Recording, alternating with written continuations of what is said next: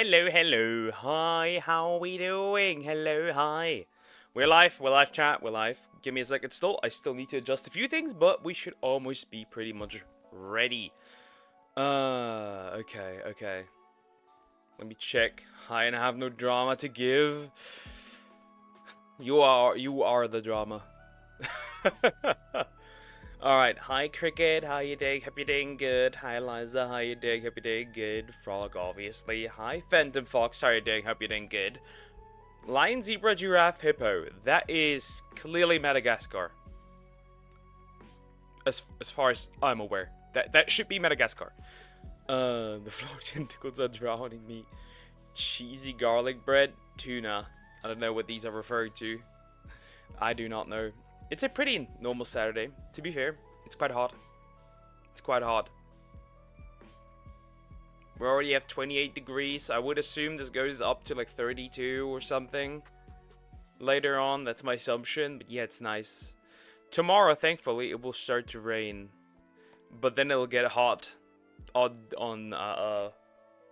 Thursday again next week. That's going to be interesting. Oh, I hate streaming in this heat, not gonna lie. I hate it. I can't really complain, right? Samus and Joe got roasted more than I do, so there's that. Still don't like it. Still don't like it. Yeah, I got a couple of things, a couple of recommendations, a couple of things that I found that we're gonna look at. Found some funny shit as well. Like literally silly hub comments. Drama is it way too hot and steamy? Way too hot, you mean? I don't know about that one. I wouldn't say that one. But yeah, I've got a couple of things. A little bit of iCugs as well. You know, good old iCugs. We got a few things to look at. Yeah, good old Bonnie Blue. I have that as well. Good old Bonnie Blue. It is what it is. Yeah, I've got a couple of things. Or I will probably find some more stuff in between when I take a break and I find something that's useful, or you guys will find something that I need to look at. But yeah, let me drink still some water. But how are we doing, kids? Not Bonnie Blue. Why? Because it interests me. That's the problem. It's like a car accident. You shouldn't stare, but you can't look away.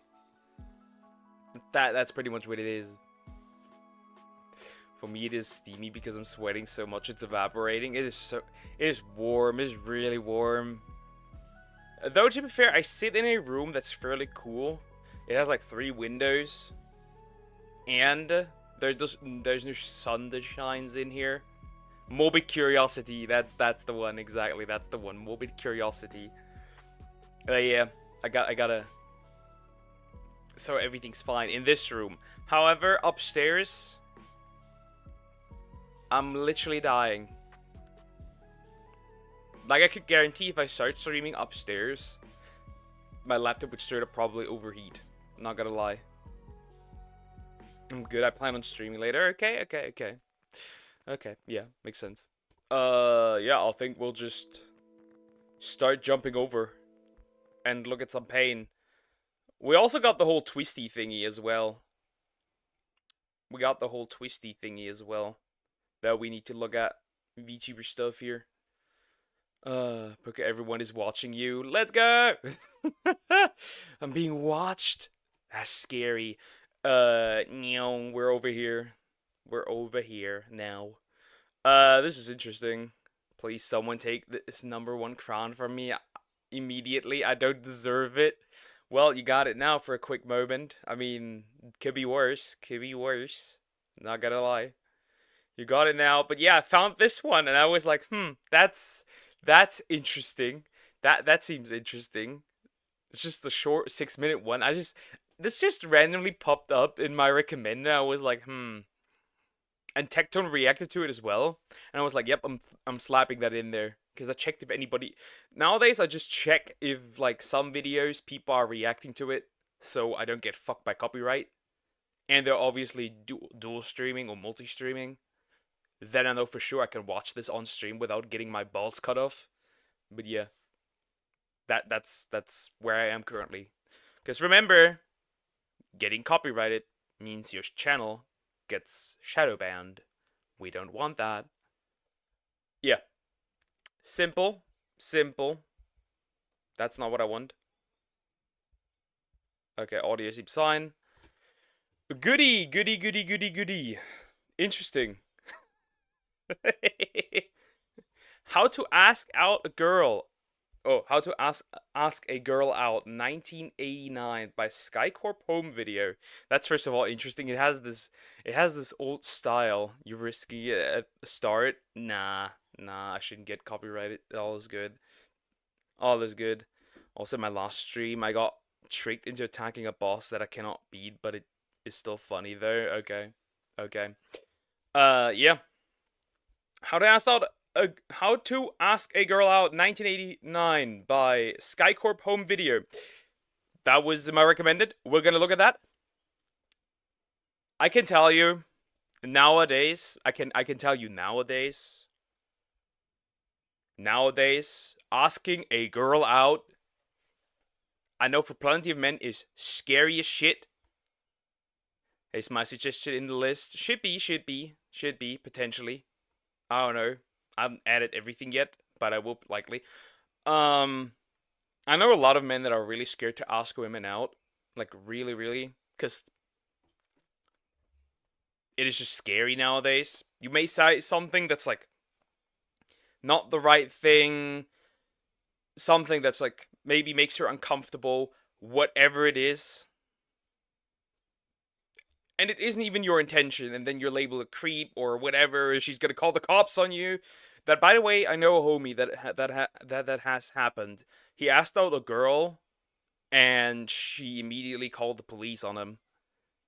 Bro wasn't even specifically creepy or anything. He literally just said what was it? What was it? Yeah, something along the lines of, I just saw you and I just thought maybe I could, like, get your number or whatever it was. Nothing crazy. But yeah. We'll just look at this. Starting a conversation with a real live female can seem intimidating. Oh boy. Yes. Yeah, it can.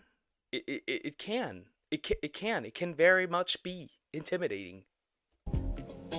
But when you put yourself out there, the worst she can say is no.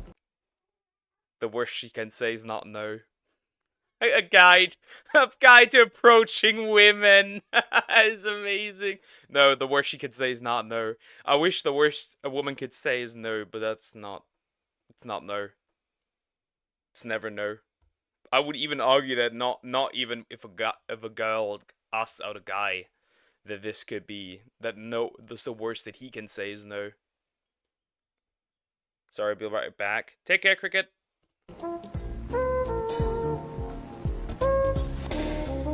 You can start by breaking the ice.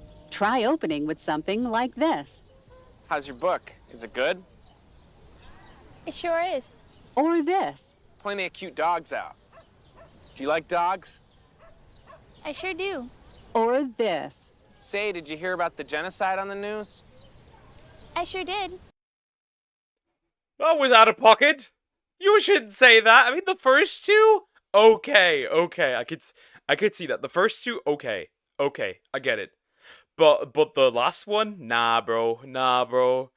But I just realized, what this lady gives me here is one word reply energy. Like, she literally has this one word reply energy. Like, you're such a dry texter, right? And they don't even mean, some of them don't even mean to, actually most probably that are dry texters, they don't even mean to do that. The problem is just that they're just boring as shit. And then when you meet them IRL, they're like, why are you no longer texting me? Do you hate me? And I'm like, no, it's just boring as shit. What do you mean? You're just boring. You give me one word like replies. It's like yes, no, okay. Sometimes there's an emoji, there's a period, whatever it is, right? It's just one word replies. It is boring. Hi, Mata. Hi. How are you doing? Hope you're doing good. Hello, hi. The worst thing a woman can say is "you know." That's probably still worse. Break the ice. Do I need to carry ice cubes with me? Yes. She has the facial expression of "I am not interested." F off. Yep, for real. Once you've broken the ice, introduce yourself and start chatting. I'm Melvin. Polly, Do you like coming to this park? I sure do. Me too. Cool. If the conversation Oh, this is so awkward.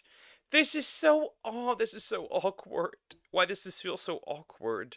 This is very awkward. Ugh. feels stiff, ditch the small talk and bring in some playful humor. To Kill a Mockingbird, huh? Is that book about dinosaurs? It's actually a book about creepy guys on park benches. Oh no! Oh no! Oh no! Oh no! No! Okay, well, that's a problem. Also, what was the first one? Is that book about dinosaurs? What the heck? Relax, I'm just messing with you. Oh. Teasing is a good sign. Wow. You're funny. I guess I'm the funniest one on this bench. But just don't go too far with it. Like this. More like the dumbest bitch on this bench. Huh? What the heck? Okay, there's some people that where I would say they do have this kind of behavior where they're just like this they're just really rough around the edges, so they will just randomly insult you. They don't even mean it, but that's crazy. Never approach a woman. Yeah, we can stop right there. Never approach a woman and introduce yourself as Melvin. But what if his name is Melvin? What can he do against that? What can he do against that? He's not a fall deer. Shot down, man down. Yeah, chat. This carefully enters never approach a woman area. Or like this. I guess I'm the funniest one on this bench. Guess I'm the creepiest. Yikes. Yeah, I think you're cooked. Bro, I think you're cooked. She's calling the cops immediately. He should change his name, poor guy. Am I watching a nightmare? What is this? How to ask a girl out in 1989. Just play it cool and don't come on too strong. I don't know. My dinosaur joke was pretty good. I guess it could use a couple more dinosaurs in here. But if you really want to win her over, try showing off your soft side. Hey, do you want to see what I got my mom for Mother's Day? Sure. Which should be easy, thanks to today's sponsor, Holzkern. Quality accessories. Is homie gonna propose to her? Is bro gonna... Nah, but still. Well, here we have the Holzkern ad. For both women and men. Wow, it's so pretty. I know. And check out the watch I got my dad for Father's Day. Whoa, you're so thoughtful. My dad would dig something like that too. You should get one for him. He left when I was 6, but maybe if I did, he'd realize it's time to come back home. Sup? Fatherless! Well, that explains. I'm a brand new mystery man with these hip shades and a dope chain. The real mystery is how the heck you're still single. Stop. You're gonna make me give up my exclusive promo code. Exclusive promo code? Yeah, my promo code SkyCorp so you can get a discount on all Holzkern products. Or click the link in my description. Oops, I just let it slip. Well, I don't understand what any of that means, but that sounds very nice. Man, you're not so bad after all. If the conversation is flowing and it feels like she likes you, try asking for her phone number. You know, maybe I could, I'm gonna be honest. Asking out a woman in this economy, and with economy, I mean this dating market, I probably wouldn't do that nowadays. Like, I wouldn't do that. I guess I'd just start e-dating, whatever. If like anything happens, I would probably get the e-girls, a Discord kitten. I could, Remember, the worst she can say is no. I could, I disagree with that statement. The worst she can say is not no. get your number get the number to your phone. It's your phone number? Oh, I have the number already written down in my pocket. Here you go. There has to be a catch in this video. There's gotta be a catch in this video. There has got to be a catch in this video. There needs to be a catch. I do not believe that how chill this is. There's a problem. I can smell it from here. For sure. Thanks. I'll call you later. I'd like that. Like, the worst she can say is no, but imagine you plan a date and a picnic and you prepare everything and you're supposed to meet up and she doesn't show up. That's the worst she can do. One of the worst things.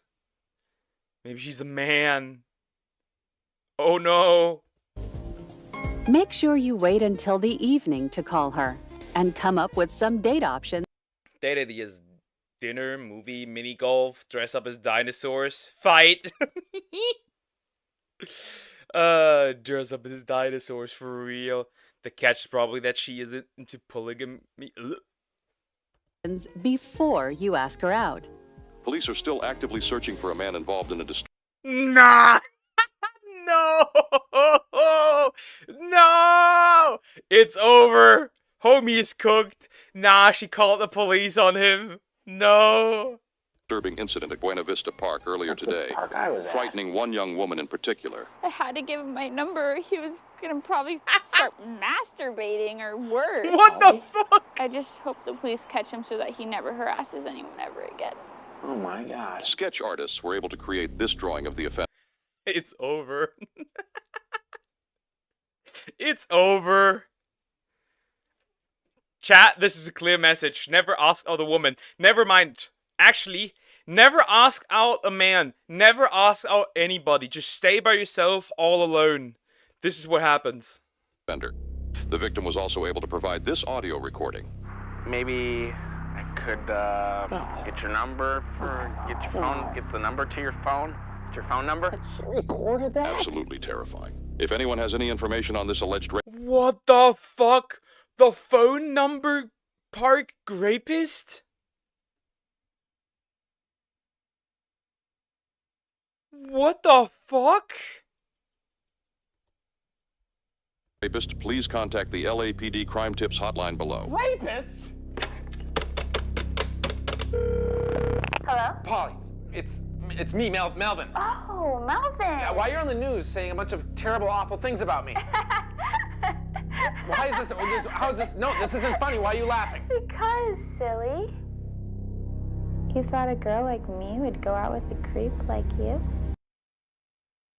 The worst she could say is not no. I was only trying to talk to you. Trace complete. Thanks for distracting him, Paul. We got you and your confession, you sick fuck! Who is this? Polly. Police! We have the area surrounded! It's so over for homie. Oh, shit. Hands in the fucking air! Now! I was just trying to ask her out. I swear.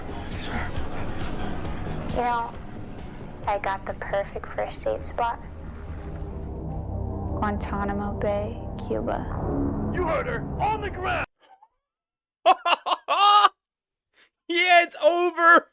No! I can't go to jail! He's making a run for it! Stop! Oh, just you run! No! The worst stupid thing. No. The worst she can say isn't no. Don't approach women. No, accurate.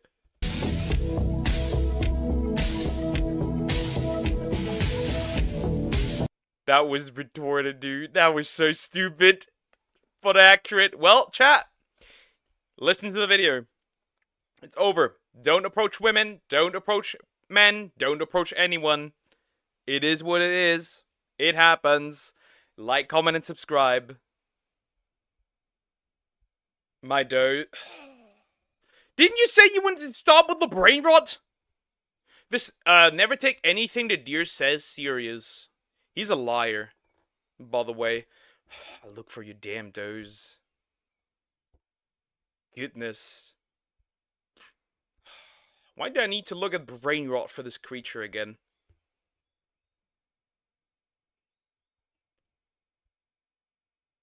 I guess bro wasn't over the brain rot.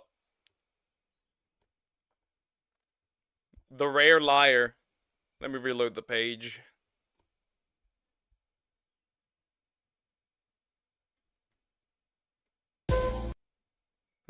Let's do this. Get ready for brain rot. Get ready for deer rot. Obviously, you know, it is what it is. It happens. Let's get ready for it. Who is he calling father? Me. Mind you, this man is 18 years old. I cannot even be his dad. That's the problem. One of the problems. Alright, let's go. Deadshot forgot his aimbot. Coty animation. This gets copyrighted immediately. Wasn't that just straight up the voice of Will Smith? Keep calm when you shoot. Nothing more to say. You got your dose. So, Poke, did you tell Frog yet, or are you the Pope? I am. I guess I'd rather be the Pope in this situation. Anyways, water. It's hot. Gotta keep, you know, gotta keep hydrated. Being hydrated. Next up. Well, massive day. Massive day for the unemployed. Anyways, we got something that we need to look at. Built like a Stretch Armstrong. We got something that I want to look at. You know, the homie. The homie. iCugs. It is what it is. The End of iDubbbz by WestJet. We have all seen what's going on. There is apparently some information in there that I have never heard before. So we'll look at this. We'll look at this and see what's going on. All I really know from the last thing is that iDubbbz was able to essentially drown an entire gym in his scent because he's a stinky. Massive day for the unemployed. iDubbbz's life keeps getting worse. From once being a beloved content creator, you know, loved by many, to just being a shadow of his former self. He's also... Sam Hyde was correct, by the way. Sam Hyde was 100% when he said about Anissa, that woman is gonna ruin your life. She did. Look at this. Nyong. down about 700,000 subs since his, like, peak. So what... Damn. That's crazy. What a downfall. What caused this mystical fall off? Why did everyone turn on iDubbbz? A woman. Now, if you're actually a woman, yeah. A woman the fact that a big fact is that the Hassan video, the content copy did on Ethan, that was a problem. And then that video justifying sending the government after H3H3, that was also another one. Hi Frumpy, how are you doing? Everything good? Hello. Employed and missed the lore. She's basically the Antichrist. All right, let me get to some world building here. So they get married, and she pretty much forces him to take her last name. Not that it matters, but the only reason why we chose my name over his last name is because his last name is like just objectively ugly. You're married. You're essentially clouding your family, your new family. If not gonna lie, I didn't say GT knows what to do, I said that he uses it. Or something like that. Or was it MMD? Maybe I confused something. No, wrong. What do I know? Regardless. First of all, Washburn isn't a terrible name. Not gonna lie, that could be used for like a spell or something in an anime or game. And it's like a water move that is like really hot or whatever, or bubble powers. What do I know? The thing is this, right? You're shitting on your husband on your husband's name on stream. You're shitting on your you know, his family's name. That is the kind of disrespect I would not take. I'm good. I hope you're good, Poke. Yes, I'm doing good. Family, what? It's just like an ugly last name. Like Washburn sounds horrendous. Like Anissa Washburn definitely stormed the Capitol. What has that? That is a completely normal fine name. That's a good surname. The fuck you mean? That is a good name. This bitch retarded. What? That is a solid good name. Do you ever look at someone and wonder what is going on inside their head? Yo, is this person fucking retarded? Yes. And trust me, it gets even worse. This is just the tip of the iceberg. His wife is actually a massive Hassan Piker fan. So much so that she... What?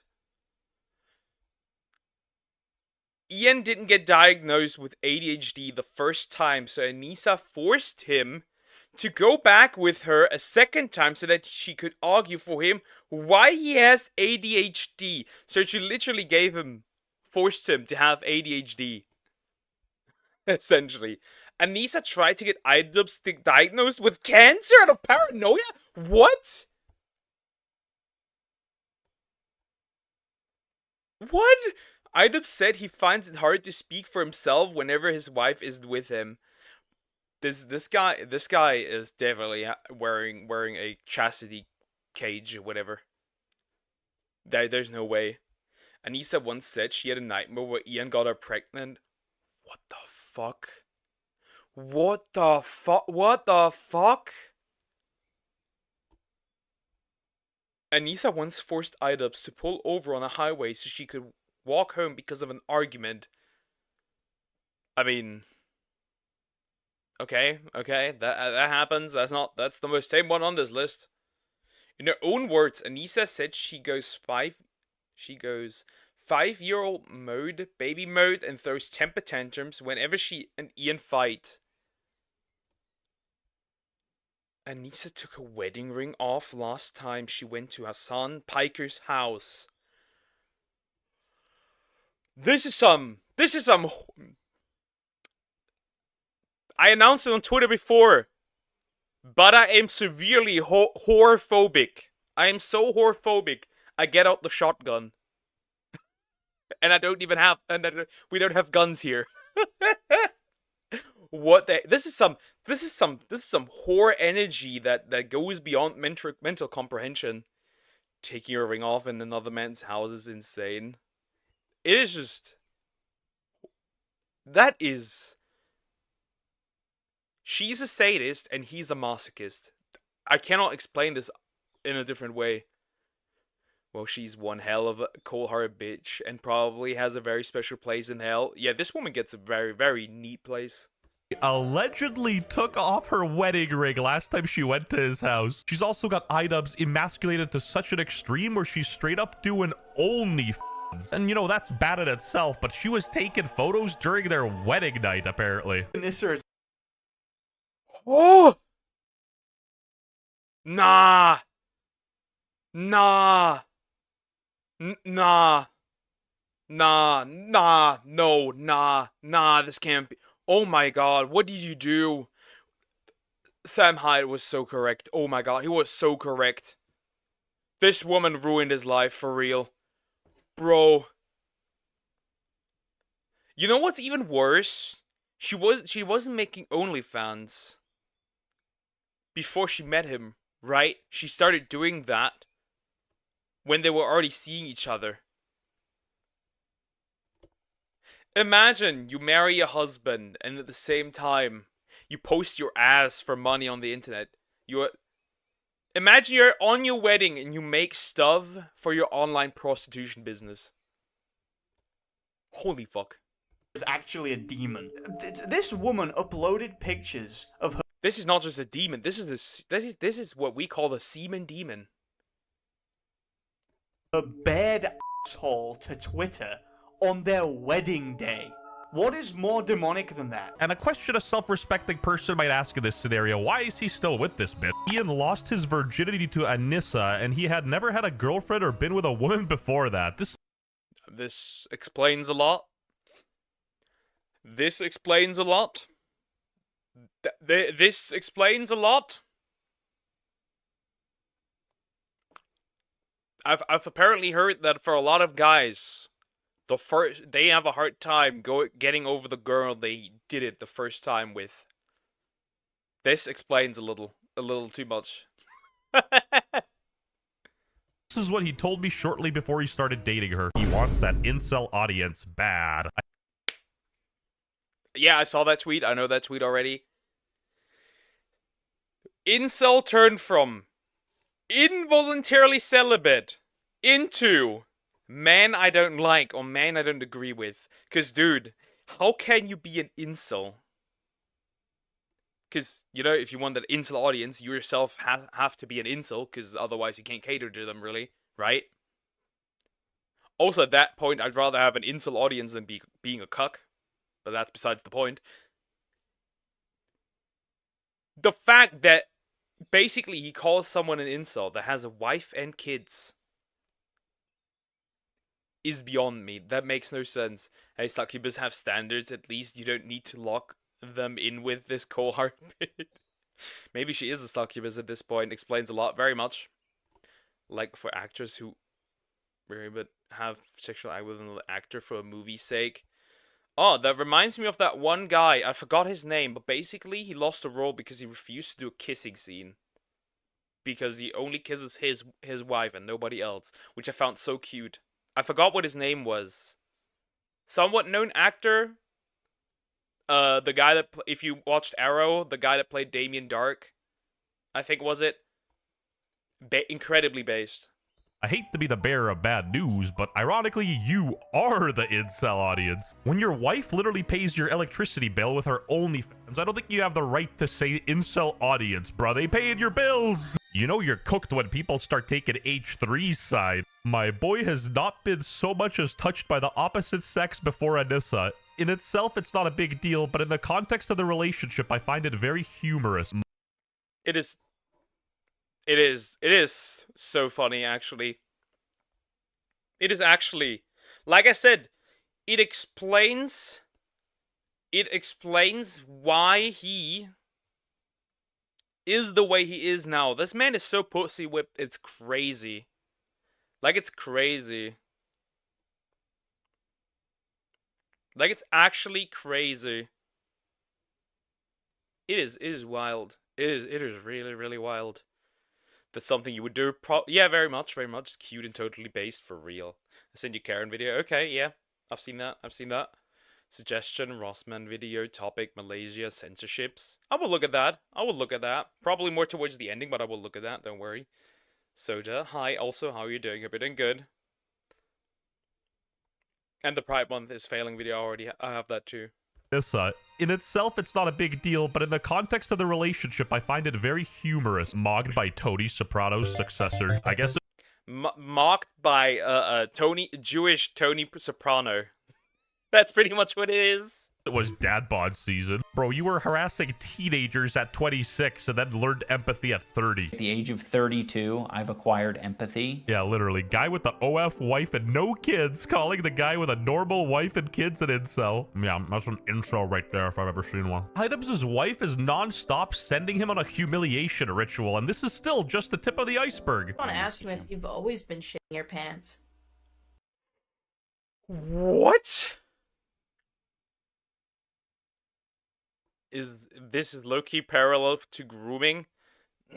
if the relationship appears as abusive as it is right here, as it appears for the clips and all that stuff, and her being his first, and him turning this way because of her, you could technically already consider it grooming in a way. Technically.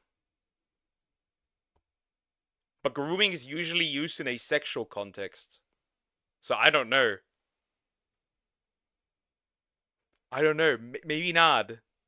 H3 has a dad body, for real. He's not even that overweight, but it's still a dad bod. He's a father. He doesn't particularly work out, at least as far as I know. That's a dad bod. I have to admit, H3's family looks really lovely. For real, for real. I mean, that guy essentially won. No. Because since I've known you, you've always had, like, IBS. You've always been shitting yourself. His wife... Dude, okay. You would have... No, actually, no. You would need to torture me for 100 years straight to admit that I have a condition that makes me shit myself on stream. And this demon blurts this out on stream. And bro already looks like, why did you say that right now? She must hate him. She must hate him for real. Despise him even. Like, what do you mean? You just straight up say that on stream that, like, how can you embarrass your husband like that? On stream, that he shits himself. Doesn't see a single problem with this. She's just clowning him on stream live. When do you put the foot down and say enough is enough? Because all the clips I see of his wife, it's just her ruining his life, getting him involved with her schizo. I feel like he has some parallels now that I realize to some people I know. There's somebody I know. My voice is just dying. Fucking goodness. I know somebody that just has this idea: if he loses this woman right now, he will never find one again, which is why he does not place any borders ever. He doesn't. What's the word? He does not set up any boundaries ever, and she can just do with him what she wants, simply because he has the fear that he will never find somebody again. I wonder if that applies to IDUBS too as well, to a degree. I wonder. Like, I'm starting to have actually, like, I'm starting to feel sorry for the dude. Kinda. I'm just overrated. Day of torture. Nah, I need that. I need 1,000 years. That works as well. You would not get this out of me in the way that this woman have a father in her life. Probably not. And see why people in Japan avoid people with tattoos now. If that's what that Japanese people see on the internet, from like us Westerners, yeah, for sure. For sure. But yeah, no way this woman had a father. No way. Friends and just kind of tarnishing his reputation. Like, these are crazy eyes if I've ever seen any. Commentary YouTuber. I mean, didn't Deneb say that you can basically abuse a 4-year-old? Or like any child that's before they turn 4? because they won't remember anything, which is what she literally said. Kids won't remember anything when you're before the age of 4, which is like ridiculous. Because I remember things when I was 4, and even before that. I've heard people with tattoos have really difficulty finding jobs in Japan as well. I cannot say whether that's true or not. I would assume so, though. Have no idea what it is to work a normal job. Don't you have a fucking OF? The fuck you mean? The fuck you mean? You don't work a real job! You undress yourself for money on the internet! You are a prostitute! I'm sorry! Wrong. This is me working as a parking guy. I might be retarded, but at least I've had a job. You have no clue. Whoa, shiver me. Ooh, I'm scared. Timbers, is that the cage she keeps items in? I get... Nah! Did he really? Nah. Where? I don't see it. Oh no, that wasn't from chat. That was from him. That was from WestJet. Oh my god. Oh my god. Bro, he didn't just say that. That's some vile shit. That is some vile shit. That is some vile shit. Oh my god, that's so vile. Well, items cage. There we have it. Jeez, today, the long man commercial. Yeah, I have that in there too. Do tattoos have a long Yakuza connection? That's why the tattoos are looked at wrong. Okay. It's because tattoos in Japan used to be stigmatized, by gangs to identify themselves. It's gotten less stigmatizing now, but certain places still require them being covered up. Info dump, sorry. No need to apologize. At the cage she keeps items in. I get some of these clips are old, but once again, world building, guys, remember. And speaking of new, Billy Mitchell himself joined the fray. Only one can teach items how to get a better woman. Jeez. Oh my god. This went so south, bro. This backfired so bad. Like, this dude going against Billy Mitchell, I looked at it for a while, right? And this backfired so badly, it's crazy. Jesus, if you know, you know. This items guy just can't catch a break. Every time I open this app, he's getting burned alive. Items could end all of this by coming out as gay. You gotta divorce your wife, items. Low-key, I'm kind of personally invested in this saga at this point. Maybe because I used to watch items when I was younger and I thought he was alright. No, and it's not because he said slurs all the time. That doesn't matter. It just felt like he was kind of genuine in a sea of like weird bad actors like Jake Paul and Rice Gum. But still, the greasiest thing he's done hands down is skipped Max Mofo, his friend's wedding. I still can't believe that. I still can't believe that he skipped his best friend's wedding because his bitch, because that's what she is, wanted to get a tattoo. And he had to be there. That is diabolical. Like I said, that woman is evil. Difficult as a foreigner who wants to live in Japan, fitting in the society, collective instead of individualism, unspoken rules, xenophobia, hard life, stigmas towards neurodivergence, POC, and etc. Yep, that is just an issue. The degree just I'm gonna say it. No matter what country, of course the degree varies on how bad it is, but no matter what country you go there, you will never completely fit in. You will always be to a degree, a foreigner. It is just what it is.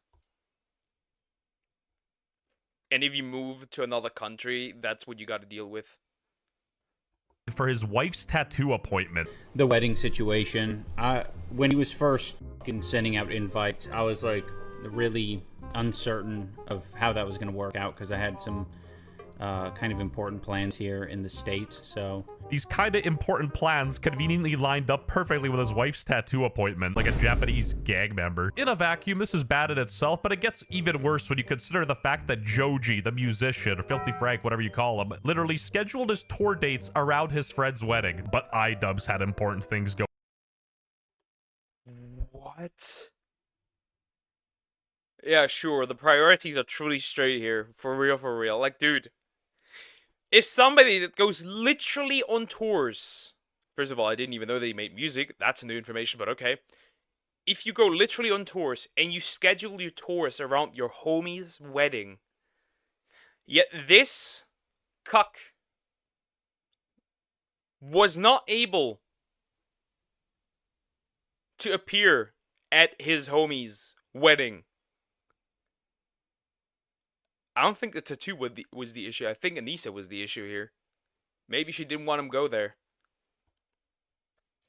Going on, give me a break. That was pretty much the beginning of the end for iDubbbz, and most of his audience knew he was cooked and pretty much started to unsubscribe en masse. And I just keep finding more and more and more, and what hasn't she said about her husband? Now, you can't say the name iDubbbz without mentioning Creator Clash, sponsored by Fansly. Nevertheless, his wife had this to say after— Wait, it was sponsored by Fansly?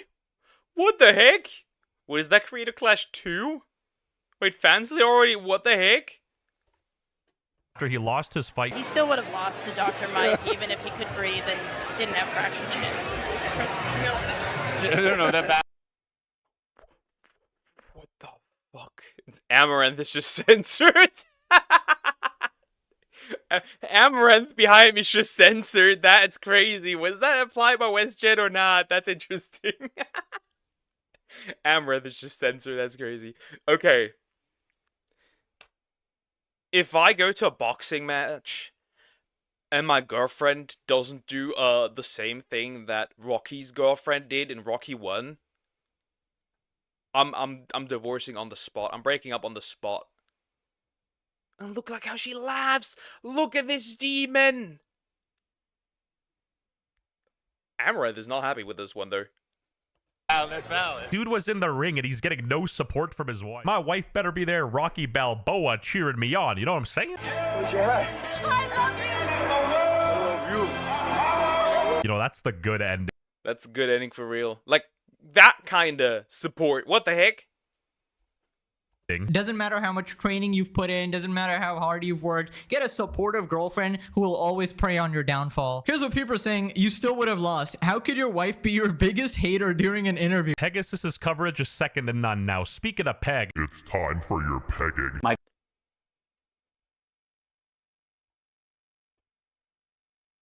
Huh? None now. Speaking of peg, it's time for your pegging. Was that? I hope that wasn't targeted at iDubbbz. Please say no. Please say no. Please say no. Oh no. Want to check out Toxic Couple? How about Will Smith and Jada Pinkett? They have some crazy interviews. I feel like this is not, like, I don't think this is even close. To be fair, though, those two, like these two, Anissa. Also, Anissa the greasy, that makes sense.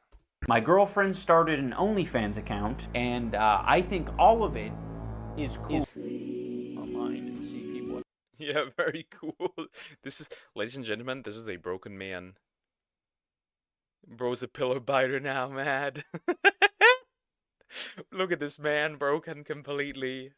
Attacking the partner and Anissa is on camera saying he has bad breath, is a cheapskate, shits himself daily, and that he didn't like being pegged. She did peg him? Like, the bad breath basically just that he stinks, and he basically turned, a gym into a living, existing ginormous garbage can. Cheapskate, that's new. Shits himself daily. Yeah, that she said, and that he didn't like being pegged. Oh my god. Okay, you know, iDubbbz did some questionable shit. Some really questionable bad shit, right? But the punishment he's now getting for is way too much. The punishment is his wife. And it's way more than what he actually deserved. This is just insane. I feel like I'm watching part of a humiliation ritual for Ian. If one of my exes was saying this type of shit, While we were together, it would be a huge issue. Not to mention he goes on Hassan's stream and scoots his chair further and further back, leaning into the cuck role. He looks so uncomfortable. Look at this guy's body language. He doesn't want to be there. I'm gonna be honest with you. Ian's not into any of that shit. I've tried. Okay, then keep it to yourself. Just nobody wants to hear your bedroom stories. We don't want to hear that. We're not interested in what you can fit in Idub's ass. We don't even want to hear what you can fit in your own ass. We are not interested. No. Keep the bedroom stuff to yourself. Keep him shitting himself to yourself. What is going on? This is private business. Gross, but why would you even peg someone with IBS? That seems like it's doomed to fail. God. Bro.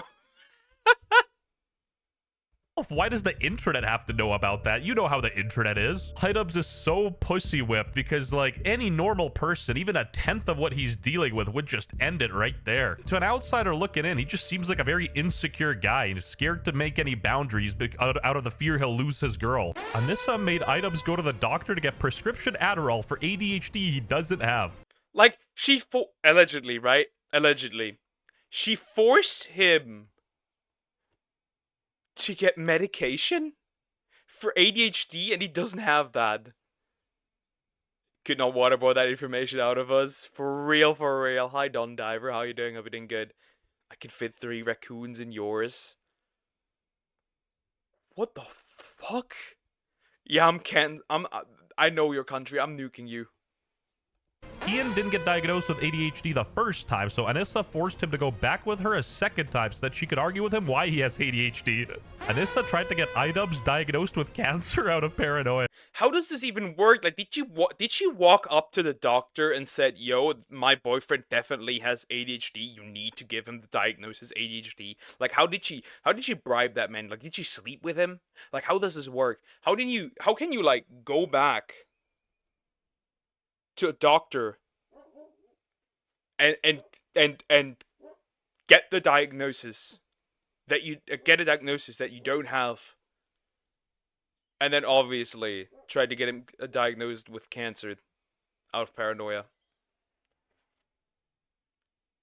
I just feel sorry for this guy. His life is spiraling so hard, he had to even leave the creator clash that he built, not the Ludwig Fadsley sponsor. He wants that incel audience bad. Again, I gotta emphasize, if you're selling your pooper for $5 on the internet, you have no right to use the word incel or complain about incels ever. You are fueling the fire. Now, this kind of explains everything, you know, the Sonichu medallion curse.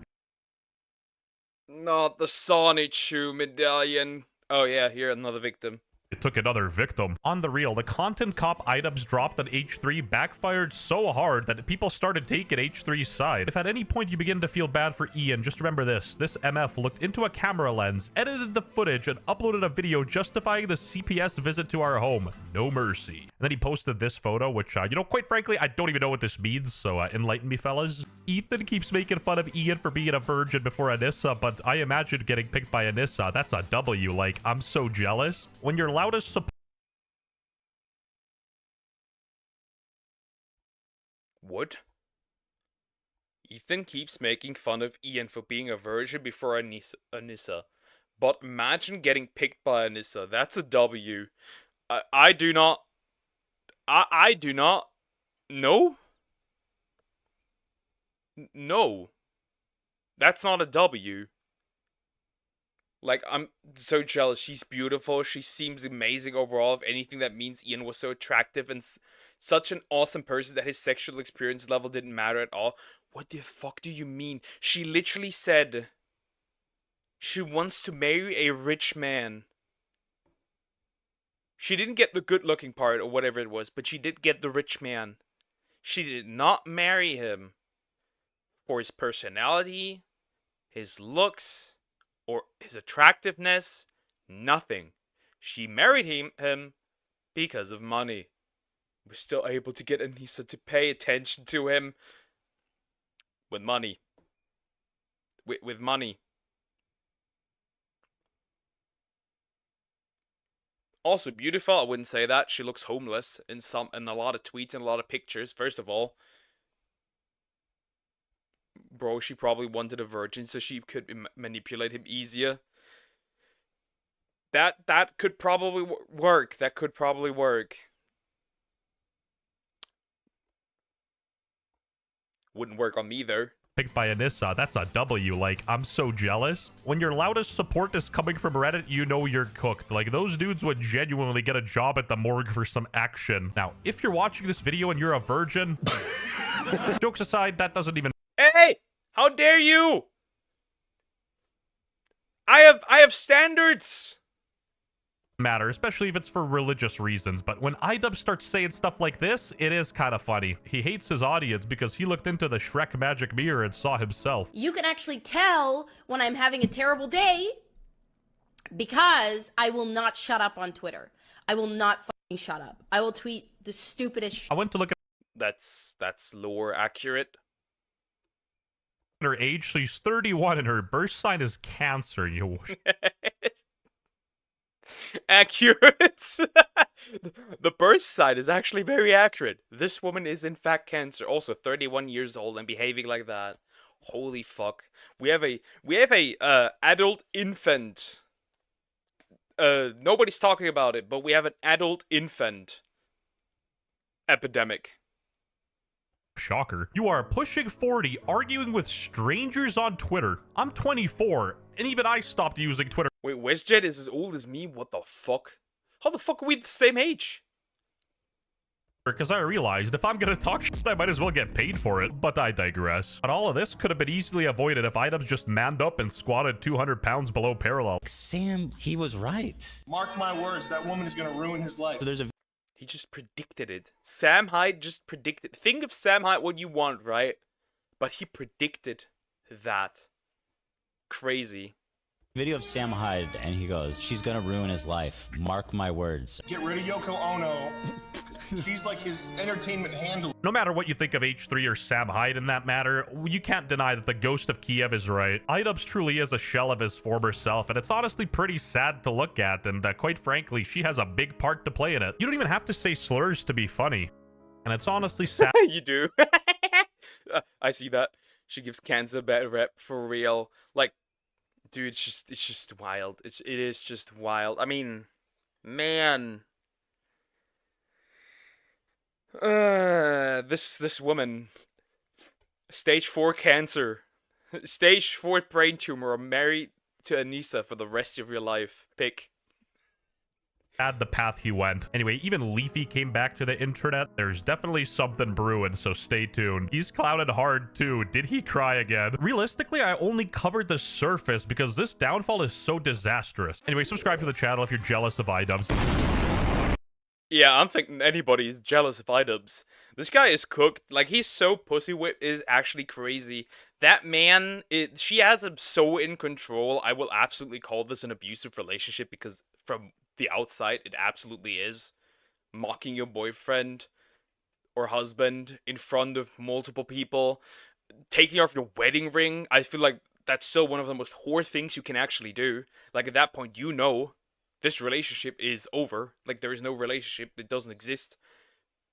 Get this man out of there. Get him some help. I'll give him shelter. He probably has a better life than with her. Goodness, holy shit. Like, comment, and subscribe. Man, this shit is atrocious. This shit is for real atrocious. That was horrible. This shit is atrocious. It's crazy. Holy. Oh, yeah. What are we gonna look at now? Ah, this one, right? Yeah.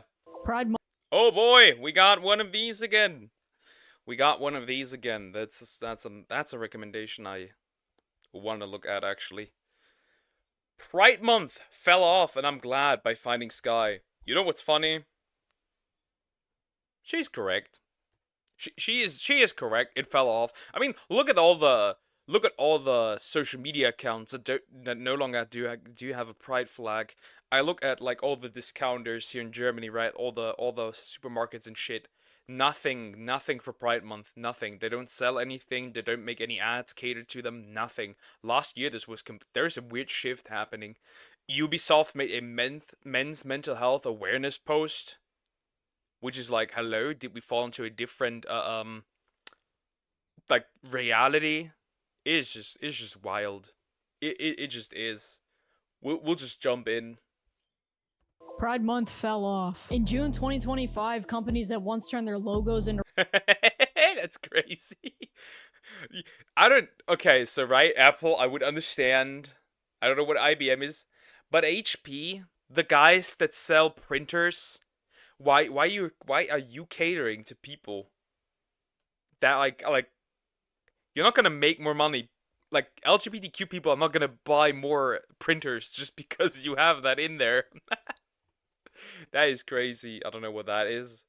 Paramount, also normal. Vogue, also normal. For those I understand, but printers?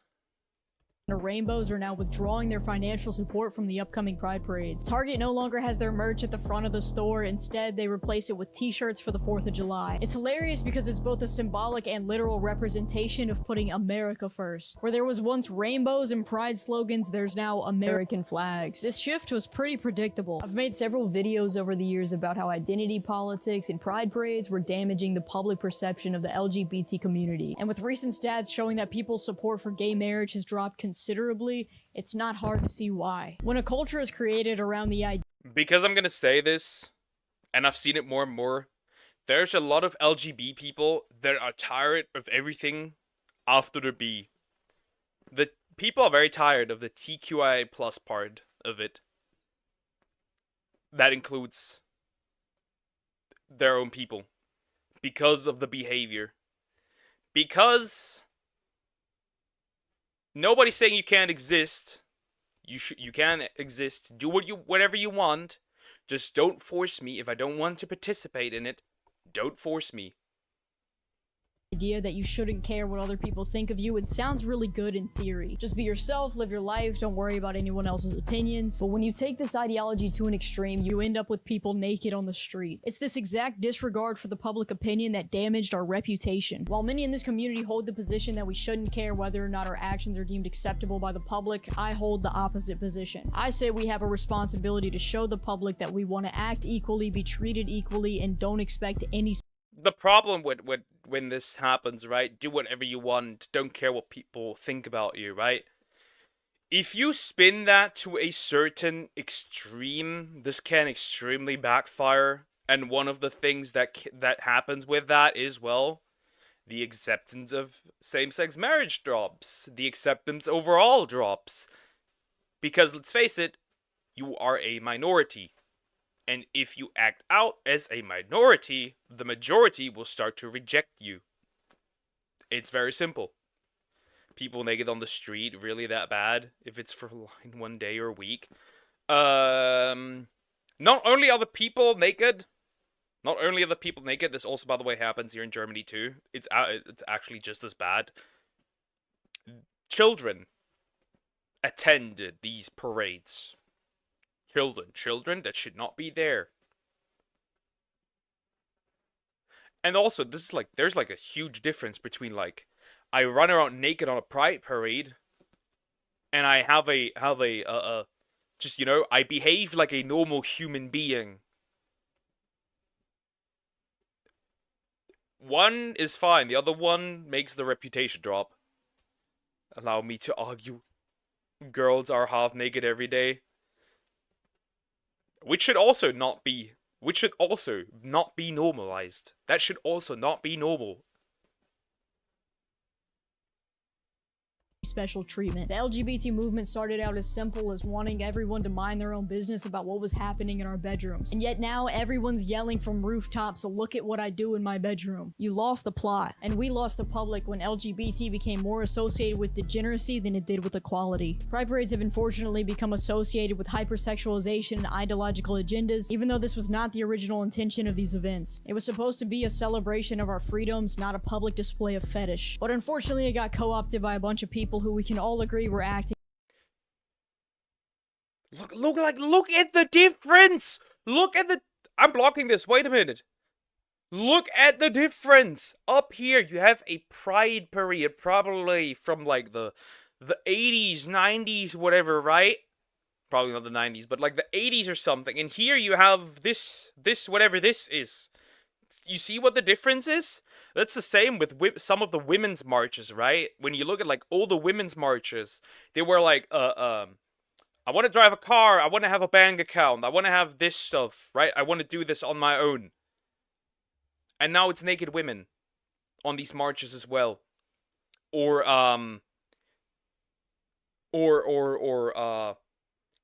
old feminist parades where like or protests where like shut down corn and stuff. You don't have that nowadays. You don't have that. You know what feminists recently did here on Father's Day? Protest so that Father's Day gets banned or removed. And I was like, bro, I've never seen men do that, by the way. I've never seen men do a protest against something catered to women.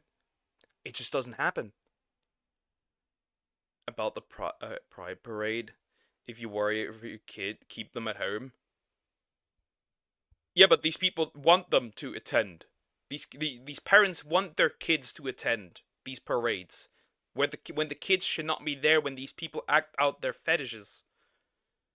They don't walk around naked. They act out kings. Walk around naked. They act out kings. At the same time, there's literal videos of gay people pissing on each other at parades. Yeah, there's plenty of videos also of people, dudes sucking each other off at parades. It's just over. The thing is, nobody's gonna step in. They advertise the event as family friendly, though then get naked. Correct. Or that has been a trend here. I don't know how it looks in the US, but that has been a trend here in Germany, where drag queens, something that originates from something inherently sexual, where drag queens read out children's stories. I'm like, bro, you should not be around kids. This is adult entertainment. It just is what it is. Inappropriately. I understand that a majority of Pride attendees aren't partaking in this behavior, but the majority of media does not have this same understanding. Allowing this type of behavior at these events is damaging to the image of the entire community, even if it is only showing the extreme minority, which is why I almost feel relieved to finally see Pride Month falling off. Most of us don't want to be the center of attention and have been anxiously waiting for the day when the alphabet soup discourse would become old news. An unnecessary amount of attention has been drawn. I've never heard that one. The alphabet soup. That's crazy.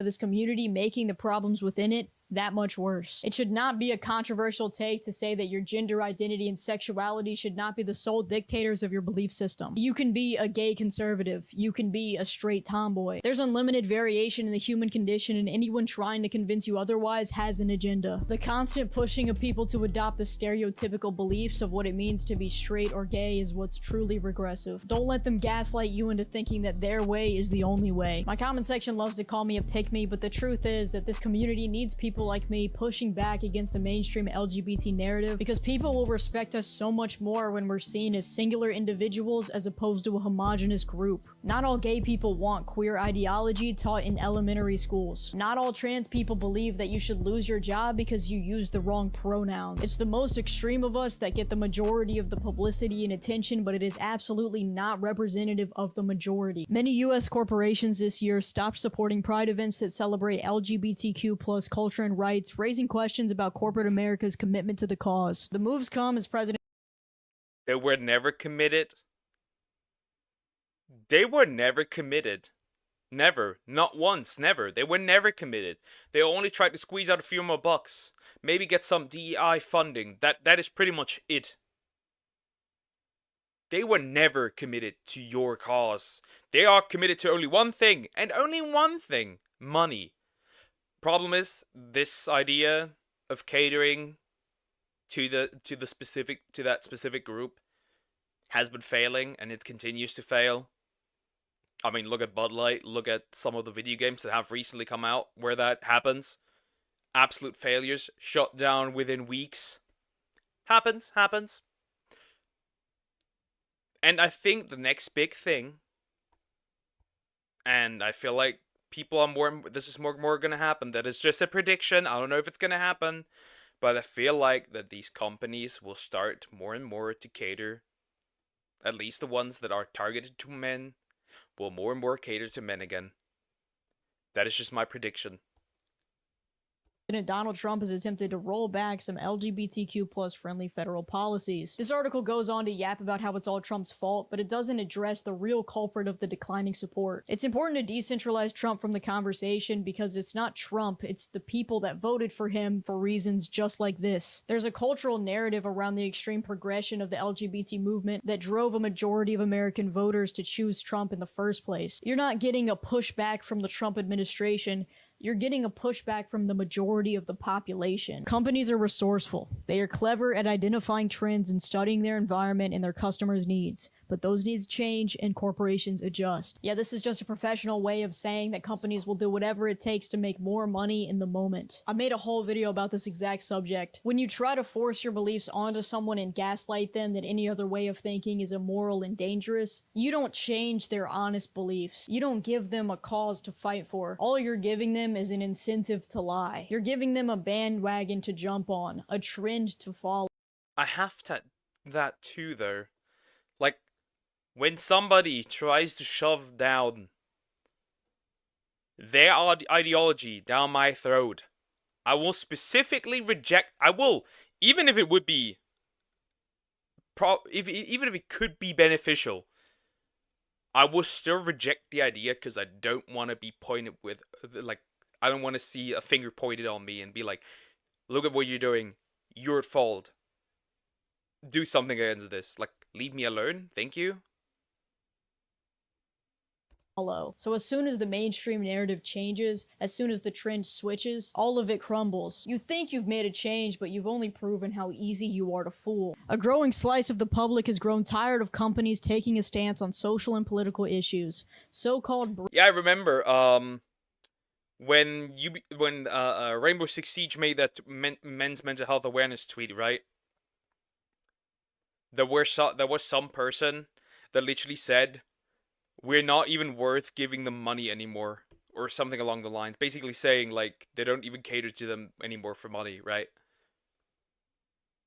Like, they know that they are being exploited for money. They definitely know. Brand activism reached its peak between 2016 and 2022, a period of social upheaval around the pandemic, police brutality, and transgender rights. But research has since found a growing number of American consumers don't want companies taking positions on such topics. Yeah, no shit. People want to be able to sip a beer without Dylan Mulvaney's goofy face on. Yeah, that was a time. There was an article literally saying, women want to be her, men want to be with her. And I was like, bro, maybe gay men. Straight men? Probably not. And women also don't want, like, women don't want to be a man. I think the vast majority of women don't want to be a man. On it. There have always been people who said, I don't want my toothpaste to have an opinion, I just want to use my toothpaste. But the tide has shifted and research shows there are more people that feel this way now. Did you really need research to figure that out? People are tired of everything being over-politicized. We want to sip on our favorite soda without it being a political statement. Rick Gomez, Target's chief commercial officer, told reporters that it's important to celebrate Heritage Months. They drive sales growth for us. Do you really think these companies ever gave a solitary fuck? Of course not. These corporations will go wherever the money is. They have no desire to be involved in controversy or get caught holding an unpopular opinion in fear of alienating their customers. There was a viral post made on X responding to the graph that shows acceptance of same-sex marriage has declined significantly. It took us 9 years to go from we just want to get married to we will steal your children from you and mutilate them if they claim to be transgender. Wait. Is this Nyara here? Did you see that tweet? It's actually insane how much money Bud Light lost because of Dylan. Very true, very true. That hurt. That hurt a lot. I'm gonna say this. I don't consider Dylan trans. I think he's autogynephilic. Just like a couple of these other people. And here's what I believe. The vast majority of people with gender dysphoria do not need surgery. They likely do not even need to transition. There will be probably a very small amount of people that probably where it would be helpful for them to transition. But I don't think that we should listen to people that definitely have a mental illness. Love or hate me for it, I do not care. I think there's a few groups. There's people with gender dysphoria, whose gender dysphoria will likely go away once they grow out of it, because oftentimes that happens. People grow out of it. There's a really small minority that actually where transitioning would be beneficial for them. There's also a significant amount of men that actually are autogynephilic or have some other kind of fetish. And then there's people who definitely need where the gender dysphoria is not caused because they are they themselves consider themselves a different gender. There is a weird connection between child abuse and gender dysphoria. Nobody likes to talk about that. That's just all I want to say. Subject too heavy for me. Not that I aren't worth fighting on, just not my battle. Yeah, makes sense. Gaiman would never get with that thing for real. It was over the moment they start chanting, "We're here, we're queer, we're coming for your kids." It doesn't even rhyme, bro. Not the point. But annoying for real. Hi, Felix Fable. Hi, how are you doing? Hope you're doing good. Hello, hello, hello. That's just how I see it. That is my opinion, whether you like that or not. It is what it is. No one can argue that gay marriage didn't pave the way for this. One of my greatest regrets in life is supporting this abomination when I was libertarian in my 20s. This entire thing should be outlawed everywhere. This post is both nonsensical and incredibly disappointing, but with almost 30,000 likes, it reveals the reality of how many people view LGBT issues. People do not appreciate how quickly and forcefully queer ideology has escalated. We went from gay marriage to threatening people's jobs that were being misgendered in the span of just a few years. People were fine with allowing others to do their thing as long as it didn't affect them, but now it does. I recognize that most straight people, most Republicans even, don't hold this position. Yeah, I feel most people do not give a rat's ass about what you do in your bedroom. But the moment you bring it to them, they will certainly care. They will definitely care. I think the vast majority don't give a rat's ass. For real, they do not care. Most people still support gay marriage. Most people don't have an issue with that. And I will say this, most people also don't care because they have other priorities. Like, I for real don't care. I have other priorities. People need to live from paycheck to paycheck. You think they care about pride? No, they don't give a rat's ass about it because that's not their focus of their life. In fact, I think most LGBTQ people probably don't give a rat's ass what other people think of them. Because they have other problems. Pretty good, thanks. You're welcome, you're welcome. The LGBT, but with the continuous escalation of the rest of the alphabet. Still, several people responded to this post, reinforcing the idea that gay marriage opened the doors for more extreme ideologies. Someone sensible responded to this by saying, or you could ban kids' transgender surgeries and have gay marriage at the same time, to which the OP replied, nope, we tried that and I'm no longer interested in half measures. To the guy who said this, and for the other 14% of Republicans who no longer support gay marriage, I understand what's led you here. But just like you don't want to be categorized and stereotyped, neither do we. Not all gay people want to see kids at drag shows. Not all trans people believe that minors should be able to undergo surgical transition. These common stereotypes are often misrepresentations of the majority opinion. I'm sure you understand this concept as you've had your own share of controversies that people— Oh my goodness.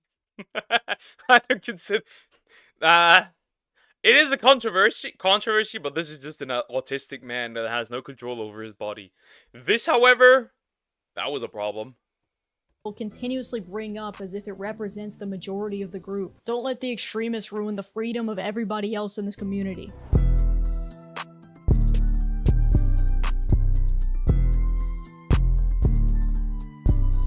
We're at the restaurant. We're both starving, but we're waiting on her.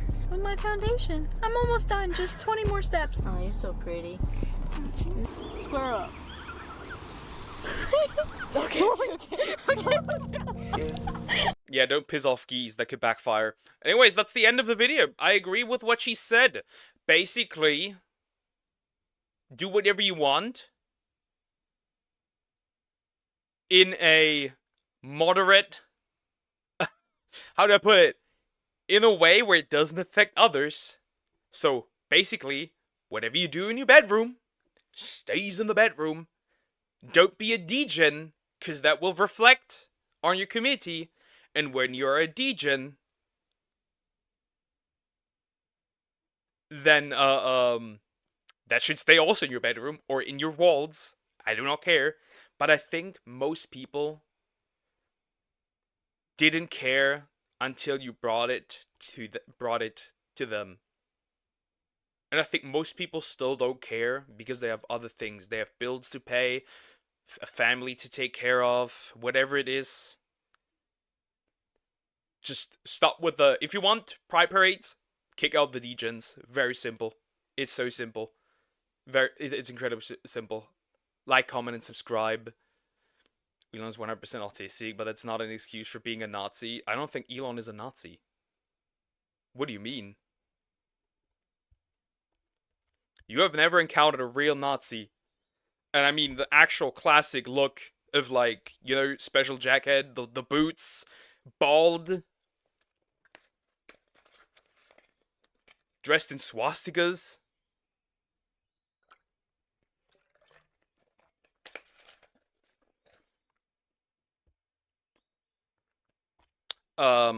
I feel like the pushback is just because, you know, when there's like, don't ever seen the don't trespass sign, right? Ever seen that one? And then you look at it, and you're like, you have to decide to trespass. I think that's what it is currently. I think it's like nowadays it's like this kind of behavior where you don't, when somebody tells you something you should do something, you just refuse.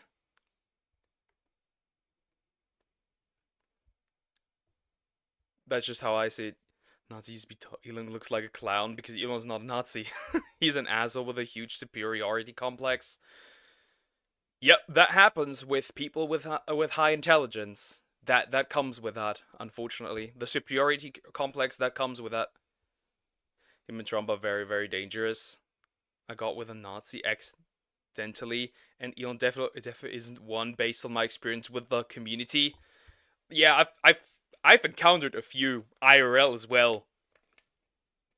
Elon is none. And everyone else that these morons call Nazis is none. Like, yeah. When it's easy, yeah, being rich, being intelligent, that comes with that, literally. You have to keep that in check, but that comes with that. No excuse, obviously, but that comes with that. It is what it is. Him and Trump are very, very dangerous. I'll be honest, with those two, I just like looking at them because they're funny. I'm gonna be honest. High intelligence, Elon is an 8-year-old with billions of USD. I would disagree on that. That man is certainly intelligent. That man is certainly intelligent. No denial in that. Alright, GT's video. I just like looking at them because, I don't know, I feel entertained by both of them. I feel entertained by both of them. He may have business, but not business intelligence, but not much more. I disagree with that. The fact how much he has pushed space travel, I disagree with that.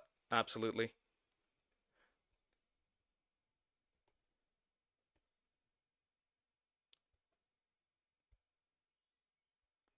Like I said, I just like looking at the two because they're funny to me. Like, I literally... Look at some of the tweets I'm like, bro. To me, this is entertainment because there's a golden rule in this world. As if nobody has realized it yet, there's a golden rule in this world. Nothing ever happens. That's the golden rule. Nothing ever happens. Millionaires shouldn't do political shits.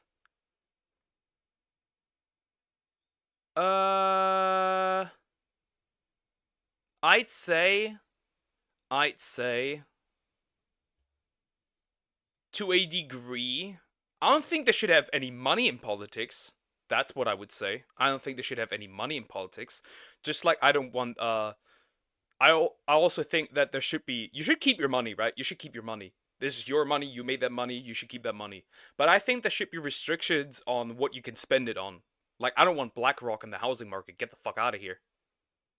Because you basically control everything that happens with the housing market and make it unaffordable for people. Stuff like that. Nothing ever happens, but in storytelling, golden rule, everything happens, need exact time, place, and reason. Yeah, but the IRL world does not happen. Like, I live from the outside look, it feels like nothing happens, really. Nothing ever really happens. I don't know, it's just weird. Yeah, like all those ideas were his. Well, do you have proof otherwise? The thing is this, do we have proof otherwise that they weren't his? Because that's important to realize. Some of them probably, sure, definitely. We needed Kamala, but idiots wanted Trump and Elon to be co-president. I think Kamala would have made it just as worse. Kamala's not gonna fix shit. She never gave interviews because she doesn't know what she's doing just as much. They're both not optimal. They both suck dick. Looks like nothing happened, but shit happened. It's not just in front of your eyes. Yeah, but like I feel like the golden rule is nothing ever happens, and if it did, just act like it didn't. I feel like they were both poor presidents. They would be both poor presidents. That's just me though. Alright, GT's video now. Enough. Enough about this. I need that video. What the heck is that? That already looks very interesting. Oh no. Oh no. That looks... As long as I don't get copyrighted for this, sure, I guess. I don't like it. Alright. We like this reset. God, don't tell me political debate is unfolding in Pogus chat. Hey, to filter! I have conservative views! Time to filter the chat real quick. I hate when I have to reload this every single time. Don't you dare move on.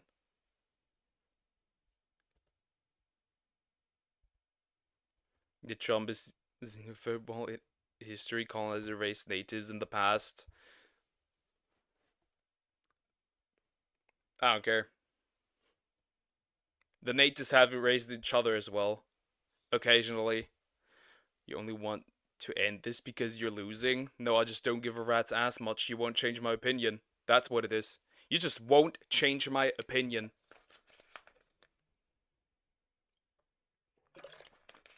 Also, the topic was LGBTQ, not Donald. And Elon's goofy pose.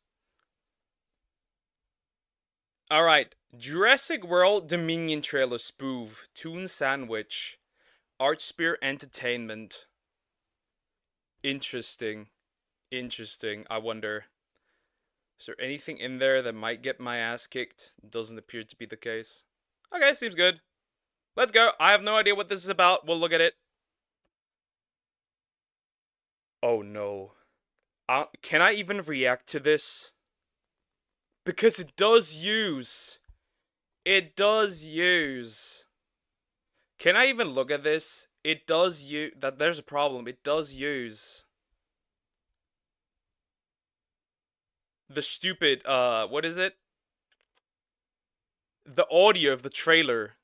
I mean, hey, if we die, we die. Hi, Silly Kai. How are you doing? Hope you're doing good. I mean, if we die, we fucking die. I will notice this pretty quickly. Ride 'em, Dino Boy. Well, I'm not paying for it. Yeah, the dino. Wait. What would it be a baby dinosaur called? What would that even be called? And what would the child support version of that be called? Like, good question. What? Well, how do we even know it's my... I mean... Oh, nah. Chat, never stick it inside a dinosaur. Oh, fuck. What the fuck? No! I mean, they literally had sex with a lizard. IRL. In this world. So at this... Okay. This is not even as surprising as it seems. They're called hatchlings. Hatchling support! Did he just offer... Man. Was that a reference to Jurassic Park 3? That was a reference to Jurassic Park 3. I know for a fact that that was... So he's schizo. Well, I know a few schizo people. What is that? What the fuck is that? What is that? It's attached to him. What is that? What is that? What the heck? Is that his nipple? What? Why is that so long? What the heck happened? Of Owen Grady's distended lactating man-teat will no... What the fuck? What the heck? Diagonal! Thank you for the $5 super chat! What the heck? Wait, excellent. Cyrex, Sector, Smoke, Taro Jade, Katana, Raiden, Kung Lao, Reptile, Kabul, Liu, Kang, Sindel, Ermac, Rain, Noob Sabbat, Shao Kahn. I'm so confused, but thank you! I appreciate it. Thank you so much. Why is that? Why it has like exposed bones? I don't know. I don't know. What the heck? know that to be true. Literally a... Bro, this is so retarded, dude. This is so fucking dumb. Well, we got a really long titty. We got a single dad of a raptor. Bro, we got it all. We got it all. Mortal Kombat indeed. Poke and chat. I missed y'all. Sorry for my shitty behavior. It's all good. It's all good. Nobody's mad. At least I don't think so. This, bro. Well. If you survive this... That was Owen's on Ozempic for real. Well, this is the end of this. The people that worked on this. Well, this is Jurassic World Diminishing Returns. That was crazy. That was... Why did you send me this? But it was good. But it was good. I like this. I like this. This was nice. This was awesome. I need more. I need to watch more shit like this for real. If you find anything, any cursed animations, I'm down. Not gonna lie, I'm for real down. But yeah, like, comment, and subscribe. If you find ridiculous shit like this, I'm down for it. I'm down for it.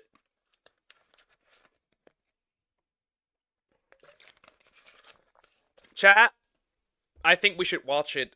I think we should watch it now. I think we should, first of all, get rid of what I already watched. The newest VTuber Crash Out. Yeah, I think we should watch it. The newest VTuber Crash Out. Yeah, it was funny. That was funny. That was good. We're gonna watch it. Here. Oh boy. The newest VTuber Crash Out. For real, it's time. It's time. We need that.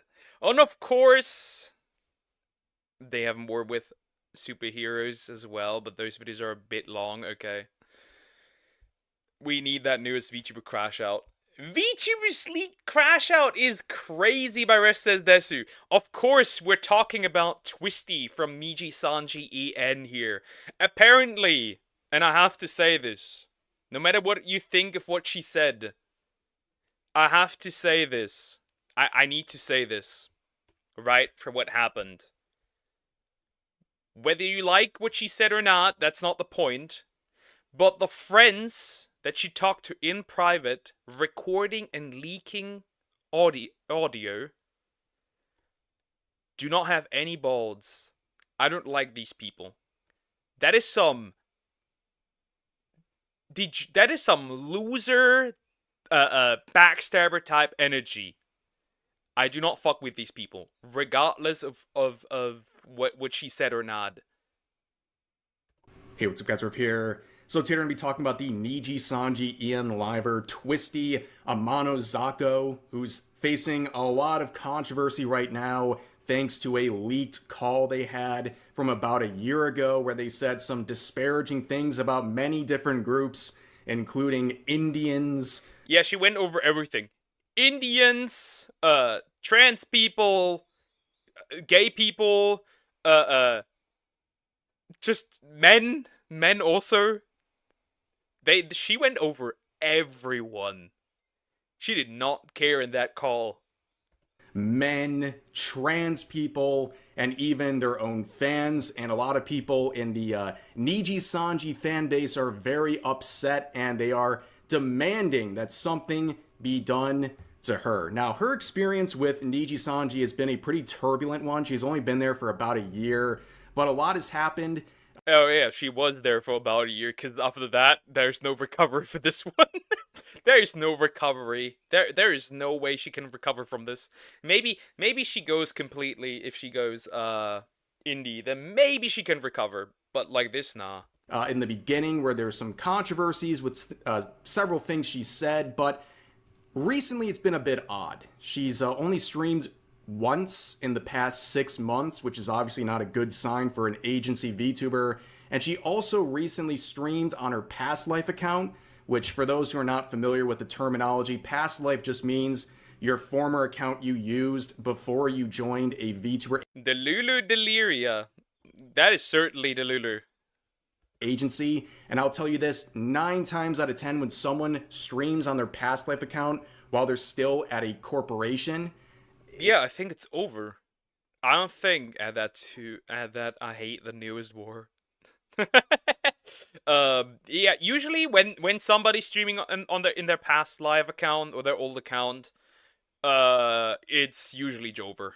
Like there's usually no way you can, like, they are no longer at that, because like remember, that for agencies, you cannot stream in your old account or anywhere else.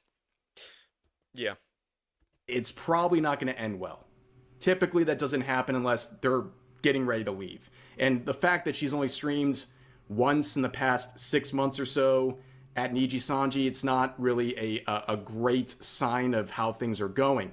Now, what I'm referring to today, which is causing this controversy, is this upload of a leaked call she had. In blue is Twisty, by the way, and she's in a call with 2 other people. I believe at least one of them is a VTuber as well. And in this, she's going to say some controversial stuff that has the Niji Sanji fans really up at arms. And I will say this because it is now confirmed this is not a fake call. Twisty has come out and confirmed the authenticity of this call. Yeah, people were like saying that it's potentially AI and stuff. Well, we can clearly tell that it is confirmed because she apologized. Whether that apology is genuine or not, we do not know because we can't look inside her head. Maybe she has changed from a year ago and is not the same person that she was a year ago. We cannot tell. We do not know. All we know is that this is what we have. Herself in an apology that we'll look at later in this video, an apology that is not going over very well with the Niji Sanji fan base. But anyways, let's jump right into the call. Yeah, I'm just saying. Twitter's useless, but just to listen. Me talking to Epic. I like it. He Epic is one died of 2 their fans, by the way. hours, but it's not that bad either. Well, talking to an Indian sounds pretty terrible. Okay. We have a little turbulence at the start of this flight. Yeah, the fan is going crazy in the background. I can't hear shit. So she's saying talking to an Indian sounds pretty terrible, referring to this fan who apparently is Indian. Damn, bro. Oh my god. Talking to an Indian sounds terrible. What the fuck? Again. Just a normal day for Indians, I guess. And, well, that seems to be a theme throughout this video. She doesn't seem to have the best things to say about Indians, and if you're waking... You know that meme of like a dog with like a dog, like a wiener dog, and like the caption, "Not too fond of gay people"? This is Twisty, but with Indians, not too fond of Indian people. This is crazy. Like, hearing this the second time now, it sounds crazier than it did before. Waking up today and you're an Indian Niji Sanji fan, you're probably having a tough day. Let's just be honest, but let's keep going with the clip. To be fair, you know what I'm really happy about? Bint. Bint is a huge Twisty fan. And I hate Bint with a fiery, burning passion. It's not a good few days for Bint either. And I allegedly hate all races, okay? It happens. Hey, that's true equality. I hate everyone. Also, sorry for the terrible audio in the background. Apparently, Twisty is playing League, which probably explains a lot, right? Like, obviously, if you're playing League, you're having a tough time. You're probably going to be very toxic and angry, so, you know, just keep that in mind. Don't be a red light, okay? Well, I hate Epic and I hate his kind, so. Have you seen? That is some disgusting shit. That is some disgusting shit. Oh my god. This guy, oh my god, bro. I feel like, did you say something to him? Because he stopped sending me stuff. Like money or what? No, porn. Yeah, I feel like... Huh? Did I forget that? Did I overhear that? I've not this far into it. What the fuck? What kind of corn? Everyone's gonna gloss over that. So the person in blue is someone else on the call. Apparently it's a VTuber. And she says that her fans stopped interacting, and they're like, Twisty's like, what were you receiving? Like money or... No, it was poontang. It's a little odd, right? I don't think that's the healthiest relationship between a content creator and one of their fans, but to each their own, I guess. Why are you sending... Was she sending corn to him, or he to her? And whose corn is it? Is it stuff from her to him? Is it art from her to him? There's no explanation. Yes, just wanted to point that out quickly. A bear or Epic? I don't remember saying he named Epic, but I probably have called it. I've definitely called him a creep, but I don't know how recent. Then he just stopped and then... Like, I definitely haven't spoken to him in months. I think Epic is like attached to my She model. I think so too. Cause he was like... I think he's a pedophile and an Indian. I cannot wait to meet him tomorrow. Oh my god. Oh my god. Okay, this is getting... Whoa. Whoa. That is crazy. This is a generational crash out. Oh my lord. She is brutal, man. Should have like a little meet and greet. He's really likes she. Is Epic living? Yeah, why? I swear to God, if he shows up to my meet and greet, I'm gonna kill myself. I'm not even kidding. Wait, why? Whoa! That is crazy! How can you? Okay. I know, I don't know what this fan did. You know, that fan might actually have done some crazy. You know, that fan might have some some crazy parasocial behavior, right? He does weird shit. Okay. I can understand not liking the dude, but at this point, just get rid of him. Like, why are you still interacting with the dude? I mean, a couple of months ago, but still. Like, if somebody became creepy, like, if somebody that was watching me became creepy in my DMs, you're getting the block immediately. Like, what the heck? Why? Imagine being one of these, the fans that are directly mentioned. Like, this is, how your Oshi, your favorite VTuber, is talking about you behind the scene. That's gotta be brutal. Okay, I'm sure he's not gonna go, maybe. I don't know. I don't know how far it is from him, but I feel like solely to piss me off, that is something he would do. Like, And I can meet him there. It'll be perfect. no. I suggest not meeting him. I don't know. We can bond over our mutual obsession. Oh my god. You can tell who he is because the stench of brown will just be all over the place. What the fuck, bro? Bro, that is okay, that's disgusting. That is disgusting. Okay. I rebuke your demons, what the fuck? That's crazy. Damn, that's almost as bad as Anissa talks about items. It'll just smell like fucking curry and you'll know it's him.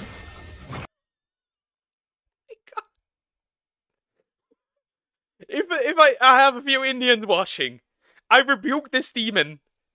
She's not one of us. I'm sorry. This is crazy. Wait, I don't think he's... Yeah, that doesn't look great. Doesn't look great. Now, like, I know on social media, if there's like a hierarchy of safe, edgy races to make fun of, it's like white people and then Indians, but I don't necessarily think she's gonna have an easy time dealing with these statements that she made here. But it reminds me too of like Uki Violetta. For those who are not familiar with Niji Sanji, he's one of their livers who I believe there's like a 6-minute compilation of him just completely bastardizing white people and straight people. And clearly, like, some... Yeah, nobody's really doing anything. That's true. Nobody really said that. I feel like the huge problem is you have, like, in, like, the safe racist group, you have Indians. First, number one spot, you can always joke about them as white people. Then it's, like, Indians. And then it's I feel like some countries like Japan, for example, those are also safe being racist towards. But yeah, I don't agree with anything she says here. That is crazy. That is evil. I'm gonna be honest, that's evil. Some set of white people out there, they broke his mind because he just hates white people. He's very open and honest about it. And the way Niji Sanji fans reacted to that was not surprising. I think they're a very woke... Happy and with admiration, yeah. In this case, Niji Sanji fans are hypocritical. Because why you have a crash out when Twisty talks about Indians like that, but not when Uki talks about white people like that? That doesn't click, but then again, it's weird. It's weird. Though, to be fair, I don't see how the backlash is going to be significant enough to drive Twisty away from,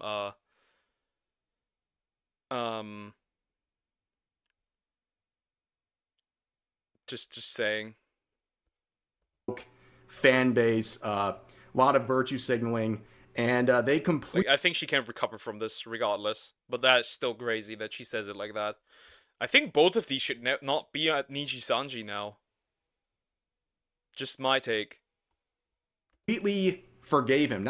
Not even forgave him. They thought what he said was great. They were happy he said that. But now we're seeing Twisty saying stuff about Indians as well as trans people, as we'll see. And all of a sudden now they're starting to say, hey, wait a minute. Like, I'm not justifying what she does. Obviously not. I'm just saying that I don't like double standard. Like, be consistent with it. That's not so nice. It's very funny to see how that plays out in their fan base. Smells like curry though. Really? Okay, Epic just messaged me.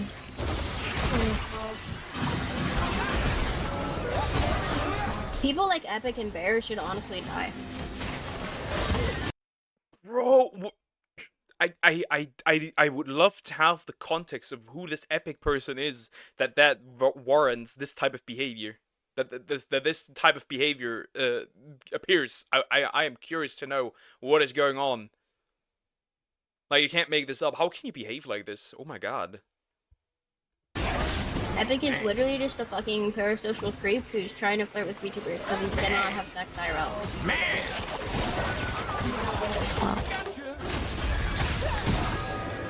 I don't know. Stars never fall. He's obsessed with streamers. I don't know, I think he's just lonely, I guess. So here's the thing I just want to point out. There's 3 people in the call, right? Obviously, Twisty didn't leak her own call, so it leaves the 2 other people in the call. And the guy in it seems pretty neutral about things. But the person in blue, correct me if I'm wrong, it seems like they're posturing in a certain way that's trying to make themselves look like the good person, and they're trying to set up Twisty in many different ways. And I'm not saying anything that Twisty's saying is okay or great or anything like that. I just think that this was a very intentional move to try to get her. I agree. Because, like, if this was just casual, right? Again, this is I assume, Discord call that was secretly recorded, right? So my question goes to, like, people in general. Think. Is what he's saying here okay? No. Is the private recording and then leaking it later okay? Definitely also no. I just have... This has to be a setup because it was recorded. So there was some intention in doing it, in recording it. The question is why leaking... I guess leaking it a year later. Because already Twisty was apparently, in this case, struggling with Niji Sanji anyways already. So leaking it now would just put the nail in the coffin. Interesting. To say bad stuff in a private call she didn't expect to be recorded. And she's kind of leaning into a lot of the stuff she's saying. And of course, like, if this is how she talks, like, clearly the person, or both the people in the call, they know this is the type of stuff she says. So it's just odd to see how much they're posturing this conversation. Just something to point out. No, he's a fucking loser. He is a manipulative loser. Just, who doesn't even send you money, so you should drop him. Literal pay pigs. Isn't that for almost all VTubers, female VTubers at least? Pay pigs, oftentimes. It just, like, in her case, she just wants them to pay.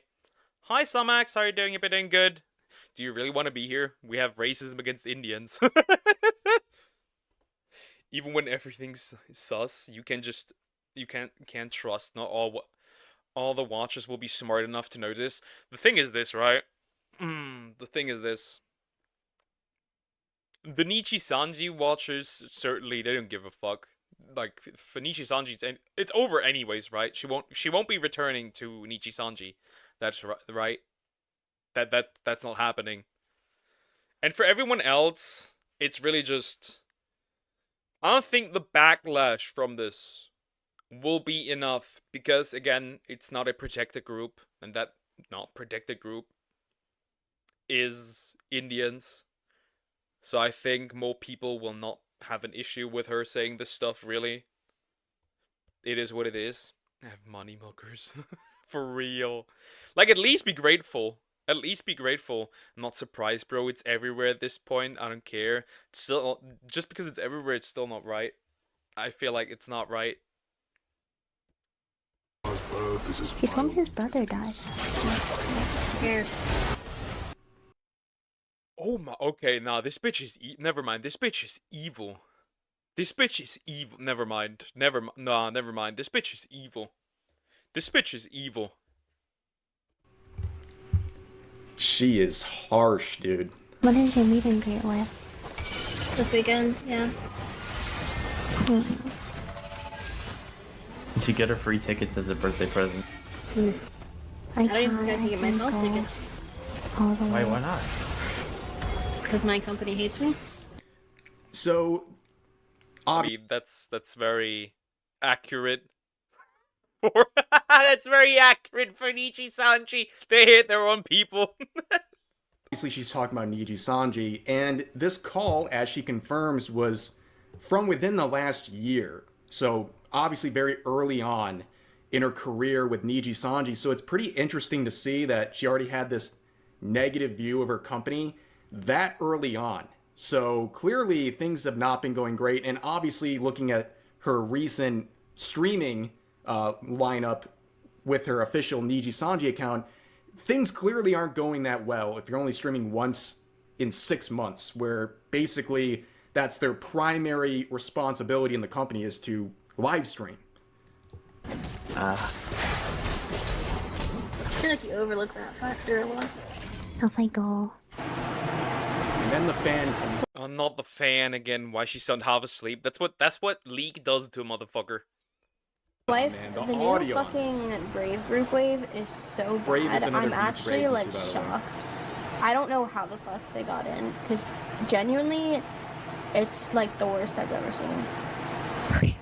Like the one girl, she literally, I need to send you her videos. I'm not even being mean, wife. Like, I'm genuinely like shocked and kind of pissed off. I don't even get a fucking call back, and this girl, who literally the worst I've ever seen. I'm not kidding. Like, it's bad. Wait, She what has are you like talking about? trans rights in her Twitter bio, which I feel like should be a red flag for any VTuber company if you're talking about that stuff publicly.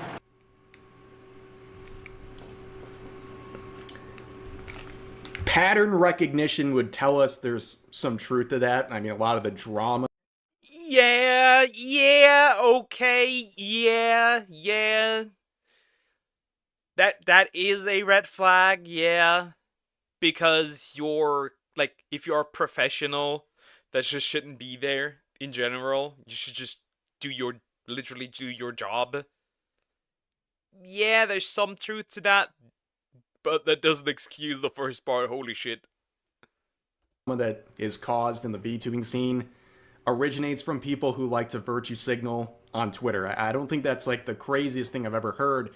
But understand, again, in the Niji Sanji fan base, saying anything like this is like, it's gonna make them very mad, okay?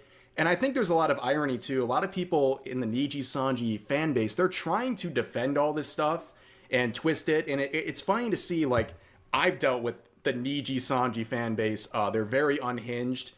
They love to engage in life ruination, right? They see people like me make fun of someone's pronoun. Oh yeah, bring it. Bring it. Bring it. Bring the Nijis. I'm ready. I'm fighting. Bro, what did I miss? This makes no sense. Okay, here is a complete TLDR. Twisty is a Niji Sanji VTuber that hasn't streamed for a while. Now, a Discord call was leaked where she says, first of all, some really horrid shit about, like, her fan, which is Indian. Like, basically, like, you're gonna know he's gonna be, like, there at, like, the convention because of, like, what was it, this brown smell? He's gonna smell like curry. That she's not too fond of Indian people as well. Stuff like that. And now she first she ranted about Niji Sanji, and now she's ranting about trans people. Pronouns in their Twitter bio because they identify as an it's, right? And they want my sponsors pulled. They want me deplatformed. They want me, honestly, game ended. And then Twisty says stuff like this, and they're like, hold on, wait a minute. What? There's got to be some explanation, reasonable explanation to this. One of our people, that can't be. There has to be some explanation to this. Yep, one of your people. more to this. There's got to be more context. Let her explain herself. It's just funny to see the difference of how they treat these things.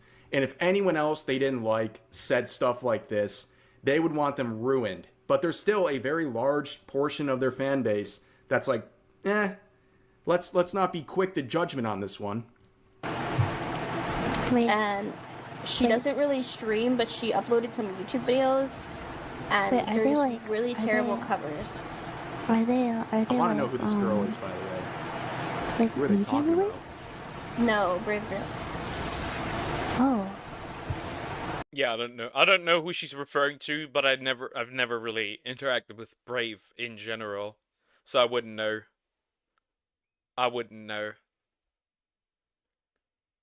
Fuck that, I'm bisexual. No matter how you feel about LGBTQ, I don't care what I do. I don't care what I do in the bedroom doesn't concern the outside world. Very true. Very true. That's your private life. No, Chad, I'm not your dad!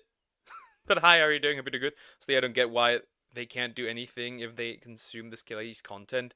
And she's like, this, you are so many people, you can easily nuke her career. I'm not saying you should do that, but I wouldn't complain, honestly. I feel like the behavior is not okay at all. Like, being like, because remember, she also said that her fan should die. That's also what she did. He should die, and that she doesn't care that his brother died either. Though I'm definitely interested in what the interactions between her and their fan look like. That's why, and also I think she called him a pedophile, which is like, what the heck? Does she have any proof for that? I think she's for the new wave that's gonna debut soon. I don't know, maybe they saw something in them. I don't know what the fuck they would see in her. Like, they must be blind. Well, I don't know, it's objective, I guess. No. I'm telling you, the posturing, man. Like, am I wrong about this? Like, objectively, it's really bad. I don't know. I can't tell. I can't tell. I don't know. I don't know. Maybe to not seem as the bad guy here, maybe. The question is, does she do that, like, actively? Does she do that on purpose? Or is it something that happens just in her head? Automatically, I don't know. Like, I will send you it and you'll understand. Like, it is just very bad. Okay, that's why it's because the company, like, they really want to make money, right? So they're looking for people that can do the lewd ASMR. I don't even think this girl can do lewd ASMR, or do you mean, like, the one you're talking about? Oh, no, I'm just talking about the CEO person. Oh, yeah. Lewd ASMR. How about she is, like, cute in her own way? She's not cute in her own way, wife. I'm not kidding. Like, I could not get through this. Like, it's really bad. Like, it's shock. I cannot believe that she was hired. Like, I'm not even, like, just being mean, because I've seen this quote everywhere on social media. I'm transphobic. No, like, part of it's that. No, it's not. You watched the video. I know. I can't. I think it's cute. Like it's so, wait. How casual she says that. ASMR. How about she is, like, cute in her own way? She's not cute in her own way, wife. I'm not kidding. Like, I could not get through this. Like, it's really bad. Like, it's shock. I cannot believe that she was hired. Like, I'm not even, like, just being mean, because I've seen this quote everywhere on social media. I'm trans. Not even like just being mean because I'm transphobic. Oh my. At this point, it's just funny. I feel nothing towards her. Hi, Zoom. How are you doing? Everything good? Oh, you're using your actual name. Okay. Transphobic. No, like, part of it's that. No, it's not. You watched the video. I know. I can't. I think it's cute. Well, your legs are really long, though. They're so, it doesn't make sense, because the upper, like, half of my body is so compact, and then you just have the longest fucking legs on the planet. Like, it just doesn't make any sense. So for some context here, apparently she likes having lolly VTuber models, and she's essentially saying that Niji Sanji would not allow her to have that model because, or that type of model, because it'll upset the fan base, which, yeah, kind of makes. Yeah, that makes sense. That makes sense. I don't interact with it. I don't care really. Do whatever you want. I don't care. I don't consume it, really. I don't give a rat's ass. Do whatever you want. But yeah, it makes sense that Niji Sanji would not want this and the fans would not want this. Like, that makes sense. So why you could... Like, okay. At the same time, I have to say this. You are retarded if you join a company that you do not like. Like, you gotta be retarded to join a company that you do not like. Like, if you want that kind of model, just... Why are you becoming part of Niji-san? Why don't you just stay an indie instead? I mean, you literally, in the beginning, you used a lolly model. At that point, bro. At that point, just stop and go back to your original account. What is the problem? I mean, props for her admitting she's transphobic, I guess. At least, okay. At least she has the balls. Well, does she have the balls? Is it really admitting it if it's a recorded call? I wouldn't call it admitting it, right? She's not like going on her Twisty account saying, in caps, I am transphobic. Fear me. This is leaked, right? Makes sense given how they behave. They kind of look like me. Cause I have like remember like the raccoon wanted me to have like. Oh yeah, he wanted to have long, legs. sexy legs. Yeah, but I think I like you. It's literally only because their audience are all fucking Twitter trannies, and they don't want to piss them off. Shots fired. Oh my god. Oh my. She is such. She's okay. She is rough around the edges. That's crazy. Which is fucking weird because none of those people watch me anyways. So why should I care about like them being pissed off? Like, it's so stupid. Why should they care about you being pissed off? Then why'd they hire me?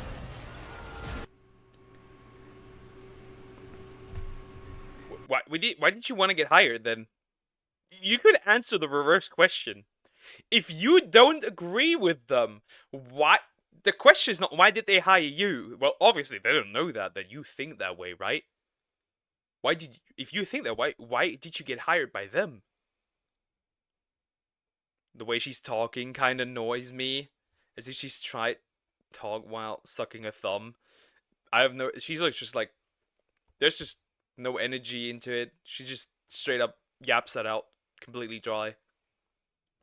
I said this when I talked about her with a different controversy she was involved with when she first started with Niji Sanji, and like given her past life and like her personality, she's very unhinged. I think it's pretty obvious here. I can tell. I can tell that she is very unhinged. I can tell that she's very unhinged. Like, I can see that. We can hear that. Bro, this woman is nuts. And that's what men are into. Crazy bitches.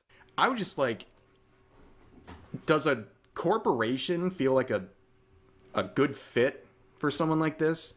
I am genuinely surprised that she was there in the first place. That's not like a critique of her content or her ability to entertain people. I'm just saying, like, people like this, especially if you're edgier. If you behave like that, right? If you behave like that, why the fuck are you in an agency? Like, why are you in an agency? Like, let's be honest. Face Connect is more on the unhinged side. But even Face Connect would not pick her. I think it's maybe because she's not trying to talk cute. She's not playing a character, right? She talks normally. I guess that makes sense. Yeah, she talks normally, the way she would talk normally. Like, again, remember, this is a leaked Discord call. I don't know why you'd want to be in a corporation, especially Niji Sanji, whose fan base is extremely pro cancel culture, stuff like that. For fun. I mean, they literally tried to cancel, or currently, are they still? Well, they did try, at least, to cancel Scarlet for drinking Starbucks a year ago, or something like that, in Japan. Do with that what you will. That's how bad this audience is. Like, maybe they could have looked into the future and, like, realized that the girl who talked about wanting to be a lolly wanted to be a lolly. I don't know. And that just kind of seems weird to me. I feel like it's pretty obvious that they knew that, based on what they were talking to you about. Okay, no, it's because they want they to just- hire you, right? But then they're like, okay, They just well, fucking we lied to me, can't pretty do much. it. They literally just lied to me. No, it's because they wanted to hire you. Yeah, so they lied. It's fine. You can get a lolly model next time. They're never gonna give me a fucking lolly model. Like, it makes me so mad. And everybody wants. Again, why are you there? Like, why, bro, why are you there? Why, if you don't like being, this is like the anime tourist that enters anime but only has watched shonen and then complains about everything else that isn't shonen and says like, this is gooner bait, or this is, why are they in high school, and it's like,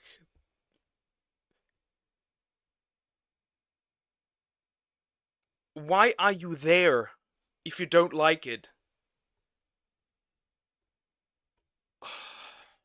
Why are you there?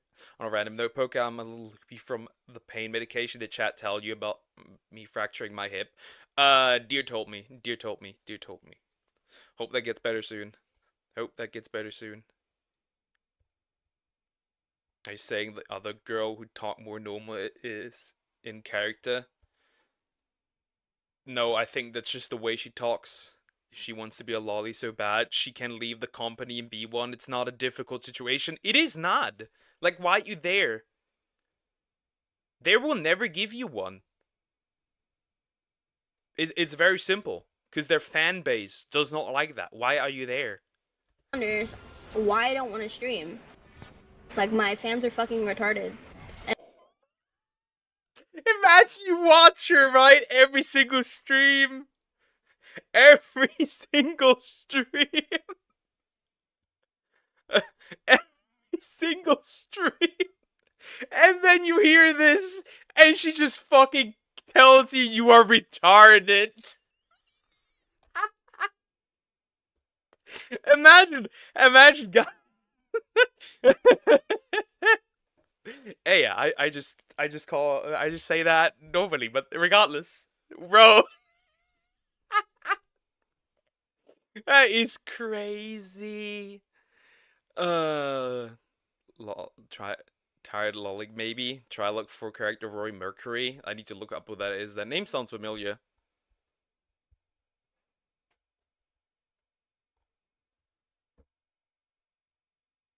Ah, okay. That's what you mean, I guess. That's a character, yeah. Niji can't be lolly. Nope, they cannot. I don't think so. It's just, bro. And they're upset that I spam collabs all day. Have you ever? That's the part that is crazy though. Like, if you're a fan of her, she just called you mentally challenged because you don't give her enough money. You remember? You know what that Rory is from Gate? Yeah, okay. Yeah. Just like I said, just looked it up.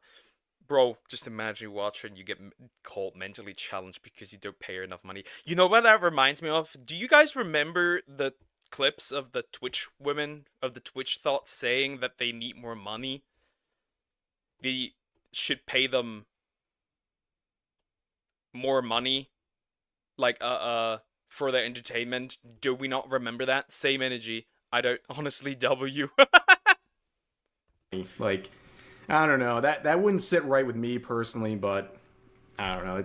Nah, I'm gonna be honest. I'd be out. Nah, I like, if I watched like, if I were watching like Kirsche, and Kirsche would just call everyone in her community a mentally just a retard that is mentally challenged, yeah, I'd be out too. I'd be out too. Not gonna lie, I'd be out too.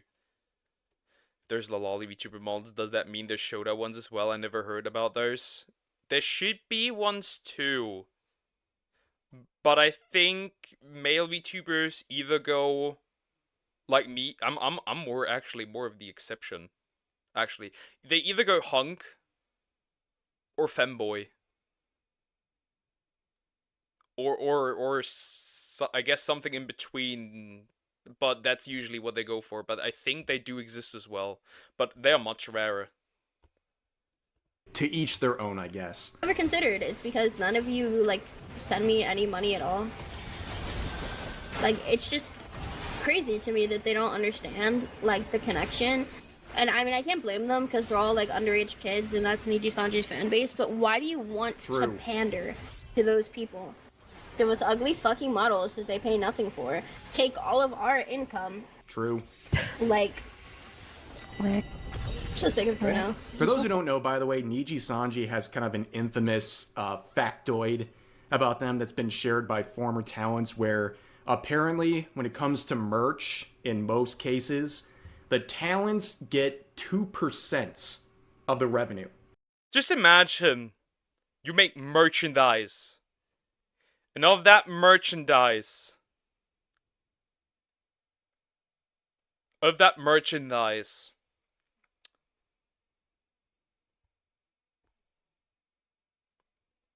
and you get just 2%, just 2%? That is crazy. Well, we are at it. Haven't seen any VTubers either. Maybe because someone will try to cancel them. Really? I think there are some. I could be wrong, but I think there are some. But yeah, I think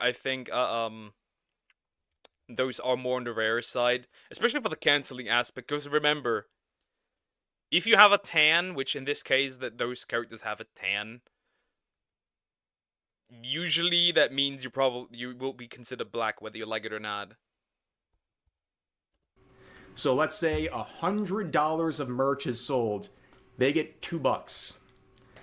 That is Niji Sanji in a nutshell. But anyways. Fucking lame. Why are all men just men lame?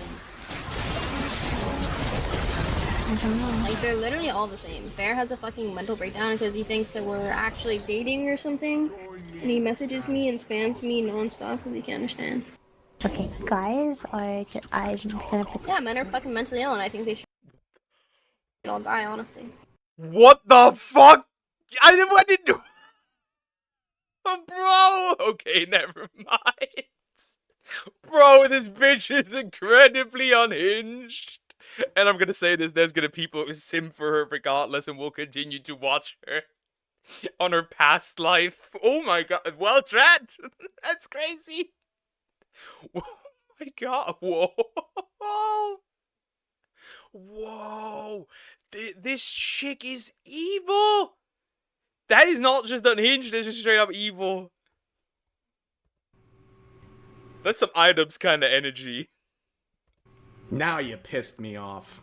Okay, so that was the end of the clip where she says all men are mentally ill and should die.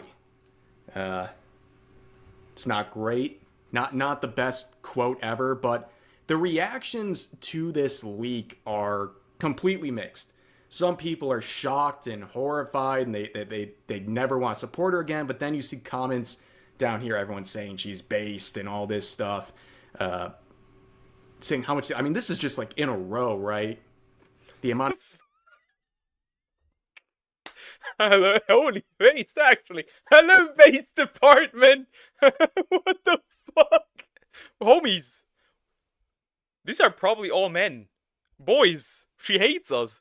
Do you really want to give her money? A lot of people reacting like this, and people on Twitter have varying reactions. Like this person with 4,500 likes saying, Transphobic but joins Niji Sanji. Hates underage fans because they're Twitter T-words and don't send her money. Wants to be a lolly but calls the target audience predators. Racist towards her own fan. Thinks all men should die. Hates drama tuber audience. Who exactly is she trying to appeal to? And, well, eventually she would return to her past life account, the Delulu persona she has, and she has confirmed that this stuff was real. And that was kind of my my hesitation earlier today, thinking it could be possible that the leak was faked, that someone was impersonating her. Some people were even saying it was AI, which I never really thought, but a lot of people are trying to figure out ways that would basically call into question the authenticity of what's been leaked. But no, she came out here with a long apology. Too long ain't reading that. Sorry that happened, or congratulations. It just occurred to me, Poke, Deer does care about me to a degree because he told you about my hip. Deer, as much as he doesn't want to seem like it, Deer's a big softie, I feel like. Beware, some VTubers are unhinged. I am unhinged. Sometimes. I feel like there's some people who say based for everything. Try to use your hands instead of toilet paper based. Yeah, some people just they just rage bait and just put based under anything. Like, oh, I just shot somebody based. That's truly based. Some people just like NPC level behavior. Saying this was a recording of her from almost a year ago and she wants to address it. She basically says, I'm going to make it very quick for you guys. She is someone who says she doesn't stand by this stuff. She was in a place of protectiveness and frustration over some things going on, and she said things that she doesn't really believe. And she's someone who lives in America, and even in just 2025 alone, she's witnessed many injustices towards marginalized communities. Things that I cannot unsee or ignore. Okay, Nelson Mandela. But she goes on. Okay, Nelson Mandela. I heard that one before. Okay. I kind of feel like you don't actually mean that. I kind of feel like you don't actually mean that. Which is why you made the apology. But I'm gonna be straight up honest. You should have not apologized to begin with. I feel like the statement doesn't actually mean anything, and I think she doesn't mean the statement, the apology. In this case, I definitely do believe that she's lying here, or I'm more inclined to believe that she's lying. Look at this. I'm just a girl who wants to stream and have fun with her friends and fans. I don't know about the fans here. Think about cute seals and cute girls. Shut the fuck up, bro. Get out of here. Get out of here. I know what you are. You are not sorry because...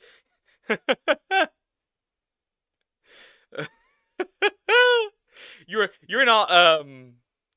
not sorry because you actually think what you did was bad. You're sorry because you got caught. Everyone is going through a tough time, so now you'll be cancelled. Same logic. This is so dumb for real. Wait, what am I'm saying? Based. On to say she doesn't hate her fans and all this stuff, but here's the problem as always. When you apologize to the type of people who are greatly offended by this, they're not going to accept it anyways. Bro took a whole ass year to own up. Wrap it up, guys. Hell no, I better not see anyone accepting this apology, not even a year ago. Recently, you don't just say stuff like that when you're upset. That's actually insane. Saying you've changed is just a straight up lie. You don't change from being a transphobic and racist, etc. that fast. You're only sorry because you got caught. If you had changed since a year ago, we all would have already seen the change. Alas, after wiping your account clean, which she did, it's very easy to then claim you have changed. Frankly speaking, I want you out of this community for good. If you are not any of the people affected by this, it is not your apology to accept, by the way. If you forgive her based on her words alone, kindly unfollow me. Poor choice of words, by the way, if you're not affected, because she said all men should die. So half the population just... Half the population is affected. That is already... I guess women are not affected. I guess women, the other half, is not affected. I guess. I guess. I'm gonna be straight up honest here. She's gonna get kicked out of Niji Sanji officially. She's gonna return. She's going to return to her past live account. And there's two options. Either she will better herself, not act like that, or she will go full unhinged. There's two versions of this. But I don't think she's gonna disappear. Diagonal, thank you for the membership. I appreciate it. Thank you so much. Thank you, thank you, thank you. Thank you. I don't hate my fans. You're all retards though. Yeah, nah. But I think people will still... There will be plenty of dudes who will be okay with this and still throw money at her. That's just the truth. Rev really cooking. Let us forgive people with actions, not words. I'll take it. I mean, yes, obviously. Words don't mean much. I like to see actions. Got the right to accept the apology or not, so I don't really know what this person's trying to do here, but you can see what's going on. The people who are upset about this, they're going to still be upset. They're not going to accept the apology. Also, I think in terms of where she's doing this, the fact that she's apologizing on her past life account, I think, again, that's another confirmation. Things probably aren't going to go on much longer with Niji Sanji because, yeah, if you're this involved with your past life account and making apologies on there, that tells me you're probably preparing to move over there permanently. I don't think that... Yeah, I think she's gonna move there permanently and then just go full ham. That's too surprising, but yeah, people are very polarized by this leak, and of course you're free to think whatever you want about this leak and the reaction to it. Of course, feel free to share those thoughts in the comments section down below, but I think this is going to do it for this video. Hope you guys enjoyed. I'll see you next time. Huh. I mean, yes, obviously, but I feel like the masses need a reminder. Very true, very true. I really missed being here. We missed you too. So here's what I think. Nothing much is gonna come from that, I'll be honest. I think even before this was leaked, it was already very apparent that she would not longer stay with Niji Sanji, considering that she hadn't streamed for like ages. And I think this she will continue on her past live account. I don't think much comes from this. And to be fair, I feel like she is a really disgusting person. Let's not sugarcoat it. That what she said in that is definitely disgusting. Though I think the apology was silly. The apology was silly. Because you're apologizing to the wrong people. Because they don't care. Niji Sanji audience doesn't care. At the same time, I can also say that whoever leaked that is still, regardless, a piece of shit. I hate everyone in this situation. Let's keep it simple. I hate everyone in this situation. I don't like anybody in this situation. I guess the dude was like, okay, I'll just listen to her yap, that's it. But I don't like anyone in this situation. The chick, the chick that leaked it, Twisty herself, both of those people suck. Regardless, like, comment, subscribe. Chat, I need a quick bathroom break. I will be right back.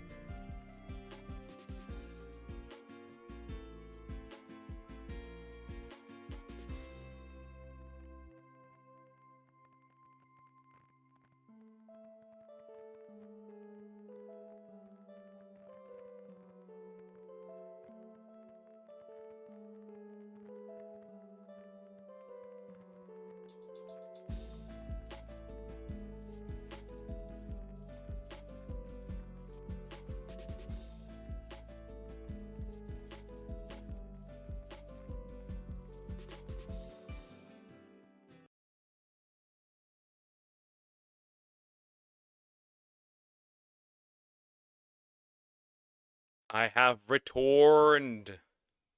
I have returned. Okay. Okay. Let's do the next thing. After this drama, need something fun, something funny. I'm back. Welcome back, Sumax. All right. Let me look at that. What do we have still? Oh yeah, I have something. Those weird ads. Let's look at that. Let's look at that. Let's look at those weird ads. I was recommended to watch this. Where is it? Here. I have no idea what this is going to be about. I have no idea what this is going to be about. Sakura Gummy Long Man TV ads with English subs. Let's just look at this by Japan Candy Box. I have no idea. All I know is that this is an ad. Let's hope that I don't get copyrighted. どうしたの？トールさんが避けるグミ咲いてる時の顔が好き。そう？もっと長く見てたいな。あー。 Fuck, this is already... I should probably watch it like this, not gonna lie, because I block the subtitles occasionally. They will be Japanese. I don't want to do that. Yeah, we're gonna watch it like this. Long,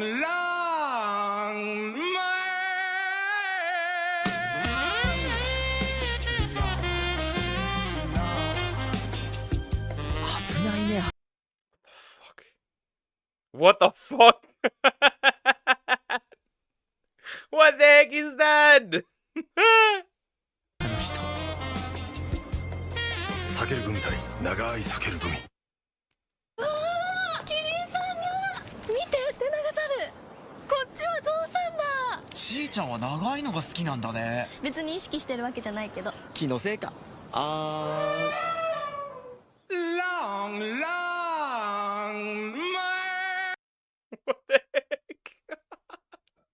What the heck?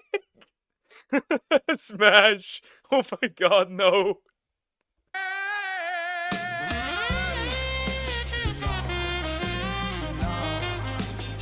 前にも言ったね、あの長い人。避けるグミ対長い避けるグミ。出先で避けるグミのマンゴー見つけてさ。本当？バイク便で送ったから。そろそろ吹くと思うよ。すごいタイミング。サインお願いします。Who came up with this idea? This is genius. long,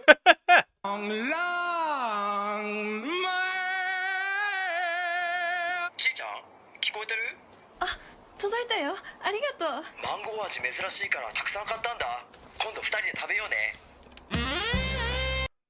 Oh no! No, no! Homie gets NTR'd.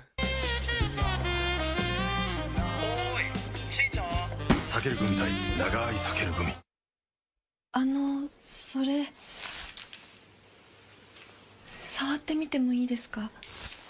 どうぞ。長い。これどうやって咲くんですか？こんな風に。long, ダメ。すいません。This is so fucking retarded. Also, why did it have the sexual undertone in the beginning?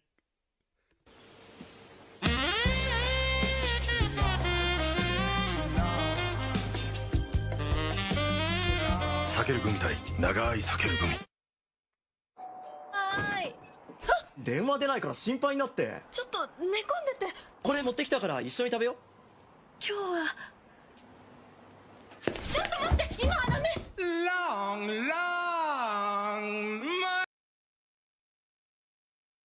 This is so dumb. She cheated. Basically. Imagine getting NTR'd by the gummy dude. Let's go.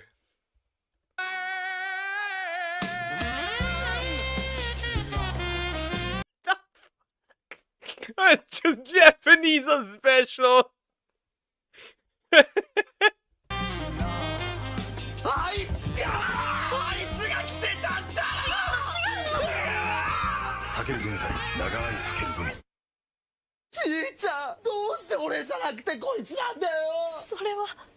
ああ、そうかい。長けりゃいいのかい。ビロービロー。やめて、グミがかわいそう。ビロー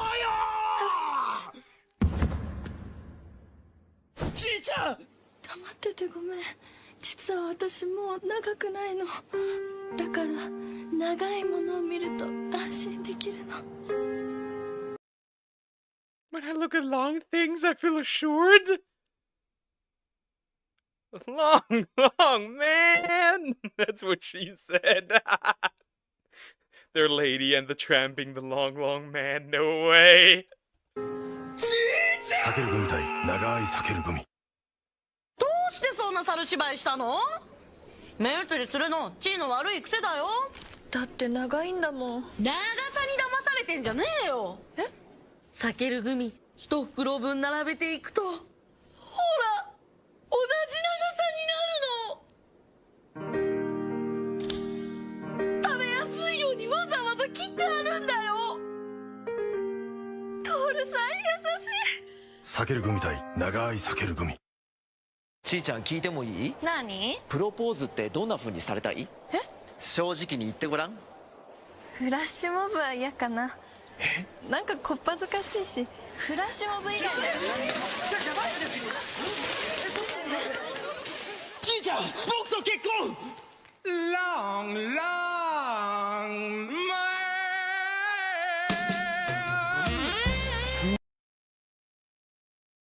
What the fuck, dude?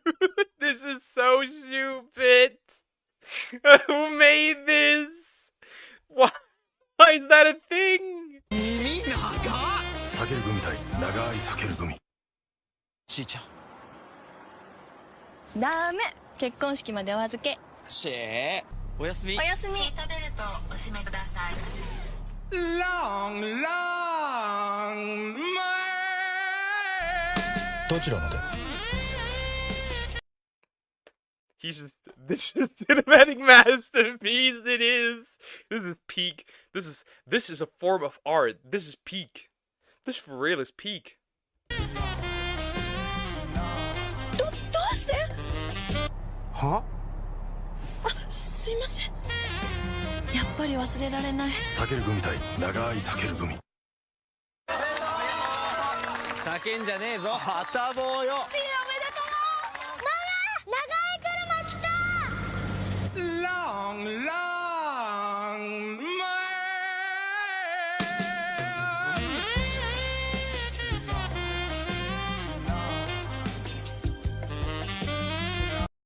Is bro getting cucked by a gummy guy? That is crazy. Even at his wedding, bro has no peace. What is this? This ad is making me desire these gummies more than almost any other ad I've ever seen. I feel like kinda, yeah. You're not wrong.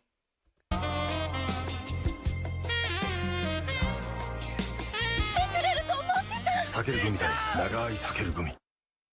私、長い間あなたのこと待ってたの。トールさんごめんなさい。私のことは忘れて。分かったでしょ？私はひどい女なの。ああ、もうやだ。どうしていつも俺の前に現れるんだよ。一目見た時から君のことが。Long, long. What the fuck? No! No! Yowie? That's crazy.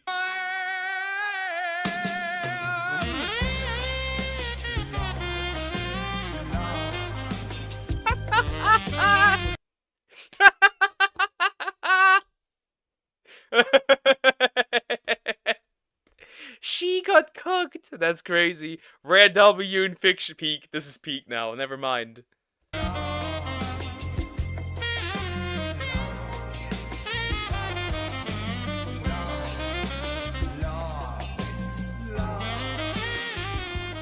Toru君。俺？嘘だろ。高い言ったのに。どうして？僕らはきっと分かり合える。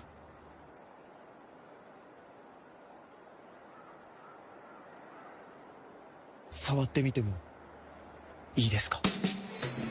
ああ、きっとみんな分かり合える避ける組長い避ける組。 What the fuck did I just watch? So we went from a chick, basically just a chick falling in love with a guy that carries a bunch of gummies around the entire time, to yaoi. Whoever wrote this, make more. That is great. That is peak fiction. That is I need a full on manga now. Thank you for that. Like, comment, subscribe. Oh, goodness. Okay, that video is interesting, Sumax. That video is very interesting. It's okay if I touch it. Is a crazy thing to say in a gummy ad, for real. For real. For real, for real. Longman was looking for you for the longest time. Okay, that's cute. That's cute and short. We'll do that actually right now. That's just 8 minutes. We'll do that. Alright, Gumper. After that, we need to do Bonnie Blue, though. We need Bonnie Blue. Hey, can someone take my card? Buy stuff from the store for me? I guess. I don't think so. Anyways. Why men love Sydney and women love Sabrina by Lauren. Isn't Sabrina the same chick that, like, says men are made, like, an ad, men or clip, I don't know what it was, basically a video where it says men are pigs, but then on her cover she's on her knees in front of a man getting her hair pulled? Isn't that the same Sabrina? Oh, let's just see. Obviously I know who Sydney Sweeney is. In the digital age, celebrity isn't just a performance, it's projection. It's no longer just about what an actress says, sings, or wears. It's about what people see in them, or more precisely, how people look at them. Today, we're going to be dissecting two of the most talked about young women in pop culture at the moment, Sydney Sweeney and Sabrina Carpenter. One is idolized by male audience, often framed as a fantasy. The other is revered by women, celebrated not for perfection, but for her humanity. Why is Sydney Sweeney the poster girl for the male gaze? Why do women feel emotionally safe and represented through Sabrina Carpenter? Good question. I do not know. I don't know. I don't care particularly about either of these. I think also there's a lot of, like I said, unnecessary hate for Sydney. Once people found out that she's like, I don't know. I see a lot of people don't like her, which is interesting. She actually said that. That's crazy. Basically what it was, she was in a bathtub saying something about men, and then was just like sweet 3 little piggies and stuff. I think that's what it was. Same Sabrina, who talked about how she looks like a little girl because of her height, then asked to be have them the same sentence. Yeah. Okay. What does this tell us about how gender shapes not only fame, but intimacy, identity, and power? To answer that, we have to talk about something deeper than celebrity. We have to talk about the gaze, how we look, and how we are looked at. Sydney Sweeney is, to many men, a dream.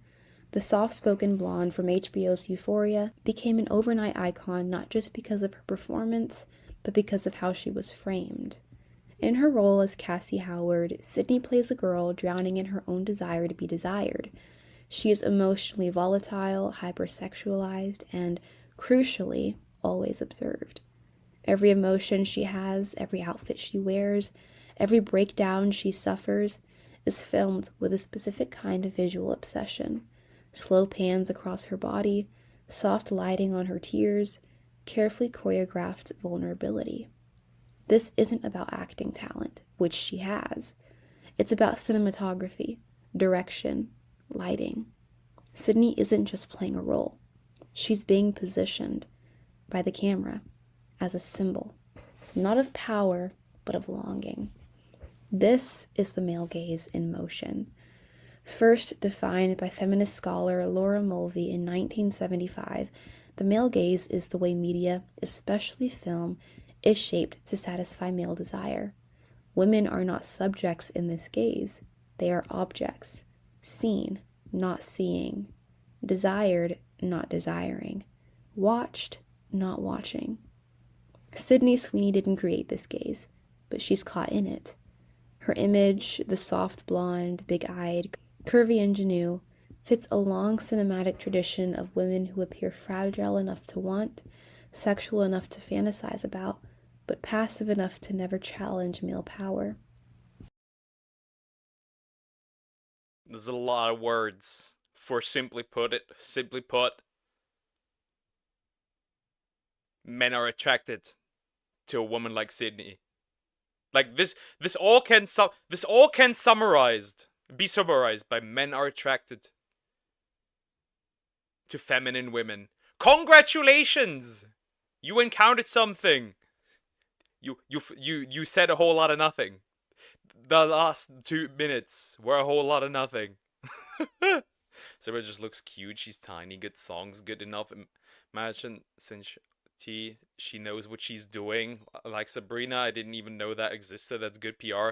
I found it on Twitter. I found that on Twitter when she made that, which I found funny. At the same time, she doesn't like she calls men pigs, but at the same time, she desires a male audience with her covers, which I find very odd. Anyone who uses male gaze, I don't take seriously.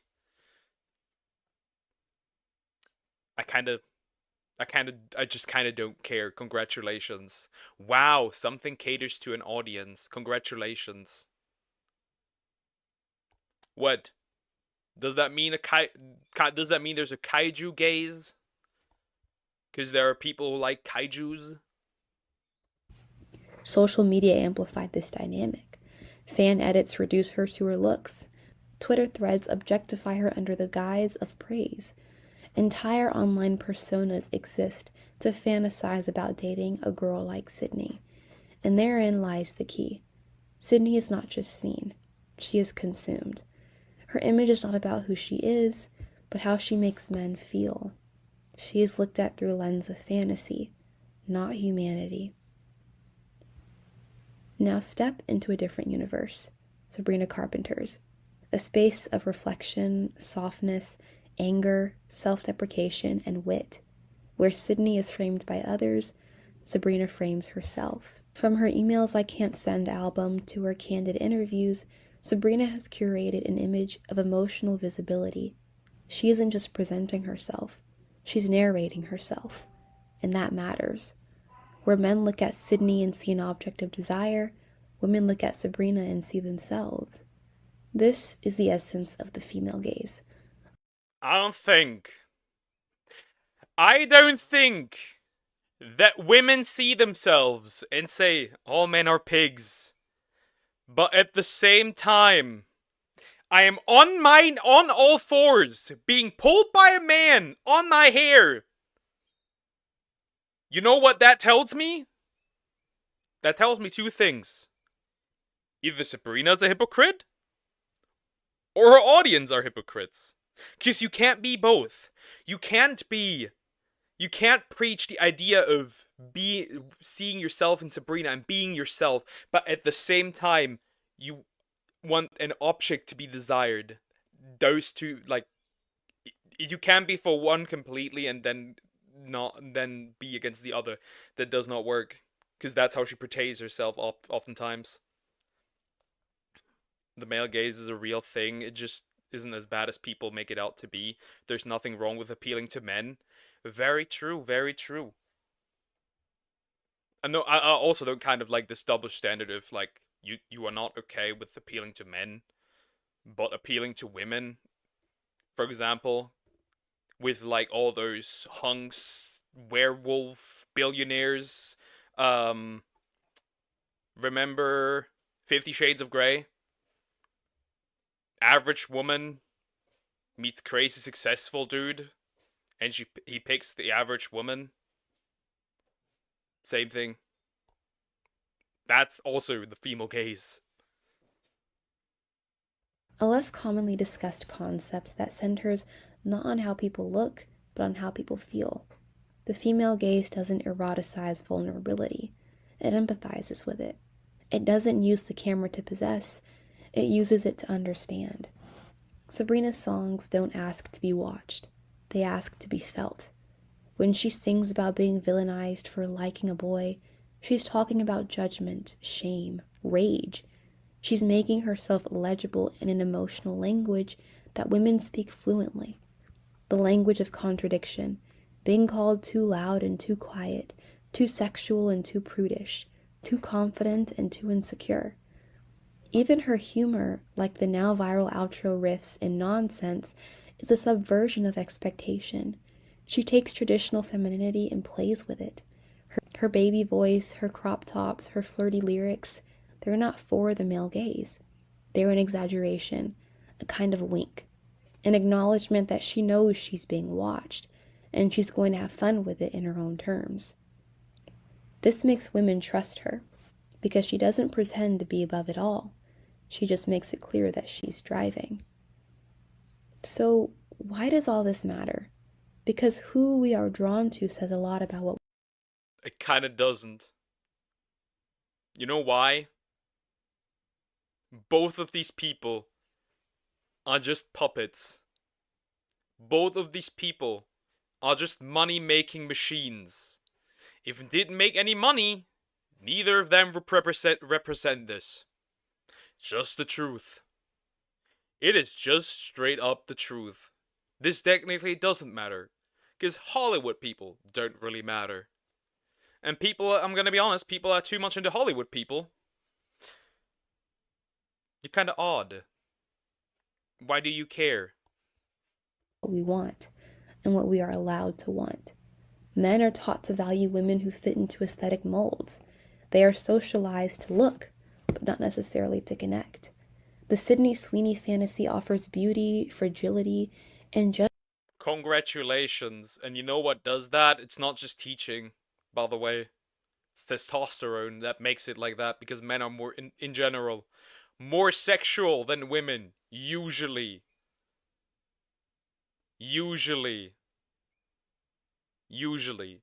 And women who have more testosterone, by the way, are the exact same things. Women who are, for lack of a better term, whores, usually have also more testosterone, which is why they are more inclined to be like that. Crazy fun fact. And they're also more intent to look than to connect. So it's not, I wouldn't say it's not only, it may be socialization to a degree, but it's also just biology. But that's the case for everyone. All celebrities are social media personalities. Yes. Which is why I don't care about celebrities, because none of these people are real. Just enough chaos to keep things interesting, but never so much as to challenge their own gaze. Women, on the other hand, are taught to find safety, to find resonance, to find a voice that mirrors theirs. And in Sabrina, they see not a fantasy, but a relatable fiction. A girl who's been misread, picked apart, made to perform, and finally said, no more. The difference is, men project onto Sydney. Women identify with Sabrina. This isn't universal, of course. There are women who admire Sydney. There are men who listen to Sabrina. But the patterns, as seen in fan cultures, Twitter discourse, TikTok trends, are unmistakable. Sydney gets filtered through voyeurism. Sabrina gets filtered through self-reflection. Both women are navigating systems they didn't build. Systems that commodify them in different ways. Sydney has spoken about being underestimated because of her body. Casting directors don't take her seriously. She has to fight for roles that aren't just the hot girl. That's the trap of the male gaze. It gives visibility, but limits versatility. You're seen, but only through one lens. Sabrina, meanwhile, has faced the wrath of online backlash. being dragged into a love triangle she never publicly endorsed, being called manipulative, being shamed for her clothes, her voice, her persona. That's the shadow side of the female gaze, when women don't just admire other women, but police them for not being authentic enough, or too much. Both gazes have their costs. The male gaze can flatten women into one-dimensional objects. The female gaze, when corrupted by internalized misogyny, can become a cage of impossible expectations.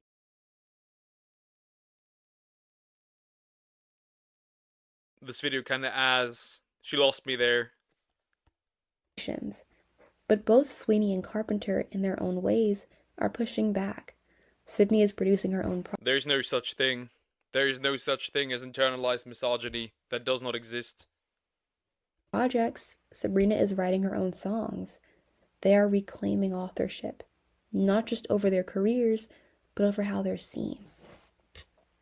The challenge now for audiences, media, and creators is to move beyond the gaze altogether, to stop defining women by how they're looked at and start celebrating how they see themselves.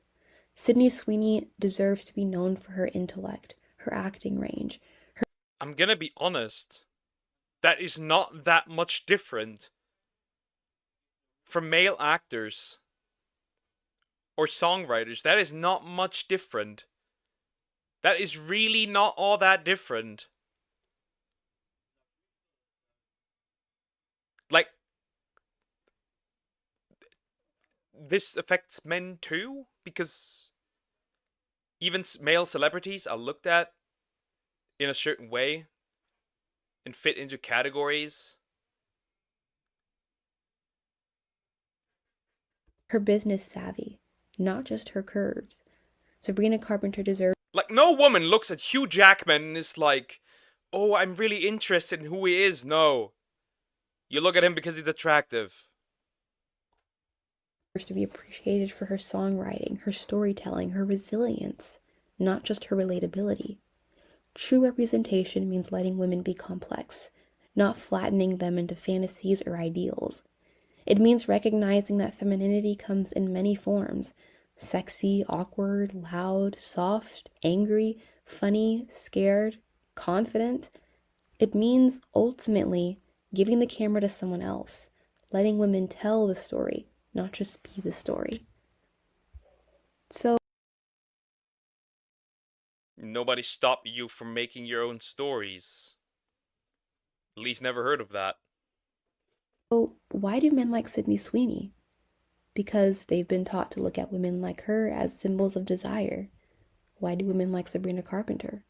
Because she reminds them they're allowed to be seen, but also heard. Two women, two audiences, two gazes, one culture in transition. The real question isn't who's better.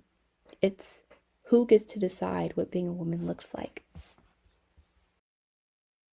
Who gets to decide what being a woman looks like? I'm gonna straight up say it. Society. Straight up. The cultural norms and inside a society dictate what a woman and what a man looks like. Very simple. Very simple. That's what the categorization is. There are double standards there. Are they double standards there? Yes, they are. Nobody talks about the female gaze. Nobody. Not a single towards men. Not a single person. No one. Zero people. No one. No one. Not a single person. You always hear the male gaze towards women. You never hear the female gaze towards men. Never. That does not happen. That just does not happen. Male actors have to dehydrate themselves to a dangerous level to look ripped in movies. That's the female gaze. Both gazes have bad aspects. Zac Efron talked a lot about this when he made the Baywatch movie. And he said he never wants to be in that good shape again because, first of all, going down to that low body fat percentage, working out like a moron, living off of chicken.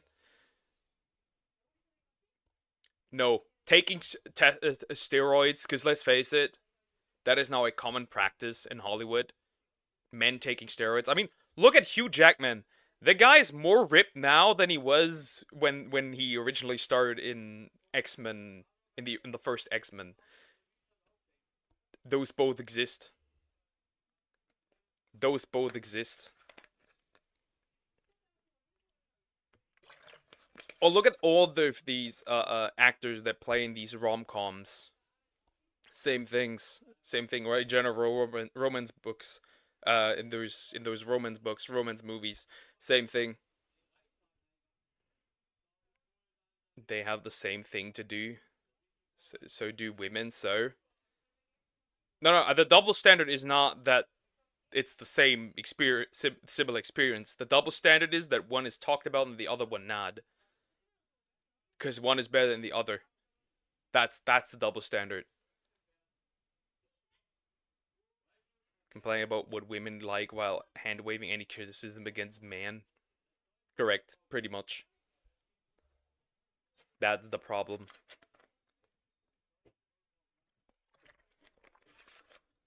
It's the same with male SA victims or male assault. Very much. Either Logan more buffed now or the graphic CGI or AI got better. No. Like, we are absolutely sure that Hugh Jackman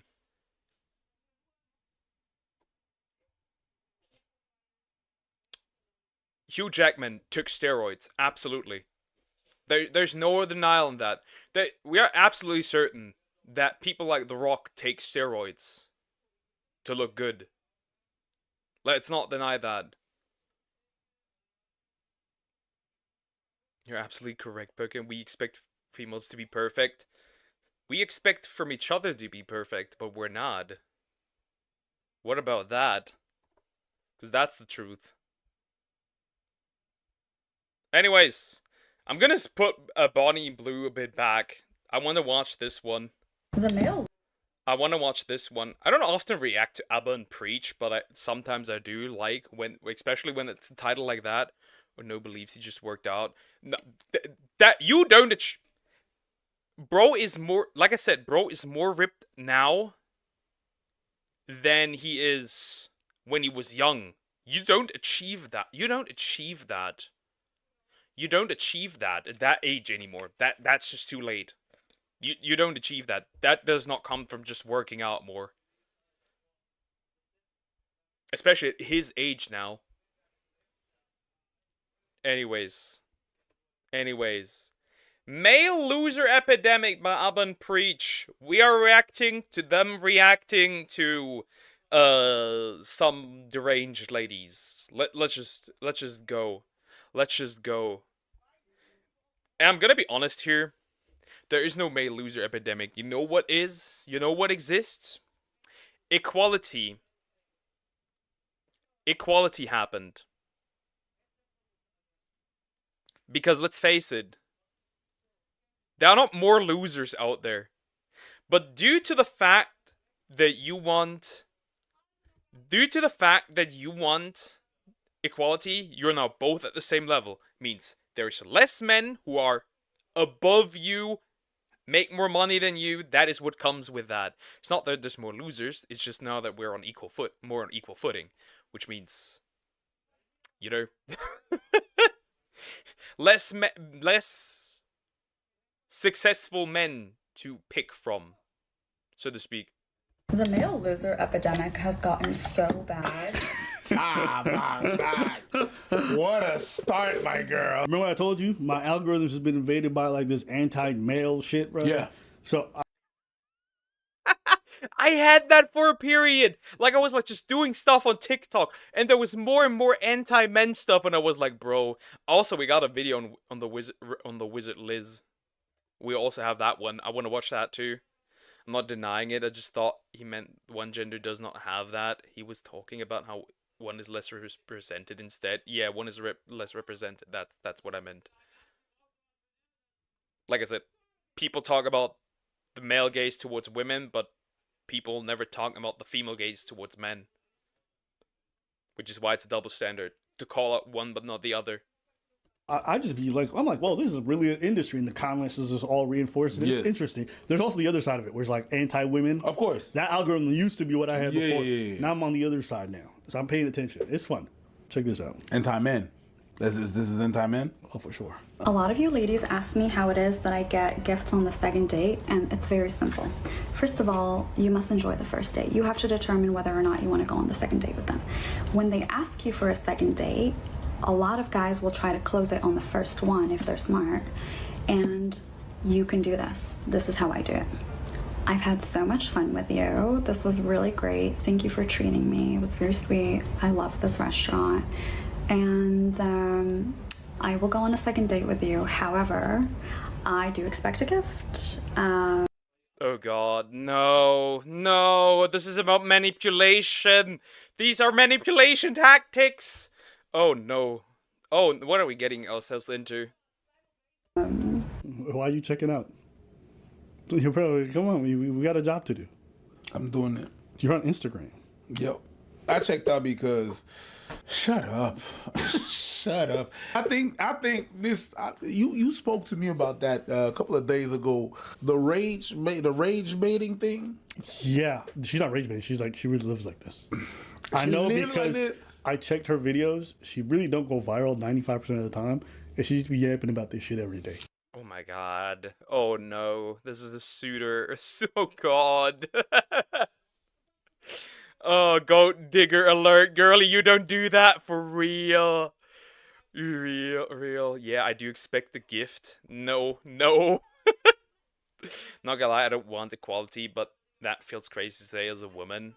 Like, I don't want to be less than men, but I want men to actually be men and let me be a woman without having to be independent, you know? I get what you mean. I get what you mean. Okay, yeah, I understand. I get what you mean. Okay. Yeah, that means it's her. Yeah. But is it really her or I don't know, man. Hey man, listen, I'll say this. It doesn't happen often, but I have met people like this. Yeah. Very once in a blue moon. And there are more oh yeah, there's more and more of them. And yeah. But they're not as happy as they make it sound. Okay, this is how I make it this and this and that, and I do this, and I have it again. And then at the end of the night, it's I'm alone. Let's hear her. Let's hear her. You know, I want to see how creative you get.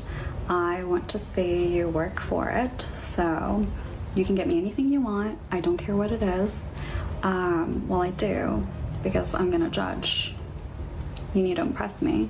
But you can't get me flowers because I already get flowers for myself, and I also don't want you taking on the responsibility of getting the right flowers because I have a cat.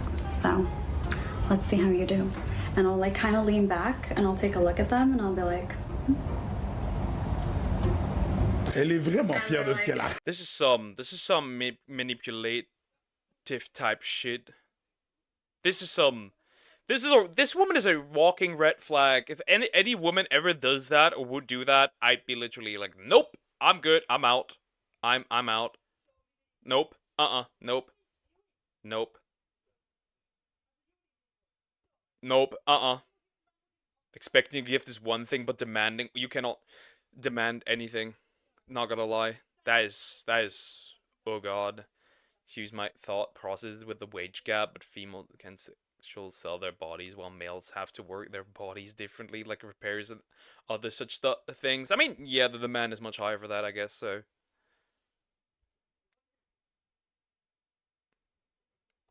Though the wage gap does not really exist. It's a result of, it's actually an earning gap, yeah. It's the result of women just choosing jobs that pay less. Then, of course, less overtime, more agreeable, pregnancy happens. It is what it is. And expect the thing based on sign you could collect. Like, if you see the guy give signs, he think you something special, then you can expect maybe a gift next time. All girls want to be called queens, but some girls really want to live the word. I feel like there's a difference between a woman wanting to be taken care of by a man and actually having, like, actually showing appreciation, And then there is whatever this is. If this was Jeopardy, 500 for things that never happened. Yes! She's selling a fantasy. Today I had another episode of shit that Yeah, did this is not like me. happen. You know, listen, you know what? After the end of the first date, I kind of sit across from her after we just had some Dom Perignon. And then I let her know, like, you know, I fully expect to have a second date with you. Absolutely. It will happen. Make sure you look good. Wear a red thong, preferably matching underwear. And I'll pick you up out of your place at 7. Maybe I'll forget something, so we'll have to go back. We'll find the laundromat, and I'll fuck you like a gorilla. What the fuck? Bro, and then a face! Yeah, I don't know. I think this is delusion. I think it is delusional to demand a gift. I think that is absolutely fucking delusional. I'm gonna be so honest here. That is peak delusion.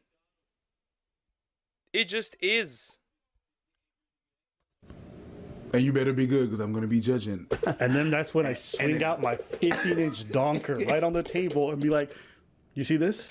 But how does she know you're going to have a 15-inch dunker for her? But how does she know that you have has a super Negro that you would have a 10-incher that you're going to give her? Like I just said to you, I just fling it out. Now do the Jamaican one. Because me fling it out, fling it down, boom, flick pon me dick, you hear? Ha! Anaconda pon them! I'm just saying. Bro. Bro. That's crazy. I love these two dudes, not gonna lie. What? That shit did not happen. But anyway. That shit did not happen. I wish you would have done that shit to a New Yorker. Get the fuck out of here, bitch. Get the fuck out of here. And they're like, they'll usually ask, okay, like, what type of gift? And I'll be like, I don't know. I'd go home if you didn't go big, so. You want my attention, don't you? And they're like, oh my God. You want my... You know what? You know what I wish, bro? You know what I wish? I wish you would have gone on a date with her and she would have done that to you, and I would have seen your face when she does that shit.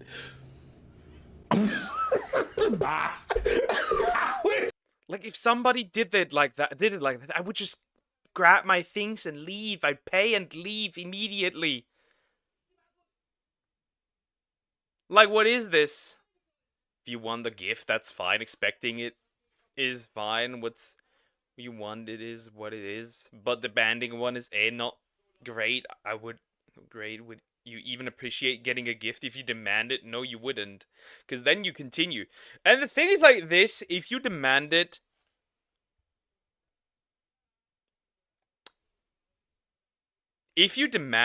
and you give into it,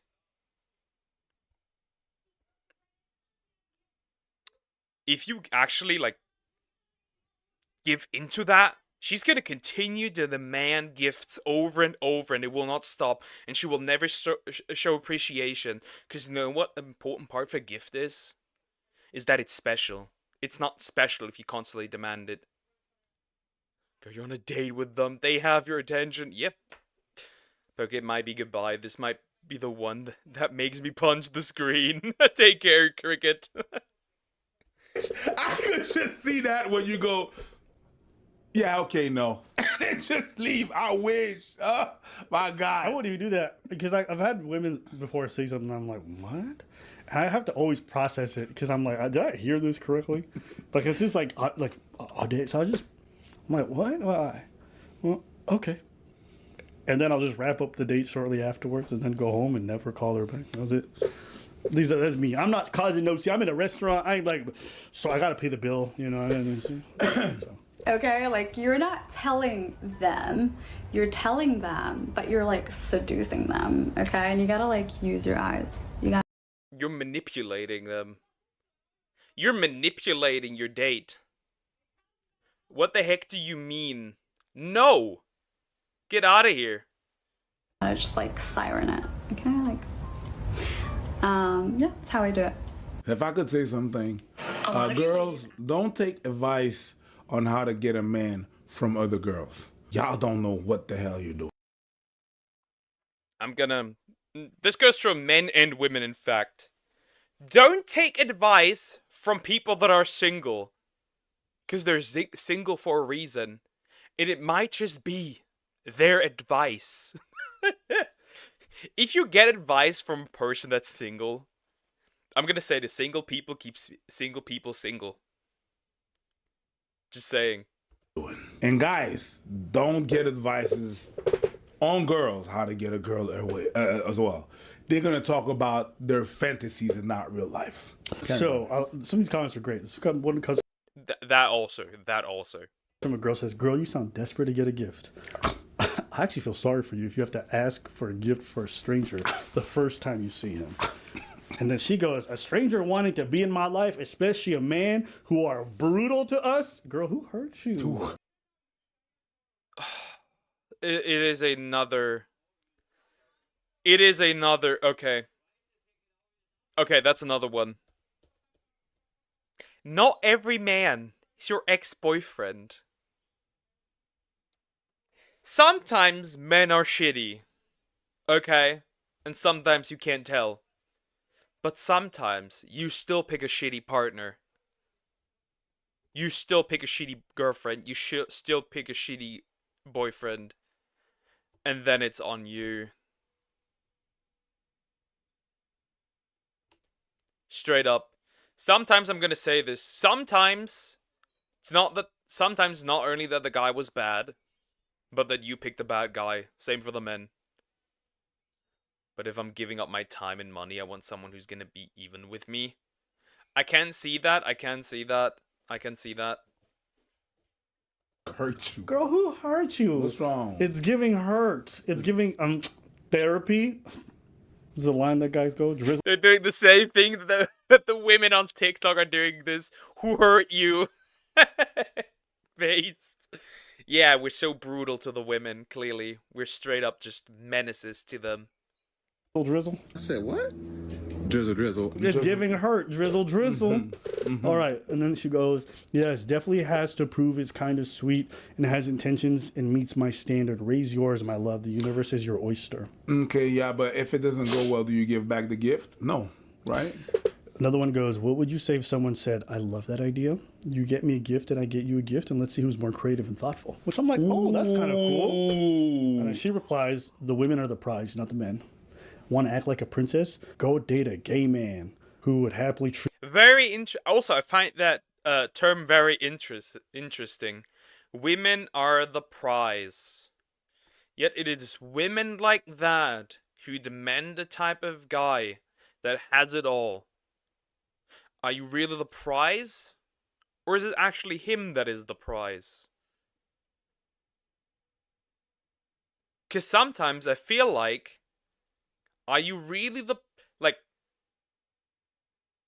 if he has to give, what has he really... Like, that much, what has he really to gain? Because always the question is, if he throws a bunch of shit at you, what is the... How do you take care of him? I hate the idea of being a prize in general. You know what would be the prize? A stable, healthy relationship. That is the prize. If you're like married 30, 40 years, you die both of old age together, that is the prize. Love the prize, not the man or the woman. That could work too. Does she not have a good father or a brother? What the hell, are they brutal as well? Probably there's a good chance of an absent father. Treat you like what? You know what I heard when she said that? What? Maggot.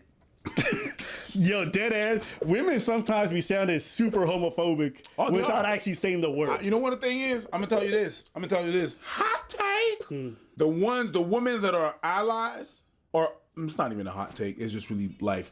The women often that are allies are more homophobic than the homophobes that they're because they're gonna weaponize the homosexuality of their friends. It's even worse. They're the ones that are gonna call you, "Oh, so you think you," and then, "Oh, so you gay?" "Oh, so yeah, okay." I love that. I love that take. Oh, You don't want to do that? You must be gay. That's like the same... Women often do that when they pressure men into sleeping with them. Oh, you don't find me hot? You must be gay. I'm like, bro, shut the fuck up. Get out of here. Just because a man doesn't mean... Just because we're men doesn't mean we want to sleep with anything that has legs. They weaponize it. I still think the dudes who would beat up a gay person is probably more homophobic. No. Okay. No, he's closeted, so it's closer than that. Still worse, but okay. I tried. You did try. All right, so there's a follow-up to this. The male loser epidemic has gotten so bad. My God. What a start, my girl. Hey, I'm just saying, Eder, you can put this at the beginning as a trailer for this whole video. Because this line my God. is crazy. All My right. girl. All right. If you ask for a gift for a second date, that makes you a loser. But it's okay. Let's let the 5 out of 10 who's got it. Based take, if you ask for a gift, like you demand a gift for the second date, you're the odd one. Oh man, it's Doug's. Hi Alex, how are you doing? Everything good? Hello. Kat, tell us about this. The male loser epidemic has gotten so bad that it's honestly so pathetic at this point. Like, why do you think you're fucking lonely? You're fucking lonely because we don't want to be with you. Because look at how pathetic you are. I posted a video talking about my standards and what I expect of men, which is basically just basic decency. You gotta be consistent, you gotta communicate, you gotta make straight up plans. I'm not just fucking hanging. There is no male loser epidemic. The truth simply is. The truth simply is that due to the fact that now men and women work and they make a similar amount of money, the standards that you have of a man providing for you can no longer be met. That is the simple truth. If you're both making the same money, you're both paying the same taxes, it is impossible to provide. Very simple. There is no male loser epidemic. There's just equality, which is what you wanted for. This is the funny thing, right? Some of these women, they want a guy to take care of them, which means they have high standards, but they don't give them even the opportunity to take care of themselves. Like, you cannot have high standards and then demand the average man to meet that when you're both on the same level. Unfortunately, that came with women working and doubled the taxpayers, which overall made everything also worse. Not that women shouldn't be working, but that is what you got. That is what you get. When men and women are equal, the providing part falls apart. Hanging out with you. I'm confident that nobody got upset because you said that. Nobody said no. Yeah. Nobody's bothered because you want communication and you have some basic standards. That's not. Yeah. Let's keep listening to why you think men are upset. It's got to be at a nice restaurant, and on the second day, I will ask you for a gift, and I'm not telling. Oh, there it is. That's the one. I think that's the one that guys are like, huh? You want us to now get you? So let me get this right, guys. Nah, I'm also like the nice like, if I have to take you out on the first date to a nice restaurant, that gives me red flag. Because now the question becomes, are you going on a date with me because we like each other?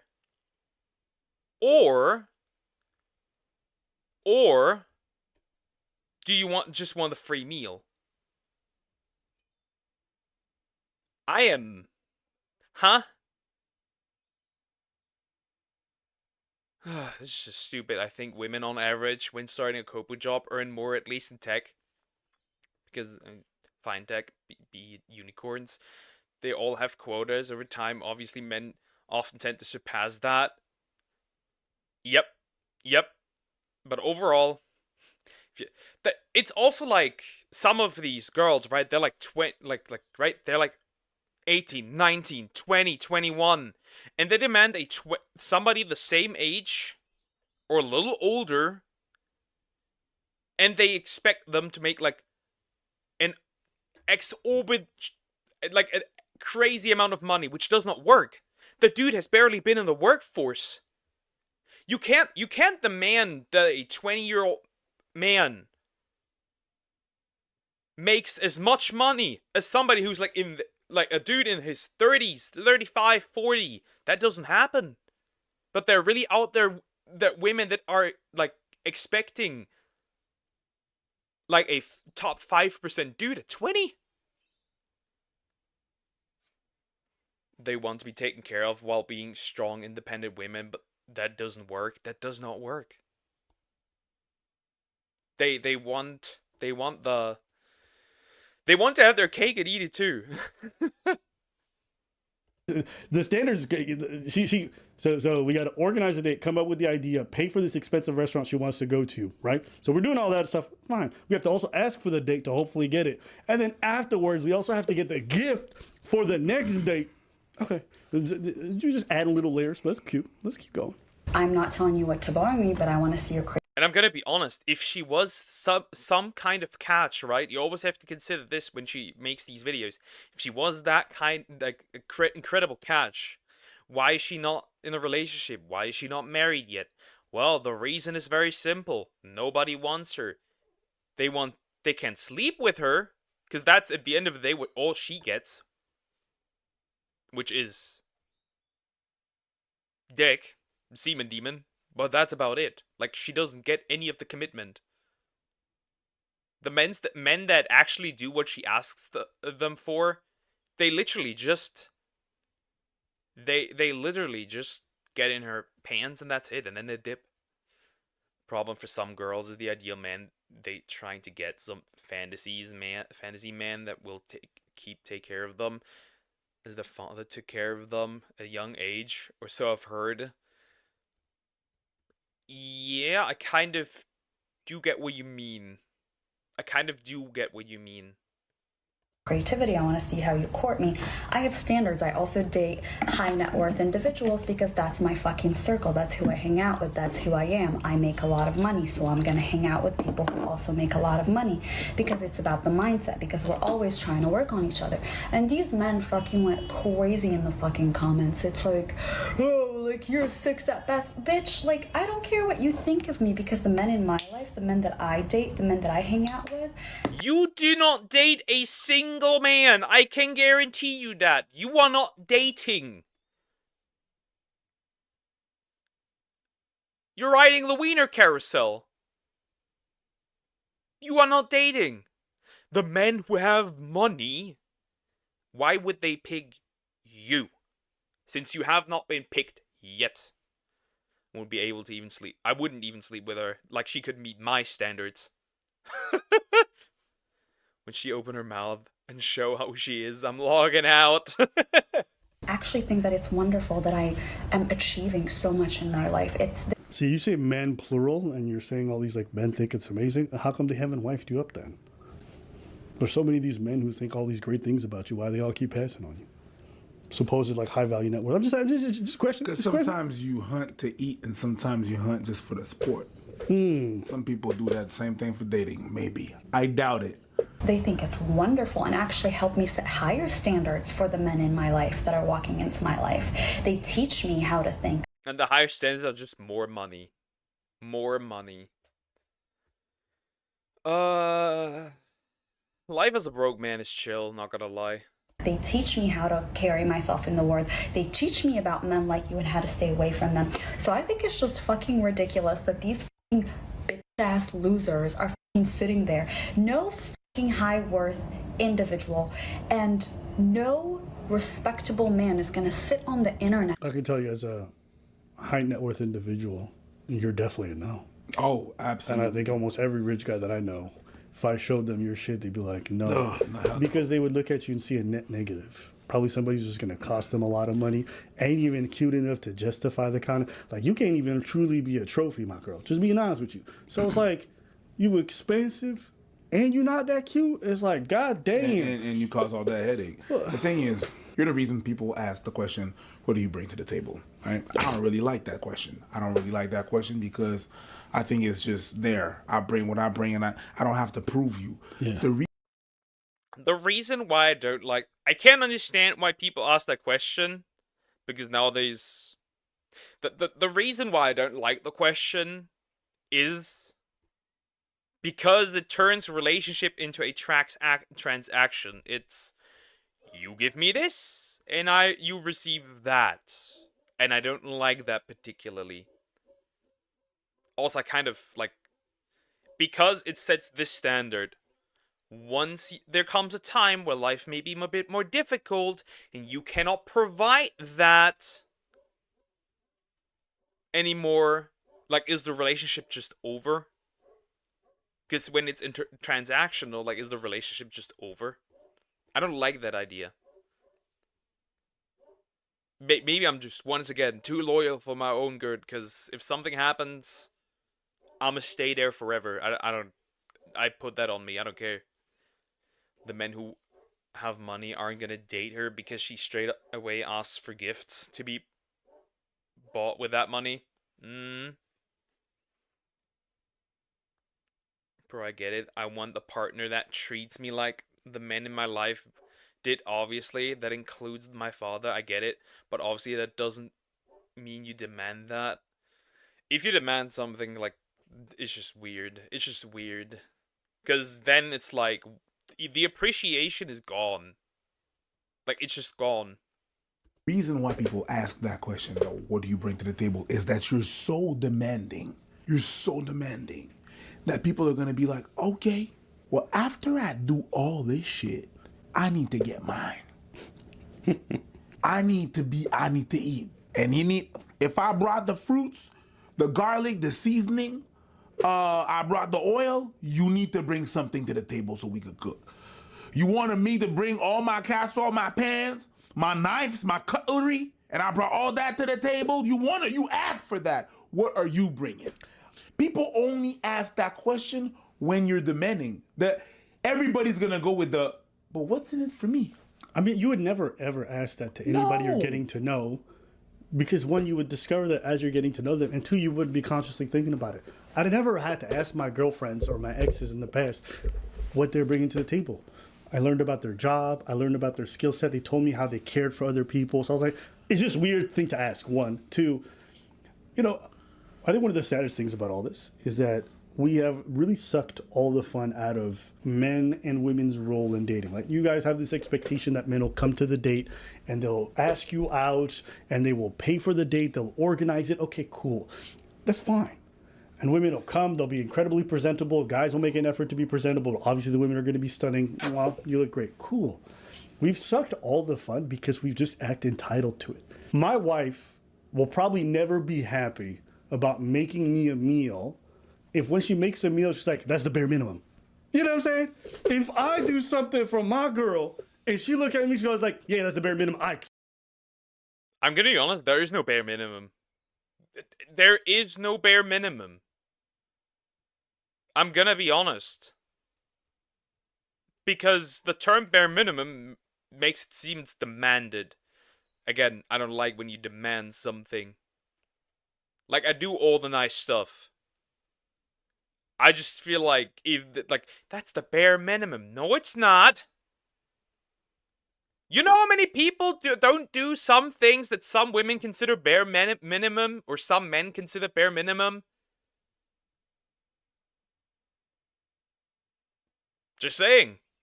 That fantasy is more so that they are always there for you, supporting you, not just financially, by the way, emotionally as well, and you do the same.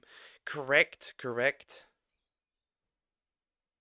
Oh, he's married? Yeah, apparently, sir. That's new information. I didn't know that, actually. The thing is, like, right? Like I said, peak would be, no matter what happens, peak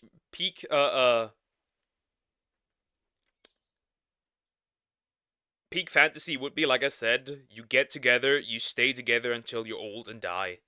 That would be the peak fantasy. That no matter what happens, you stick together. Of course, there are limits to it, right? If somebody cheats, like, that relationship's over. If it's violent, that relationship's over most of the time. Obviously, I'd argue that loyalty is the only thing that's the bare minimum. Okay, yeah, I'd argue that. Okay, yeah, I agree. That's the bare minimum.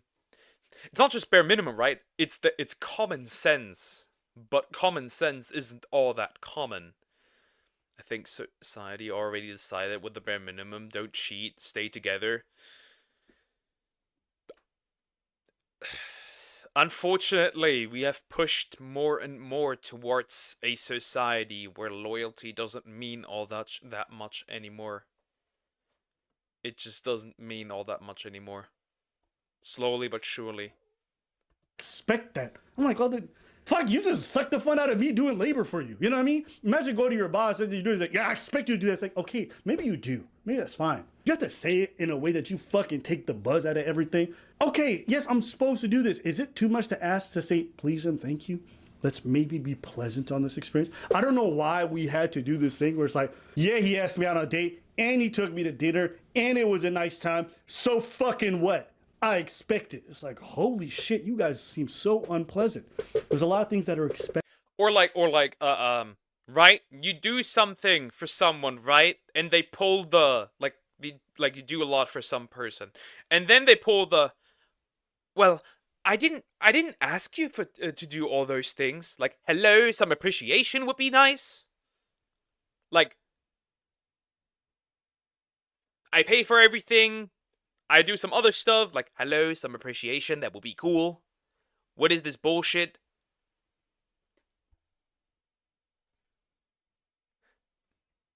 That's reasonable. You don't cheat, stay loyal, try your best to sort issues out if possible. Very true, very true. Unfortunately, there's always something better has become the norm. Yep, there's always something better.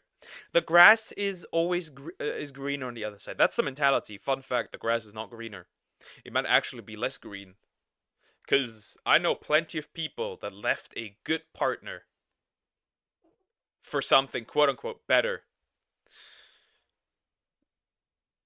Let's just say that resulted in a few relationship problems with the quote-unquote something better. Yeah, no, we aren't going back to similar world, but one can still wish. There is an incredible... I know what we need to do, I just don't know if the step to do it exists. Nuke the shit out of dating apps. Nuke the shit out of dating apps. That fixes already a lot of problems. Because now, there is less access to other people. Yes, of course, there's social media, right? You can still talk to social media, on social media to people. But now you have to actually take action.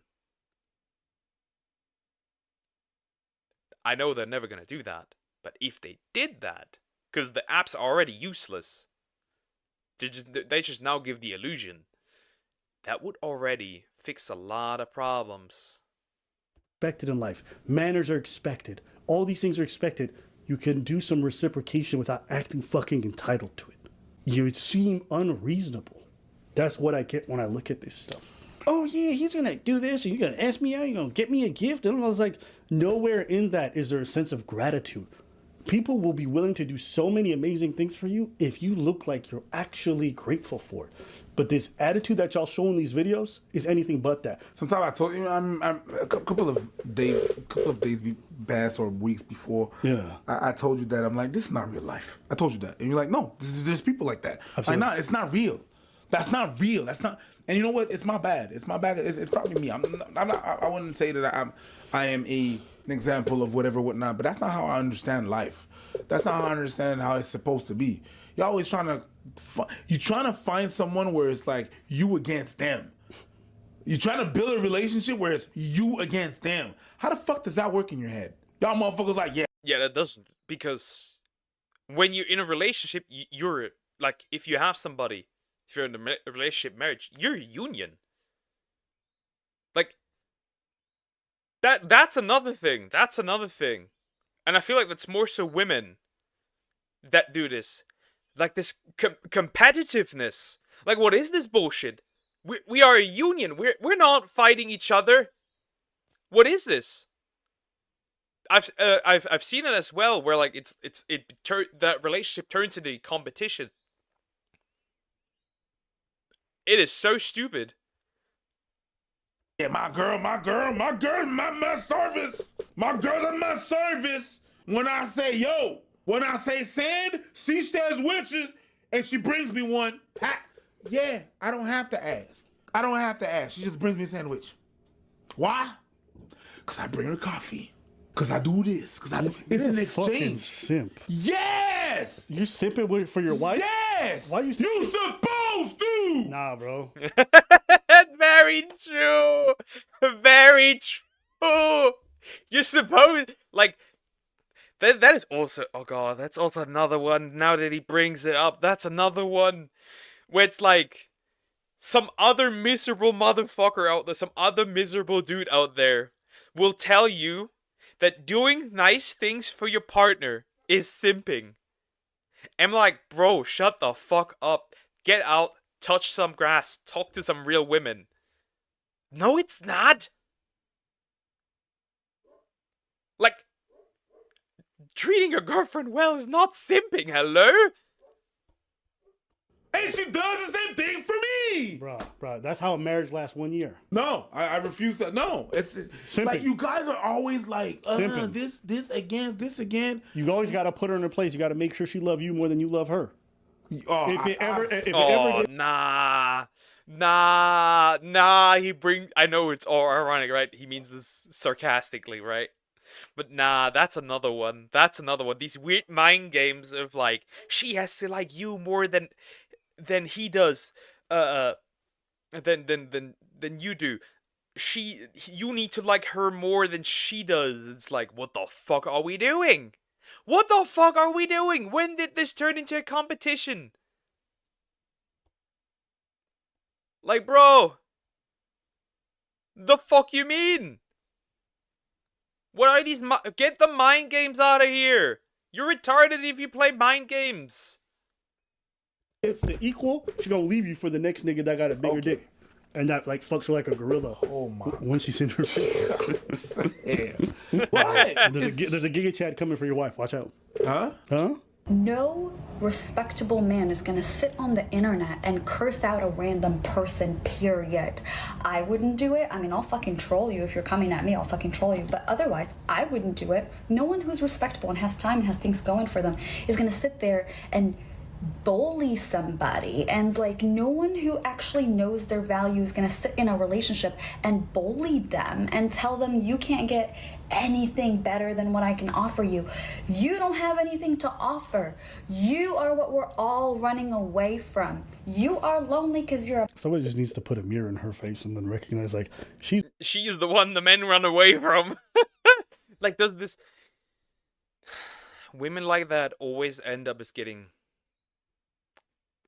as cruel as it may sound, pumped and dumped. And they don't even realize that. When people see happy couples, start judging them in like 5 seconds. Oh yeah, that happens a lot. That happens. That happens a lot. I saw that a lot with that happens on both sides, funnily enough. That happens to women and that happens to men as well. Where it's like the men just crash out because they don't get any, and like, usually it's just both stems from jealousy. Like, this happens to both. I've seen it a couple of times. There's a Christian account that I follow on Twitter, and he got into a relationship, and there were like plenty of dudes crashing out in the reply section over him getting into a relationship and talking about his relationship. Like, no shit, yes, I will talk about my relationship. I will glaze my girlfriend into oblivion. Yes. Hopefully she does it as well. Which in my case she does. No respectable person will curse out people online. Also, her literally the same sentence because you guys. He's also part of this quagmire of people who have like there's a lot of hatred. This what? Quagmire's like a... Giggity. I'm sorry. Like, you know, she's talking about it, and I actually agree with her on this point. Like, I've never understood people who spend time in comment sections hating on women when they hate their videos. Like, just move on with your day, right? Yeah. Like, the other day, not for you, not for you. I've never scrolled and been like, you dumb bitch. Like, I'm moving on. In that same token, like, ma'am, do you not see, like, you out here talking about these dudes? You didn't hear what you said earlier when you're like, oh, these men treat us horrible, and now you're saying all this crazy shit. You are the other side of this coin. Hey. Whoa, that was fast.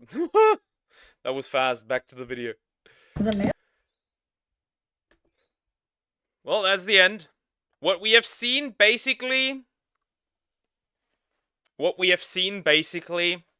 is just another woman that is single, giving dating advice, shitty dating advice, trying to manipulate men, a gold digger that will once again eventually wake up and realize that no man picked her, and she's gonna be unhappy for the rest of her life. The classic pipeline is just so it's just so stupid. It's just so dumb. This behavior is so dumb. This gets us nowhere. This sets us back always. This sets us back always, because this type of behavior will just enable more people to be in shitty relationships. It just is what it is. Like, comment, and subscribe. You know, frogs are cute. I'm happy you two exist. I'm happy that she exists. Gives me motivation a lot. Given that TikTok was overwhelmingly supportive of her behavior, she most likely seen comments from other platforms. Yes, but Abba and Preach also were reading comments from her comment section, so there's that. Alright, I want to watch this. I must watch this. I must. I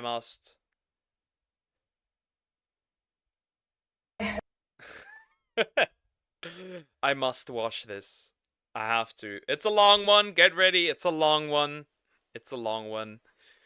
It is, in fact, a long one. So get ready. That is a long one. This one is by Pookie-chan. No! Gold Digger gets cheated on by Think Before You Sleep. Let's just jump in. Also, since when was there? Oh yeah, the pride joke is in there in his YouTube profile as well. That's interesting.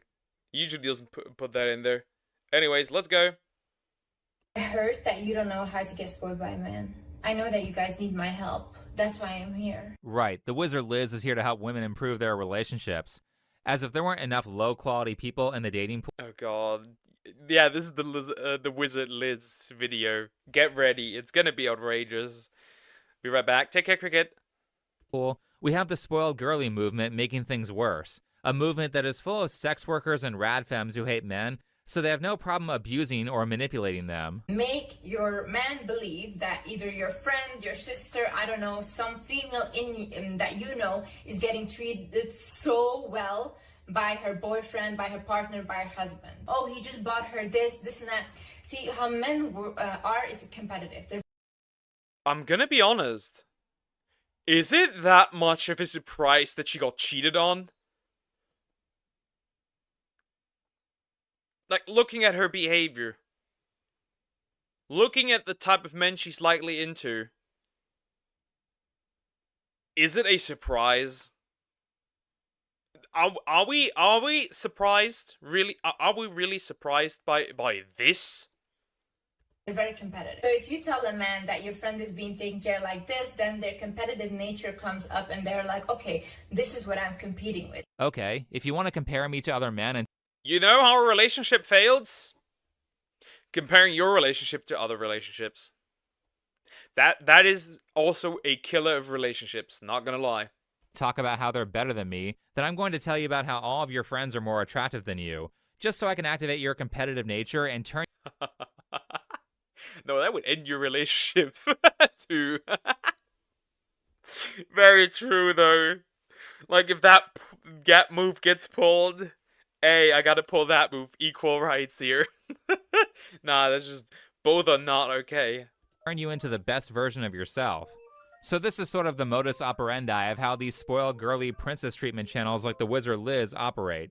They run under the guise of women's self-improvement with videos like, study yourself to become confident, or how to become extremely seductive, which granted sometimes make decent points, but those decent points are mixed in with some of the most toxic relationship advice, where not only do people like the Wizard Liz make women undateable, but will also actively give advice designed to poison relationships that are already ongoing and may be perfectly fine. And if you are already in a relationship and your partner, he didn't spoil you yet and you want him to start spoiling you, just tell him like, hey, I really would appreciate it if you gave me some money, like an allowance, sort of small if he has never ever spoiled you. Like, oh, say like, oh, can you pay like for my car to get it fixed? You also where that leads to, this idea of getting spoiled, you know where that leads to? Not every man who is in a relationship has that much of an expendable income. So, if you act like this, and a man falls for it, and later, you realize that he can't provide more because you already take too much, that relationship's dead too. We live in reality. Some people can't afford spoiling each other. Hello, good day. Oh, so you want a little allowance from your boyfriend like you're a 10-year-old. Okay, I'm a believer in equality, so if we're going to make the relationship completely transactional and I'm now required to do extra, what are you going to do extra in return? Nothing. The answer is nothing. These women think their presence around you is inherently valuable, so they shouldn't have to be pleasant or do anything nice for you if you get them that Gucci bag. And not to say that the manosphere doesn't preach similarly toxic relationship values under the guise of... Oh yeah, they do it as well. They do it as well. They do it as well. Girl just wants a young sugar daddy, not a partner. Yeah, too bad their sugar daddies don't exist. Self-improvement content. But the problem with both is that they're lying to you and selling you a fantasy of what the opposite sex is like or should be like because they know it will make them money. In the case of the manosphere, women should permanently have their mouths sewed up and let you cheat on them all the time. And if you're a spoiled... Bro, I hate... like, when I sometimes hear, like, these dudes from Fresh and Fit be like, oh, I'm not gonna be monogamous. I'm not gonna be loyal. I'm gonna have multiple women next to you. And I'm like, okay, so you're not loyal. What in fact do you have? Like, what in fact do you have except, like... The core thing of a man, of a high-value man, as you like to call it, or as I see it at least, is loyalty. If you have no loyalty as a man, you're useless. You're straight up useless. You're useless in a relationship. You're likely useless in a friendship, because if you cheat in a relationship, you definitely betray your friends. That's for sure. I'm not gonna trust you. Straight up. Like, you're if you cheat as a man or a woman, you are worthless. girly, then you need a golden retriever man who is in his divine masculine and showers you with money constantly. Well, here's your golden retriever.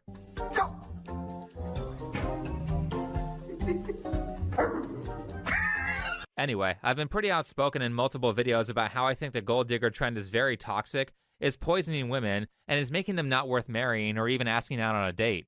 So in response to that, several months ago, women started going into my videos that were about the Wizard Liz and said, "You're so wrong. Liz is engaged now and is about to get married. You're just jealous because she's happy." Well, those comments backfired heavily. Those comments backfired heavily. And also I have to say with this whole cheating situation going on, and I have to be honest here, I don't fucking care. So many women get cheated on. So many men get cheated on. I don't and women crash out over her getting cheated on, saying all men aren't shit. And I'm like, what exactly makes this case so special? Like, what makes this case special? Yes, exactly. Nothing. Plenty male celebrities get cheated on. There's no crash out like that. plenty of female celebrities get cheated on. Even then, there's not a crash out like that. It's just because of her. This is not clickbait. It's very real. I am getting married and I am engaged. My fiance is Landon, born and raised in Texas, Dallas, Texas. He's 25. He's 1 month older than me. This situation just proves to me even more how I'm always being guided and how you have to look out for the signs in life and how manifestation and setting your energy onto something. Well, should have manifested a loyal husband. Well, you should have manifested a loyal husband. How about that? You should have tried to attract that. Oh, but you're only loyal to money, I forgot. You like this? Ah, fresh and fit, that's interesting. I'm gonna look at that. Honestly, she's always been polarizing for once she had everyone supporting her. That didn't last long, though. Yep. Really attractive. So she's engaged to a 25-year-old Texas guy named Landon, and they're such a great couple. Look, they film TikToks together. They also go on trips to Japan to see Jujutsu Kaisen, look at Hello Kitty merch, and shop at the Gucci store. So me and Landon are shopping in Gucci right now. He said I can get whatever I want. They also really seem to speak highly of each other. The one thing I love the most about Landon is how smart he is. Like, this is no joke. His brain is like insane. If I were to describe a man that really knows how to be a man in a non-toxic way and knows how to respect a woman, I would literally describe you. The Wizard Liz is the most beautiful girl in the entire world. Dab. They look like they're perfect for each other, and the fans love it as we get to see a different side of Liz, who is happy instead of stuck up and angry all the time like she usually is in her videos. I want to film a TikTok. Okay, what are we doing? So, I have to introduce to you guys my current husband.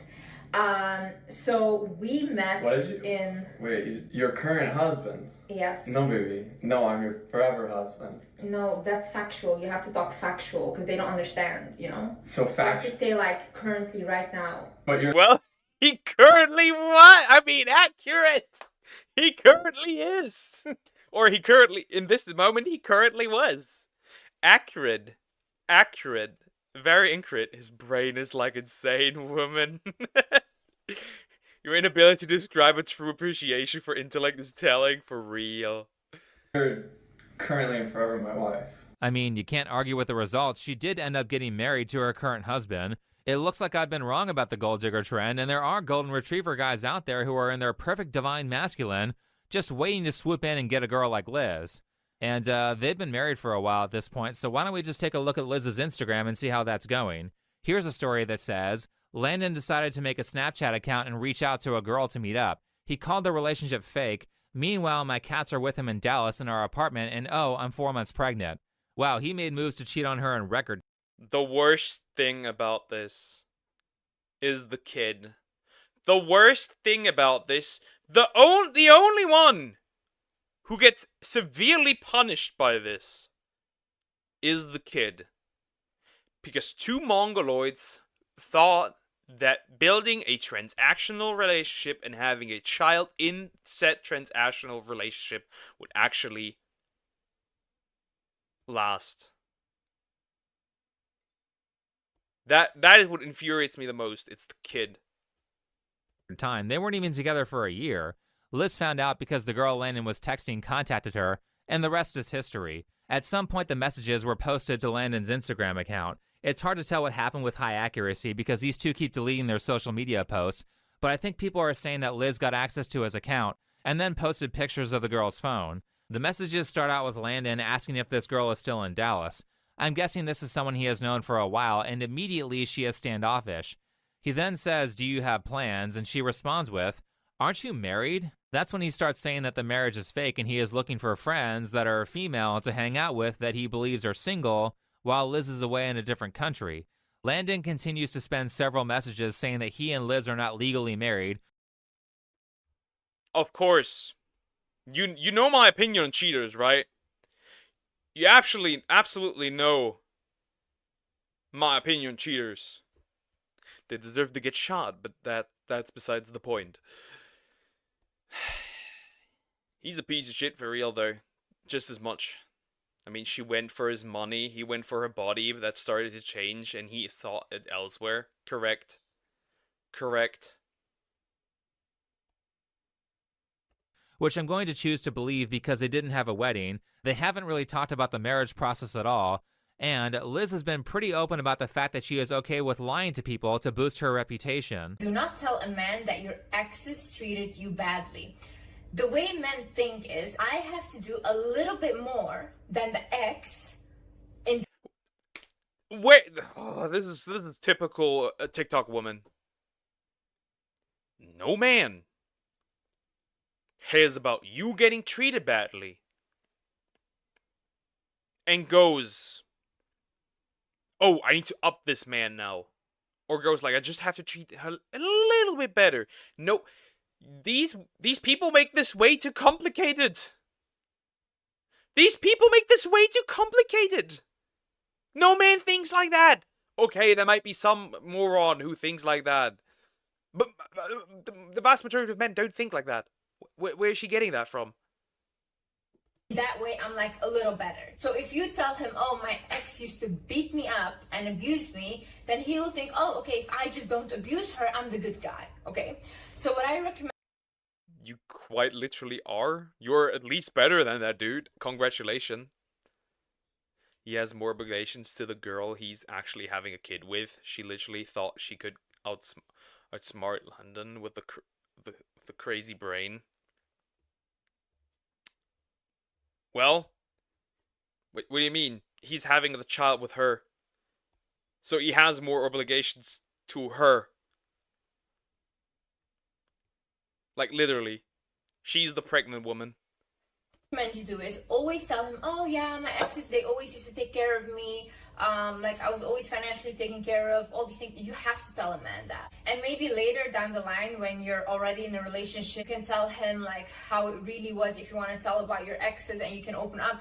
But especially in the beginning stages when you guys are dating, do not say this. Right, great. So you think it's okay to misrepresent yourself in a relationship until a person is too emotionally attached to say otherwise. Yeah, let's just lie. That's a great start to start a relationship.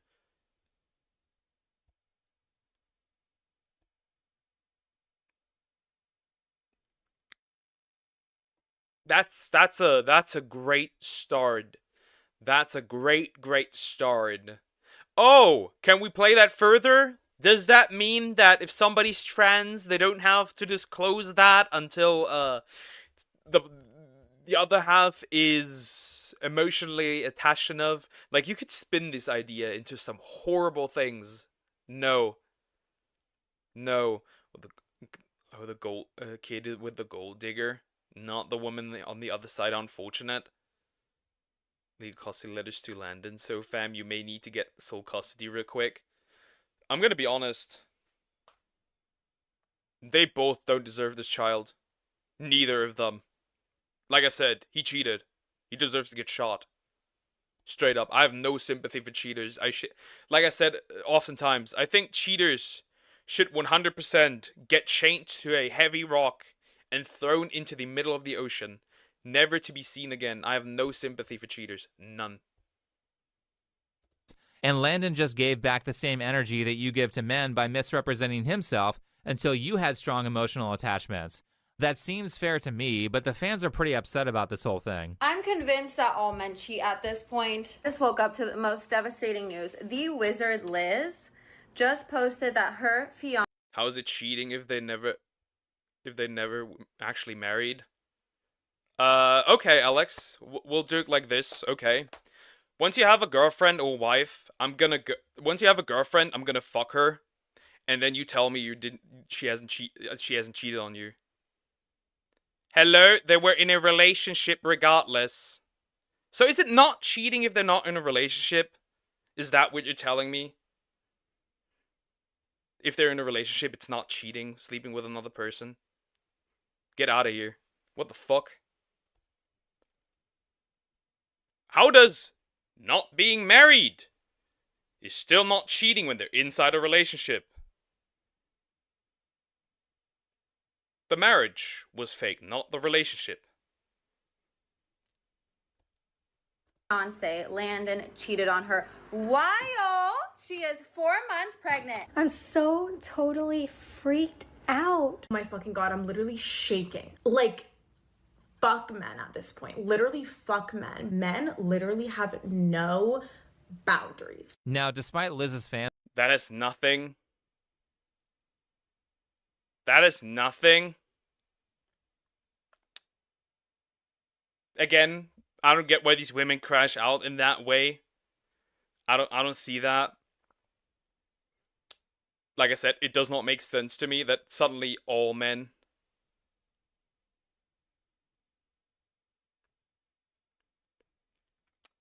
That makes no sense. Again, that's like would be if men pulled the same movie, it'd be weird.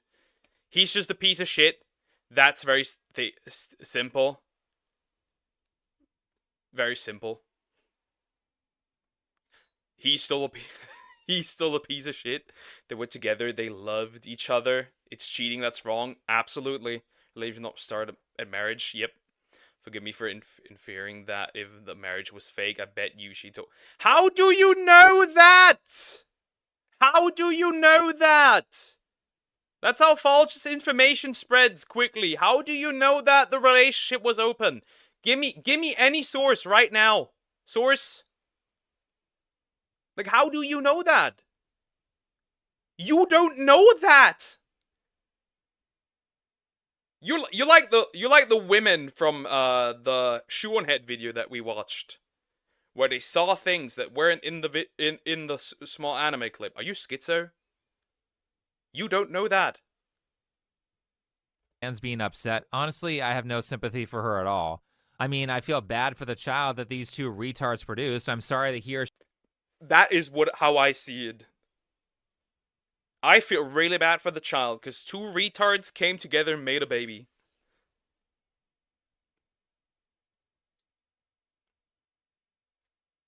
That should have never happened. These people should have never come together. 100%. He's a piece of shit for cheating. She's a piece of shit for spreading toxic advice and being overall just not a person that should ever be in a relationship. When you don't know if it's an open relationship, you are in them. You don't know them. All you know is that they were together. You don't know the boundaries they had, for real. You just don't know this. she now has to grow up in a broken family. But the reason I don't feel bad for Liz is because of all the terrible and sociopathic advice that she gives. Like that time she told her audience to break up with the guy if their relationship is too comfortable or too stable. Well, you wanted some instability and you're okay with lying to people, so this... Yeah, that's the exact reason why she's a piece of shit. She gives advice that is going to ruin people's relationships if they would apply it. Nope. This is what you get. Enjoy the chaos. Speaking of investment, Liz goes on to say in her Instagram story that she will be selling her $100,000 engagement ring. But to go even further, Liz edited some of the descriptions of her Instagram videos, and one of the edits says that he spent almost $1 million on her throughout the relationship. Holy shit. I believe they were together for only 10 months. I mean, who screwed over who?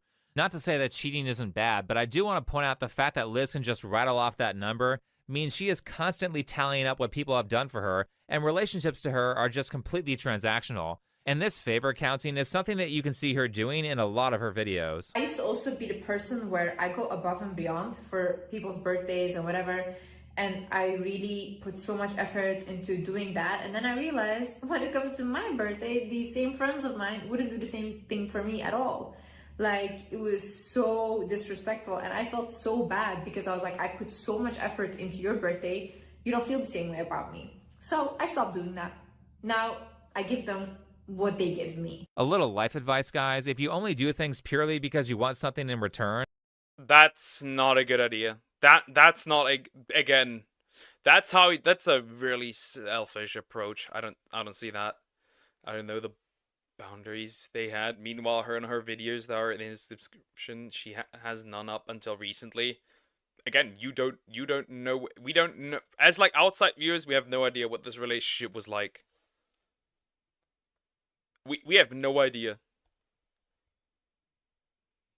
We have no idea what this relationship looked like inside. We just have an outside perspective of what they posted.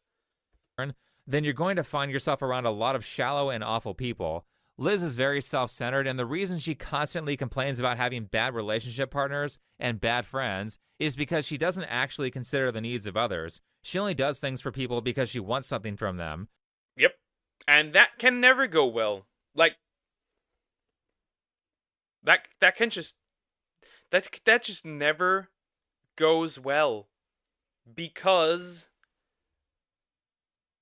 like, people can tell when you give them bad energy. They can tell. Like, I can tell when something's wrong. And you know, also sometimes it's just like, sometimes I just can't give you what you were asking for. So if you only give me what I give you, that's not gonna end well. You know, that everything on the internet isn't true. People keep stuff private as well. You can clearly see they were together.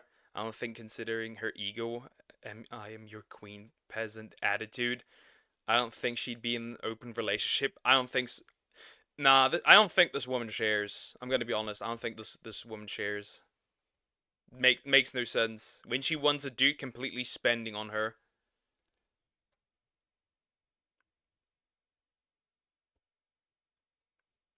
And this is what I mean when I say that Liz gives a lot of awful advice that will pathologize the audience into being terrible relationship material, or just flat out blackpill them with how people treat her because of her bad choices. When the reality is that the reason why this stuff happened to Liz is not because men are evil, it's because she's not that good of a partner or a friend from a moral standpoint, and because she is terrible at recognizing a number of red flags. In fact, originally I was going to say this stuff back when she announced the engagement, but I chose to make a video on a different gold digger named Manifestel instead. I typically don't like doing topics back to back that are too similar. That being said, there were just so many weird things about how Liz described Landon from a guy's perspective. But before we go back to the engagement video, let's talk about Landon's backstory. How did he get his money? Well, he began as a Minecraft YouTuber and then moved to Fortnite. Minecraft YouTubing. What a pipeline! Okay, he is a YouTuber. Okay. So on the one hand, you know, everything on the internet isn't true, okay? Then on the other hand, we know this other private matter because it's on the internet. We're just picking and choosing what content she made is accurate or not. No. I think you're misunderstanding. We're just picking what is publicly available. Because if you start making shit up, you're gonna punish people for things that they possibly didn't do. You feel me? Always consider this. You can only use what is publicly available. You cannot make things up from nothing if you don't have any proof of that. If you make a claim, please prove it. If you can't prove it, throw the claim away. It is so simple. It is that simple. There's nothing to do with not giving her the benefit of the doubt. It's just... It's just... use what is publicly available.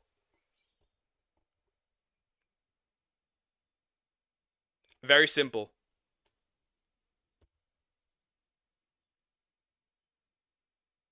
Like, this will result in the same people.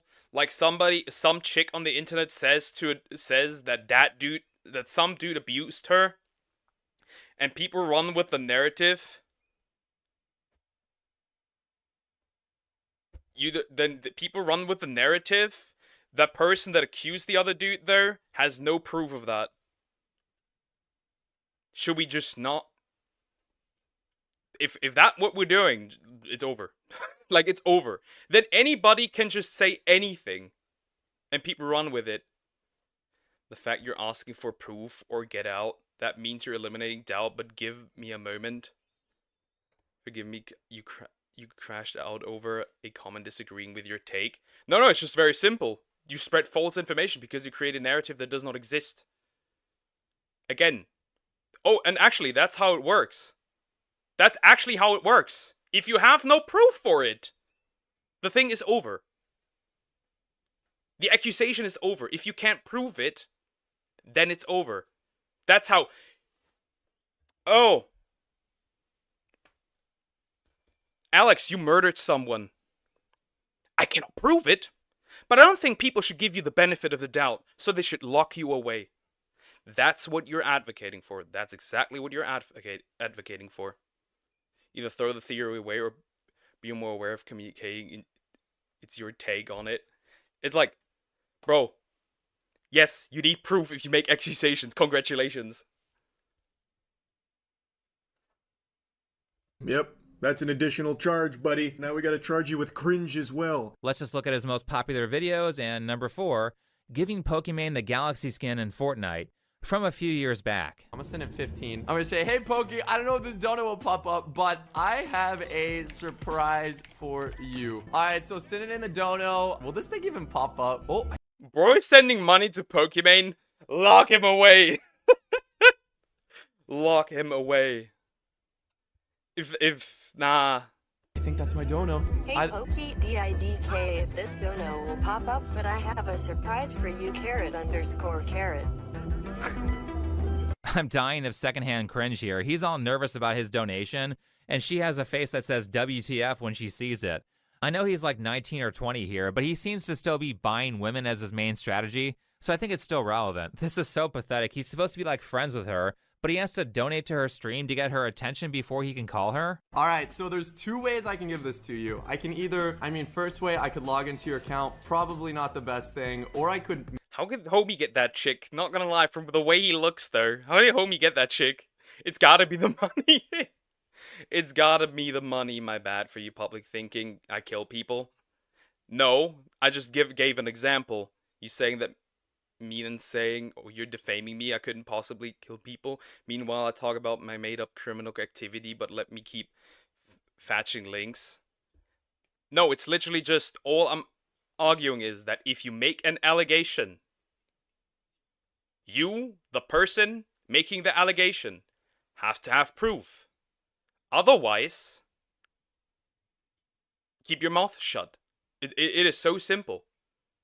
Don't make allegations if you don't have any proof or evidence or anything. Because you're going to ruin somebody's reputation. All I'm saying. That is all I'm arguing for.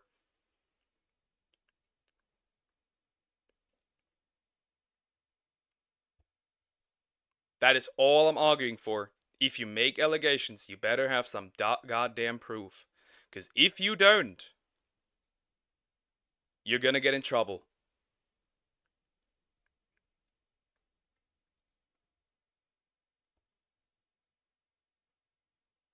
Very simple. I live by the idea innocent until proven guilty.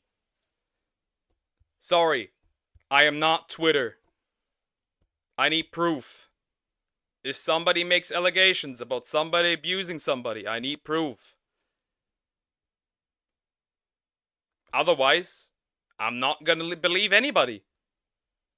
Mail it to you. Okay, I think it's better to mail it just because I don't know if it's... I don't want to get banned by Epic. I don't know if you're allowed to account share. Could you send me your address? Would you mind? Yes, I will message it to you right now. Okay, awesome, dope. Wow, was I nervous, dude. I'm such a nervous wreck, man. Okay. Liz, come on. You got engaged to a tier 3 Pokimane simp? Holy shit. I thought she had high standards. I mean, it's not like she didn't know about this video. It's at the top of the list. I know how women like to become little detectives and snoop on the people they're in a relationship with, and I don't blame them for doing that. They're just trying to make sure they aren't dating some crazy stalker. But okay, now that we know a little bit more... Now you're lying. I crash out over your take not needing proof. Think, never mentioned once that she was in an open relationship. Not once. That was you. Think before you sleep. Never mention once that she was in an open relationship. That was you. That was solely you. And I ask you, if you make that allegation, you better have proof. You can provide any proof that she was in an open relationship. Very simple.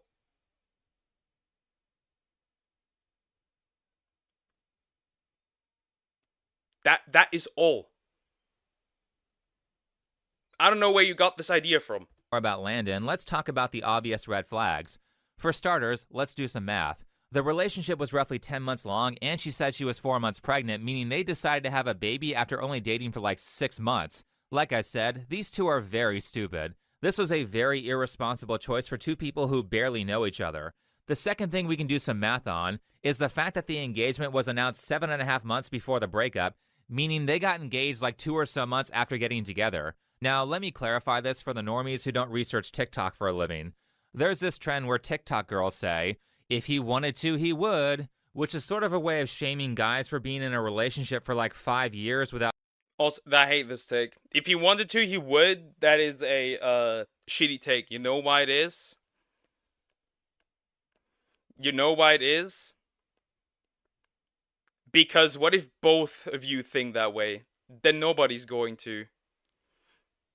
I'm getting links from her YouTube now, combing through her TikToks, since apparently I'm obligated to do your research to criticize this person, but alas. What are you on about? What are you smoking? I'm literally just reacting to what's in this video. Nothing more to it. Are you high? What are you on about?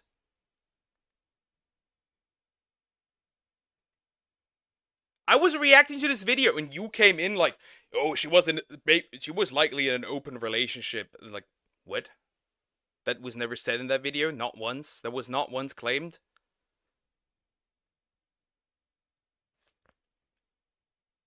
Like I said, straight up schizo. Without proposing. And I mean, fair enough, women shouldn't be burning major segments of their young life waiting for a ring, but oftentimes the if he wanted to, he would mentality is used as a justification for super quick engagements just to have the title of wife, and not because the relationship is good. So as a warning to people who are young, it takes time to get to know someone. Anyone can put up a facade for a few weeks or a few months, but once you hit that 6-month point or that year point, it gets pretty difficult to pretend to be someone else. So you should be waiting for at least that long before a proposal. Yeah, you should take your time with the proposal. Don't jump into a relationship way too quickly. Wait for the proposal. You gotta wait. You gotta wait. Because if you don't, that's gonna be troublesome. Well, where's the link? I don't see a link. Where's the link?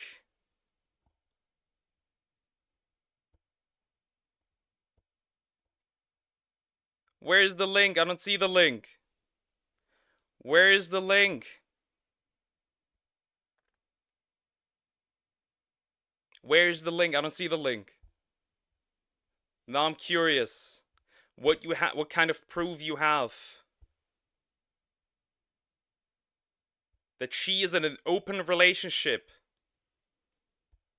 Not some theory, not some anything. I need literal proof that she straight up says she is in an open relationship.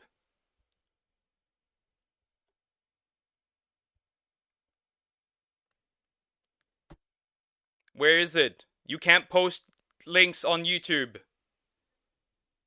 You can't post links on YouTube.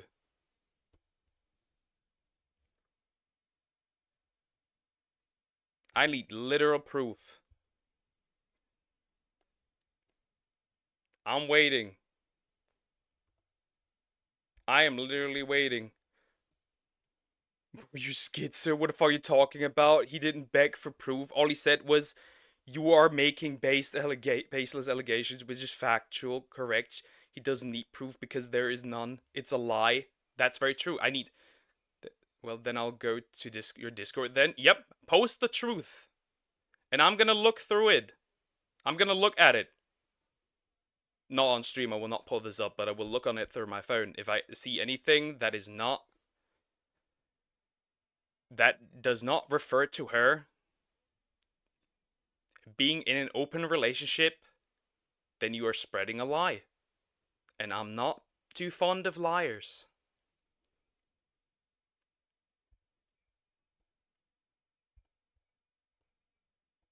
Not too fond of liars.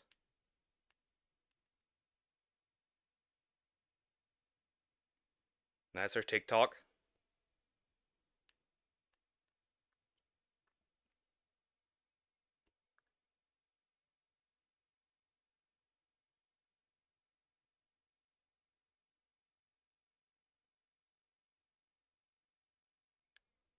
Okay. There's a slight problem with what you did. That's the dating phase. That is the dating phase. Failure number 1. She talks about the dating phase. Failure number 1. She talks about the dating phase, not the relationship phase. Failure number 1. Even evidence open, you need to discuss things with your partner. Forgetting with someone else. Poly people don't just shag freely.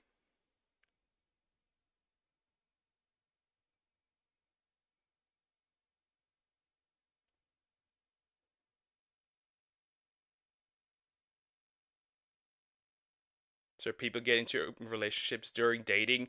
Nope. If you're in a official relationship, it's not.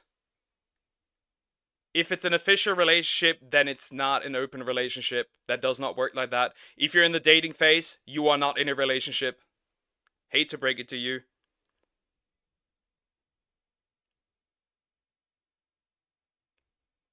If you're then she's not. Then I'm in a relationship, you tard. Then you're in a. Then if she's my girlfriend, I'm in a relationship. Are you tarded? Ain't no way. Like, if I'm in a relationship, I don't consider somebody that I'm dating my girlfriend. What the heck?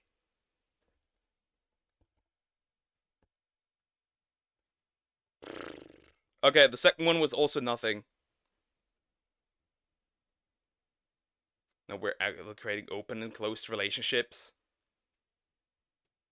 Again, still not seen anything. I have still not seen anything that she says she's in an open relationship. I still don't have anything.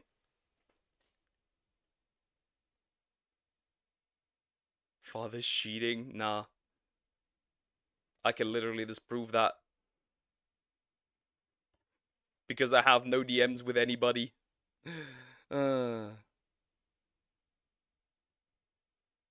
She literally still has not said that she's in an open relationship. And if you cheat, you are not in an open relationship. If you cheat, you are not in an open relationship. If cheating happens, you're not in an open relationship. Still has not provided anything. I mean, this is the first one. I suppose you... Now that's hypocritical. You said that's not cheating because they are in a fake relationship. Yep. Again, what you are arguing for is that both of them are in an open relationship. She has not confirmed that. He has not confirmed that. Because if the narrative is that he cheated, he could just change that narrative. Here's the thing. Here's the kicker. He can just change that narrative by saying it was an open relationship if he has proof for that. You see what the problem is? He can free himself from the allegations that he cheated if it was an open relationship, because he could confirm that. Simply put, they were not in an open relationship. Because that would make him look better. It is so simple. It is actually so simple. There you have it.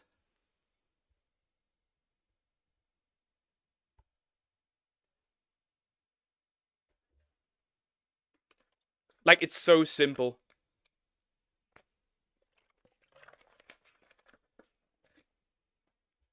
Because, hey, if I cheated, and I was in an open relationship, and I had proof for that, that it was an open relationship, I'd yank that out completely. Very simple. Very simple. The only fake thing was the marriage. They were engaged but present themselves as married.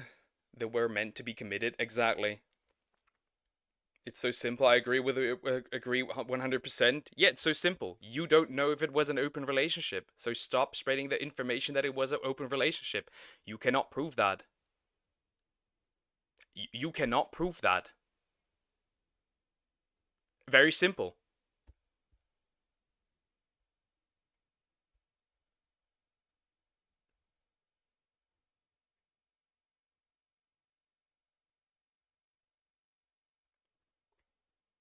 If you say something, you better have solid proof. If you don't have solid proof, don't say it. You can allege something if you have evidence, I guess. That's what you could do. But it's better if you have proof. I prefer proof. Solid proof. Simple. That presents overlapping evidence. Well, she doesn't literally say it, so it doesn't count. Bro, the narrative is that he cheated. If they were in an open relationship, he could post proof against him cheating. Does that not click? Does that not click? Like, if I cheated and I was in an open relationship, but I got the allegation I would cheat, I would make it public that I was in an open relationship. Nothing you say makes sense. You're just angry because for once it doesn't fit in your narrative that a man is not completely innocent. That is what it is. Let's be honest. Like, she can be retarded. But still, like, ugh. Hi EDS, how are you doing? Hope you're doing good. How does that not make sense? You're in an open relationship, Poker? No, I'm not. You and I agree, he's no innocent. He is not innocent. Where are you getting that take from? Because you're overly negative to her and trying to absolve him of all the... Because essentially he cheated. That was the only offense he did. That would, basically, if you tell it was an open relationship, that would absolve him of any responsibility. Basically. You would absolve him of any responsibility if it was an open relationship. Therefore, saying he did nothing wrong. With the argument that it might have been an open relationship, you are basically... I'm saying she doesn't get to be shocked that he cheated when she dangled in his face. She's not exclusive.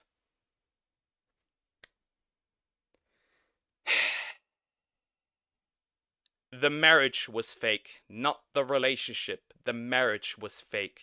She did all dangle in front of him. Are you not getting this? No. He would get absolved of all if we push the narrative, the theory that it was an open relationship. If you push the narrative that it was an open relationship, that would absolve him of all responsibility. Because, you know, there's a good chance it was an open relationship. Again, you have no proof that it is an open relationship. You can gather evidence, but you will never have proof because you weren't inside the relationship. They faked the marriage, not the relationship, apparently. I saw the title and came in, what kind of broadcast is this? We were supposed to be reacting, but now I'm arguing with the tart that does not get it. That's crazy. Again, my simple take is, don't push a narrative that you cannot prove. You can get evidence, but you never get proof. Yeah, you never get proof. I think that's all that needs to be said. What are you arguing for then? And I'm arguing you will never have proof. So stop spreading the narrative that they were in an open relationship. It is so simple. Because you'll never be able to provide any proof. Why push the narrative that they were? Except out of malicious intent. It makes no sense. And now I will ignore you and continue with this reaction. Because you're too silly to not get it. That I don't want theories being pushed that you cannot prove. And longer if you're under 25. This is all important to point out because my first reaction to Landon when I heard about the engagement last year was, this guy is nuts and he's not mentally stable. In the engagement video, Liz describes how they texted a couple times over the past 3 years and finally got together after randomly seeing each other at the airport. Here's the story of that airport encounter. All of a sudden, I decided, let me book a trip to Santorini with... There, the engagement is real. The engagement is real. Just not the marriage. So there we have it. The engagement is real, not the marriage. my friend. We had a flight to Santorini, but there was a stop in Athens because I had booked last minute and all the flights were full. Okay, they're full. So me and my friend, we go to the airport, and mind you guys, I'm wearing a cap that's like up until here. You can barely see, you can see like this of my nose, and I'm wearing a mask, okay? No one could recognize me. I think probably people couldn't even recognize what gender I was. I'm walking in the airport and we stop in Athens. Me and my friend, we quickly go get like some food and stuff. Me and her were sitting, and I'm like, I pulled the mask a little bit just to eat my food. This is how much you can see of my face, okay? Like nothing. I'm sitting, and all of a sudden, I hear Liz. I look up, and I'm like, Landon? And guys, I do not know how he recognized me. I do not know how I recognized him. I've never seen this guy in my life, never in real life. I don't know what he looks like, and he definitely didn't look like how he used to look 3 years before. That's the only time I saw his picture. So he's like, yeah, I'm going back to America, but he's like, I forgot my bag where you were sitting. That's why I came back for my bag. And then he starts telling me about why he's there, because he lives in America. Like, what are the odds of us meeting each other in an airport in Athens? What are the odds, guy? Like, I don't live in Europe. He lives in America. Like, that's crazy. Guys, can you imagine the coincidence here? Okay, so basically she lived in Greece. Okay, interesting. And he's from the States. Makes sense, because that's where he came from. You know, look how divinely guided that is. Liz, this guy is so obviously stalking you. That was immediately my first thought when I heard this. Yeah, now that he mentions that, yeah, that's kind of creepy, because how would that even work? Like, how would he even... How would that even work? Yeah, how would that even work? Yeah, that seems kind of stalker-like. Yeah, that's a little creepy. Of course, by some off chance, you know, it could be. With a really, really small chance, it could be that he just that he just popped out of nowhere. Is Poga mad at me? No, I'm not. Why would I be? But yeah, that's an odd coincidence. This story several months ago, and apparently everyone else thought that too. Like, that is a crazy number of random chance events occurring together. They both happen to be traveling on the same day to a random part of the world where neither of them live. They both randomly got connecting flights at the same airport at the same time. He randomly recognizes her despite the fact that she is completely covered. I mean, these are movie levels of unlikely events occurring together. Doctor Strange gives a better chance for the Avengers beating Thanos than the actual odds of Landon seeing Liz on that day by chance. I mean, I am surprised that this wasn't a huge red flag for someone who is a public figure. And if there's one thing I know about women on the internet, it's that they always have stalkers who know an uncomfortable amount of information about them. Probably the biggest privilege of being a male on the internet is that you don't have to deal with this anywhere near to the extent that women do. And the fact that Landon was a Pokimane simp and the painted fingernails makes it even more. Yeah, I don't really care that he painted fingernails, but real. The Pokimane fan, the Pokimane simp, that's kind of an L. That's kind of an L. More suspicious. I don't know, maybe she didn't see that he's a stalker because her therapist is a BetterHelp therapist. I would love to mention that BetterHelp is a paid partner of this video. I want to say... Oh no, she made ads for BetterHelp. Did you not even look at that like that? BetterHelp does not give you help. BetterHelp does not give you help. It's actually just a bunch of people running the website or the platform, and they're not even licensed, they're not even licensed psychologists and shit. A huge thank you to BetterHelp. BetterHelp. Jokes aside, Liz, did you even watch this video back after you posted it? Again, I'm not the only one who said this guy sounded like a stalker, and a part of the reason why is stuff like this. I felt like my whole life was falling apart, and I even uploaded about it. You guys saw me crashing out on my YouTube channel. Even people were commenting like, this girl is losing her mind, this and that. And I truly felt like I was losing my mind. She's saying this crash out happened after a breakup. Great, so now he knows that you're emotionally vulnerable and single, which makes you the perfect victim to be manipulated. This is why he started mirroring all of her beliefs and saying exactly what she wanted to hear when he talked to her at the airport. And what's even crazier is like, he told me like stories where he was like, Liz, I think I read. This gives me, I'm not mad, dear. This gives me, she's a piece of shit because she gives toxic advice and she is toxic. But he cheats and is a stalker and manipulator. I don't know. Again, there's a chance that he's a stalker, but I don't know. Of course, like I said, movie level, like there's a chance that it could actually happen, right? But the chance is so significantly slim that I don't know.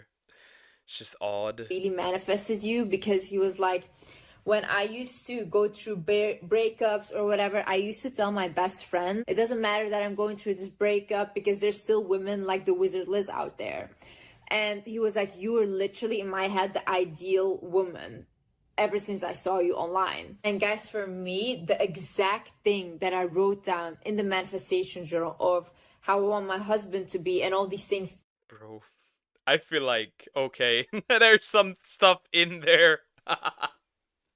There's some huge problems in information that we do not have. Here's Krogorg. Hi Krogorg, how are you doing? Hope you're doing good. Hello. Mutually assured destruction of YouTuber stories all this time. Very much true. These people are, maybe these people are made for each other in a way. Is literally my fiance, like to a T. Even the thing about emotional intelligence and knowing how to be deep. You've got to be kidding me, Liz. If a guy says, I manifested you, and you don't see that as a massive red flag, then you are beyond help. Any guy who's into that manifestation bullshit is either gay or trying to manipulate you. Clearly, he is just watching your videos and mirroring back exactly what you want to hear. That's why you said he fits you perfectly. All he had to do was watch your videos, memorize your interest, and pretend to be that person. It's not even that time consuming to watch everything you've made on YouTube. When I did my first piece of content on you, Very true. Like, it would now that he mentions this, it would be really easy for some dudes in a certain position to get access to these women because they post what they want online. Maybe that must teaches a lesson that you shouldn't post online what type of person you want to be in a relationship, so others don't use that to gain an advantage. I was able to watch and timestamp 30 of your videos, which was every YouTube video that you had at the time, in just a couple of days. Imagine what a stalker can do with a couple of years. Though the best part of all of this is that now everyone can clearly see the advice that she gives about men is dog shit. I need women to understand that men will say they want good women, but good women never get rewarded. It's always like, oh, I want a day one girl. I want a girl that has been there from the beginning. But those women get literally later on cheated on. That's ironic. That's ironic. You picked the dude that was already there. You picked the dude that was already there and still got cheated on. Guess that rewards doesn't reward you either. Or is it just that bad people cheat? No matter the bank account. Why is this? Because that's not the woman they want. That's the only woman they can get right now. Once they are at a level where they have the money, they want to spend their money on the fantasy woman, on the woman that they actually want. If you feel bad asking a man for anything, then you should think, if a man took out his celebrity crush, do you think that he would just take her out on a coffee date or something simple? No, best believe he would go all out trying to impress.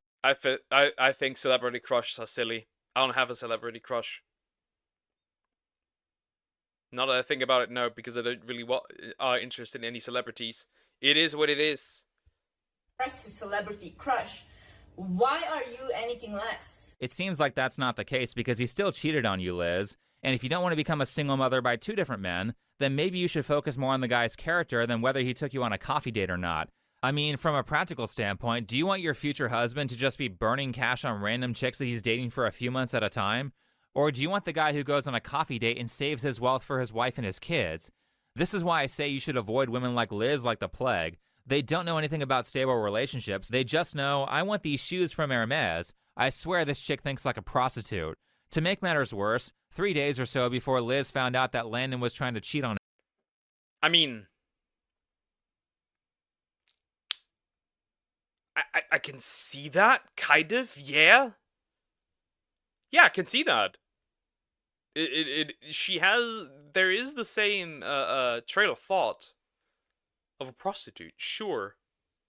On her, they released this relationship Q&A to give marriage advice to her YouTube followers, as if these two tards know anything about that. They haven't even been together for a year, and they weren't even legally married.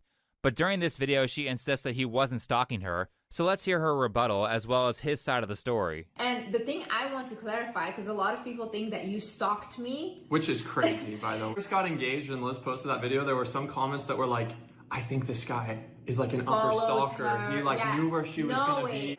My friend does not have social media. Like, she doesn't have Instagram, and I never ever post my location for safety reasons. So no way he could have known I'm in Athens, and especially there. Oh, you naive child. I'm not going to be specific because I don't feel the need to give internet stalkers any ideas, but you can definitely make this happen with very little information on someone if you have the kind of money that Landon has, and if you have some patience. Seeing that you guys talked before, he probably would have enough of your personal info to pull this off. And let this be a warning to all the princess treatment girlies out there. People who are rich. Fun fact, aren't there literally websites where you can... Weird, yeah, for real. Aren't there literally websites where you can stalk somebody through surveillance cameras?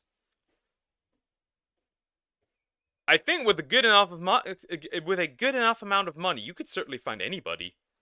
That's rude. You can criticize her, but you don't call her a prostitute. You can just call her by her name. That's wrong. No, he didn't call her a prostitute. He just said that that's the same thought trail. Difference. It can do a lot of crazy and unhinged things with their money. It can get very scary to attach yourself to someone with that much power if they turn out to be a nut job. So maybe consider that more than if he's willing to buy you whatever you want from Gucci or not. I was just kind of following this path that led me into Ibiza last summer. And I ended up meeting some people that I was going to go to Mykonos with. And the people that I was staying with ended up trying to scam me a couple times. They successfully scammed like $20-something thousand. And whenever I landed in Athens, which is where I was connecting to go to Mykonos, that whole trip got canceled, like that part of it. Also, we don't really know. She said that she never posted her location or anything. However, she is a girly, and girlies like to post pictures on Instagram, on social media. So she doesn't necessarily need to give her location. She just has to post a picture with somebody something in the background that could potentially be recognizable. Hi Connor, how you doing? Hope you're doing good. That's what I see also. You don't necessarily need to I'm doing fantastic, thank you. You don't have to necessarily post your location. You can just have something in the background that will be easily recognizable by Google image reverse search. That shouldn't be too difficult. Dead. And I was like, you know what? Time to end my trip, go back to America. I went to go get my bags off the plane so they didn't go to Mykonos without me. And I realized I had left my backpack in a gate in airport security. And so I was like, wait, I really need that. I never lose this bag. So I went to go get my backpack. I get my bag. I start walking to leave the airport. And as I'm walking, I try to be observant, but I'm like looking around, and then I walked a step and I felt like I entered just like a new dimension, not to sound crazy. And then immediately I sensed that I need to look up right over here, and I look up and I see Liz. Bro is speaking Japanese. We do not believe that. I kind of don't believe you that. Bro is speaking nonsense. Yeah, sorry, you don't feel that somebody is close by near you. No, I don't think so. Yeah, I think there's something fishy going on. I don't trust this man at all. If somebody speaks like that, nah. I don't trust him. At all. Like I said, obviously, you never know. There could be some truth to it. But this seems way too outlandish. sitting. She has a hat on. She had like a mask basically covering her face. She was eating food, so like I can't even really see her. She's sitting by her friend, and I thought, oh my God, that's Liz.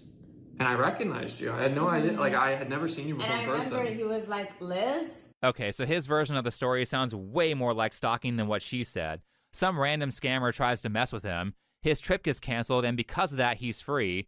And he forgot his backpack. Well, of course he forgot his backpack because Liz wasn't at the gate she was supposed to be at, so he needed an excuse to walk through at the airport to go look for her. But in my head, I like adored you, to be honest. Like every time that you would send me a message, I got just uniquely excited. The first time you ever sent me a voice message, I remember I was in the LA airport trying to fly home to Dallas, and I got a voice message from you, and that like really stuck with me, and I always thought about you in airports for some reason. So ironically, this idealization statement about airports occurs immediately before Liz denies the stalking allegations, and she doesn't connect the dots. And let me point out that Landon also has some sort of tech startup company for VR glasses or whatever. So if anyone is good enough with technology to know how to find out... Yeah, there's evidence pointing to him being that. That's okay. Okay. where Liz was flying, it would be Landon. there was a moment where I was wanting to have more friends that were like-minded, more people in my life that are interested in manifestation and aware of energies and all of this. And so in my head, like Liz was that person, and I wanted to just be friends with you, to be honest. And I told you that right away. I was like, hey, I'm trying to be, like, I want to be friends. Yeah. I mean, you also just wanted to be friends with that girl from Snapchat that you tried to meet up with. You're also very honest. Don't worry, in 3 days she'll see the irony of that statement. Yeah, very honest to that girl. Very, very honest to that girl, definitely.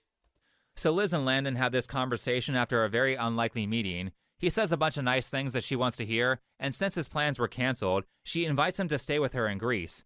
And then 36 hours into the stay, he says that he loves her. You know, it's really hard to be vulnerable with anybody, especially if you've been shown time and time again that vulnerability is something that gets you hurt. And so, yeah, intimacy is directly, a necessity of intimacy is vulnerability. Yeah, he really taught me that. Who said I love you first?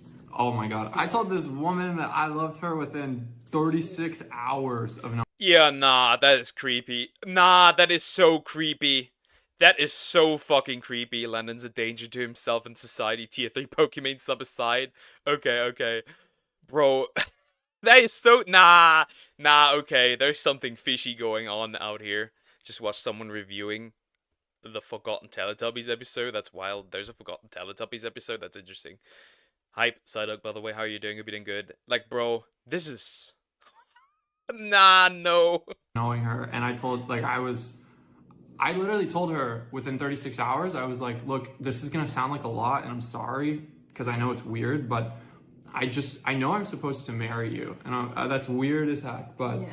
I thought you just wanted to be friends. We go from friends to let's get married in less than 2 days. That's a really fast-moving friendship. I mean, at that speed, he could have been married to that Snapchat chick by the time that Liz got back from London. The fact that this wasn't a red flag to Liz means that she really doesn't know anything about relationships. It makes sense why she gives so much terrible advice for how to select partners. It's even worse because she said she was going to therapy. Did she tell her therapist about this? Did she tell anyone about her relationship who could have said, hey, maybe this isn't such a good idea? It looks like she didn't. It looks like she wanted the title of wife so badly that not only did she lie to her audience about being married, but also felt like it was okay to rush through any safety measure that would prevent a relationship with an abuser. So after everything went down, Landon went onto his Instagram to say his piece about the cheating event. Look, I'm not going to come on here and ask for your forgiveness. I'm just going to come on here and ask for understanding. Because... What do you mean understanding? You cheated. Face the wall, homie. What do you mean you cheated? Have you played Roblox? I haven't played in a while, but I have played Roblox before. I made a mistake. But cheating is not a mistake. That is a deliberate decision that you just don't make once, you make it multiple times. Every text message that you have the intention of talking to somebody in a non-friendly way, in a sexual way, with sexual intention, that is cheating every single time. You could have said no. You still did not. and cannot keep his pants. Bro, reaching out to everyone. Pokemon Liz, Instagram models, Snapchat girls. Those also exist. I got a shiny little Leo. Nice, congratulations. But that doesn't mean that I don't love Liz. Cap. I love her with my entire heart. Cap. And we have a baby on the way. And over the last 10 months, I have done everything I can to give this person all that I can and to make her happy and do all of this. And regardless of how much I care, I made a mistake. I love Liz more than I could even put words to, and I have shown I've shown her this, and I've tried my best to make her feel safe and happy and protected, and I'm taking accountability regardless. This is not something that I want to promote or make seem like I identify with. This is not who I want to be, and I'm sorry. Bro is trying to give an apology while trying to look like a Marvel villain. But this relationship wasn't even a year old. You weren't even past the honeymoon phase, and you're already looking for other women. I don't think an apology can be accepted right now. This is who you are. You aren't fit for a relationship. Well, I don't think... Yeah, you are for real not. You are not ready for...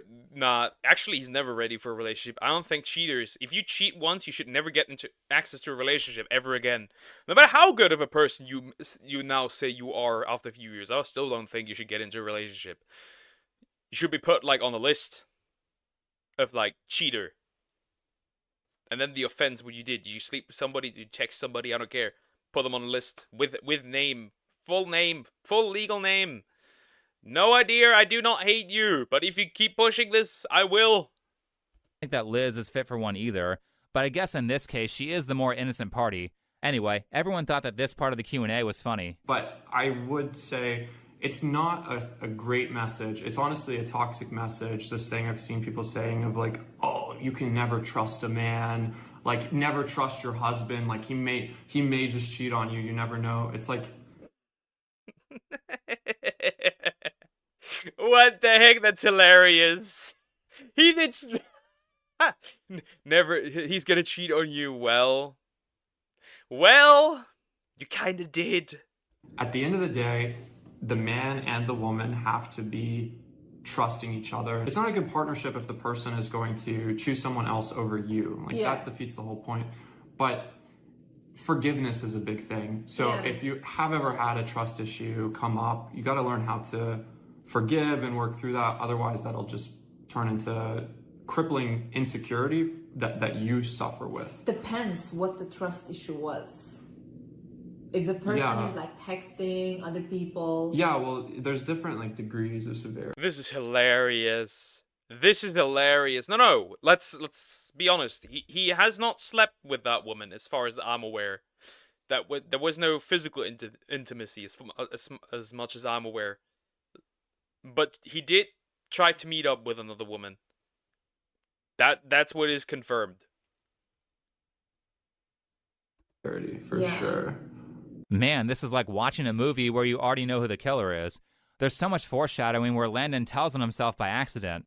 Though on a more serious note, I think one of the girls following this had some pretty good advice. People are idolizing Liz and saying things like, oh my god, she's such a goddess, she seems to have it all, so if a woman like her gets cheated on, it means that I'm probably doomed and I've lost hope in love, and men will never be loyal to me. Here is the thing, idolization is an ego trick. It is a way we try to soothe our own fear, our own imperfections, by placing someone else on a pedestal. Because if they seem too perfect, then you would think that perfection is possible. If they fall, we get to give up too. But that is not growth, that is escapism. And the truth here is, I don't think that anyone is perfect at all. Not Liz, not your favorite influencer, not your favorite celebrity, not even you. Yeah, Liz is not a goddess. She was a dumb 22-year-old who got a bunch of plastic surgery because she knows that people care far more about her appearance than they care about whatever advice she's giving.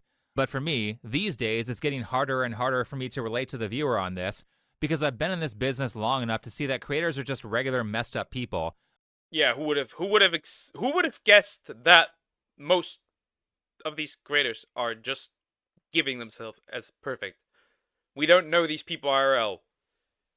That is just the truth. The thing is this, that the men she's going for are not known to be particularly loyal. It's just the harsh truth. And if any woman tries to go for the same caliber of man, she's gonna have the same experience. Just like the people that you know in your personal life, except everyone treats them like they're gods. This is a mistake. Like that girl said, content creators are not perfect. They are just as flawed and messed up as you are, often more messed up because they were crazy enough to think that tons of people would want to hear what they have to say.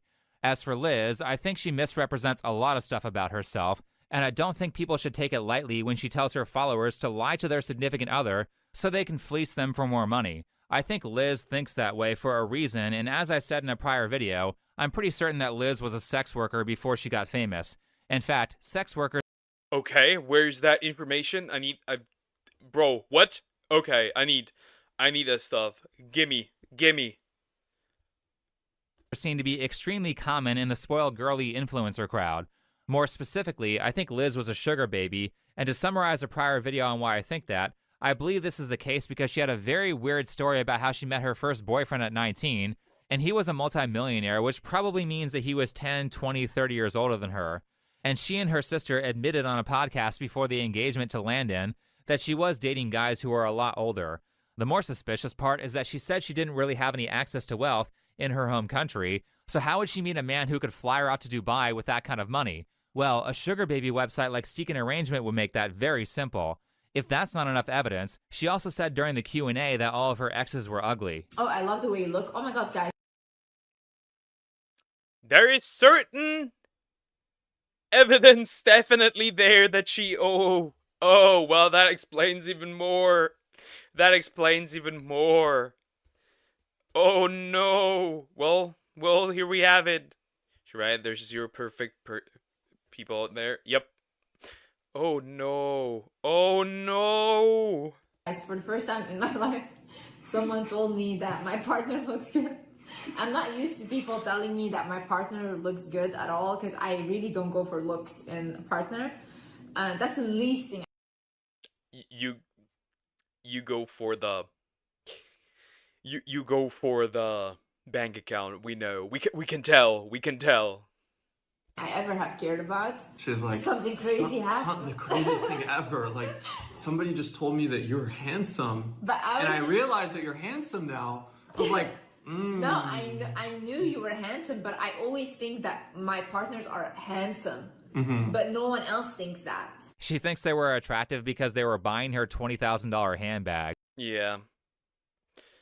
Does being a sugar baby count as sex work? I guess it's sex work without calling it sex work. I guess, like, realistically, what would these 30, 50-year-old dudes... What would these older men realistically get from such a young woman? Like, it could only be sex. I guess you could book her for, whatever, right? Maybe you need a good-looking, what's the word? Like a person to go to an event. Maybe, I could see how she could be doing that. But... aside from that, I don't know what could she even provide other than that.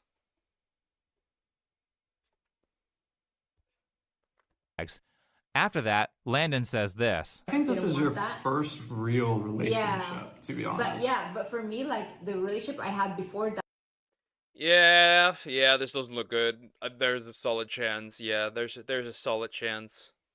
That I saw as my first real relationship, because that was the first time I spent every day with a man. Our relationship was like really not.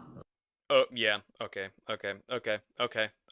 Yeah. There's a good chance. There's a solid chance. Like how it's supposed to be. It wasn't like really now emotionally. Yeah. Yeah. We were both emotionally very cold, so there was no kissing, there was no like hugging, there was not really nice words. It was more like a best friend type of relationship where you're just hanging out. That is okay. If we trust what she's saying, then there was no sleeping around involved, at least that way. Weird as hell. I'm guessing she didn't want to touch them because she wasn't actually interested. She just wanted their money. So yeah, a lot of weird stuff around Liz. I don't think she gets attention from rich men because her energy is vibrating at a high level. I think she gets attention from them because she's a sex worker. So be careful about idolizing the people you watch online, or be careful about saying that it's all over and all men are evil because of something that happened to an influencer who was being incredibly stupid with how she handled her relationship. Nobody is perfect, everyone is flawed, and the journey of life is trying to make yourself one step better than you were yesterday. Anyway, thanks for watching. Follow me. Alright, to summarize this whole video, the full summary of this video is practically: two retards get into a relationship. One appears to be a stalker and is a confirmed cheater. The other one gives crazy dating advice online, is toxic as hell, digs her own grave with this type of behavior, gets impregnated by the cheater, which is really interesting, and potentially might be a sex worker. Or was a sex worker, potentially. Very interesting. Very interesting. Yeah, I think all people in this situation suck. Obviously, he sucks a little more because he cheated. Obviously. Again, you know my view on cheaters. Jump. The only person in this entire situation that is truly going to suffer is the child. If she keeps it. It's the child. But yeah. News for the unemployed. Like, comment, and subscribe. Alright, that was something. That was something. That was something to look at. Okay. Okay. Trust level 0. Yeah, these people should have never gotten together. It's so simple.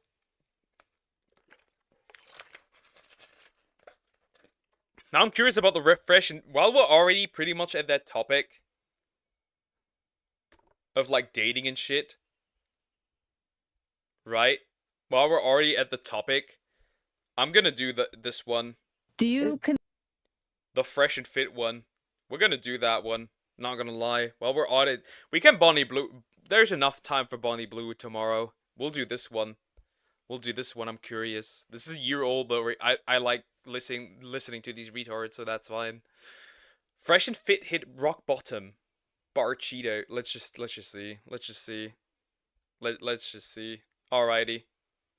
Do you consider yourself an emotional? But yeah, my view of Fresh and Fit is literally, they are absolute fucking morons. My view of them is, if you aren't loyal as a man or woman, doesn't matter, if you aren't loyal to your partner, in my eyes, you are worthless. These dudes, my view is, these dudes are the opposite side of feminism. They're just as extreme. And technically, they're kind of feeding into feminism as well. No, dear, I'm not mad at you. What do you mean? You want some crackers? Male?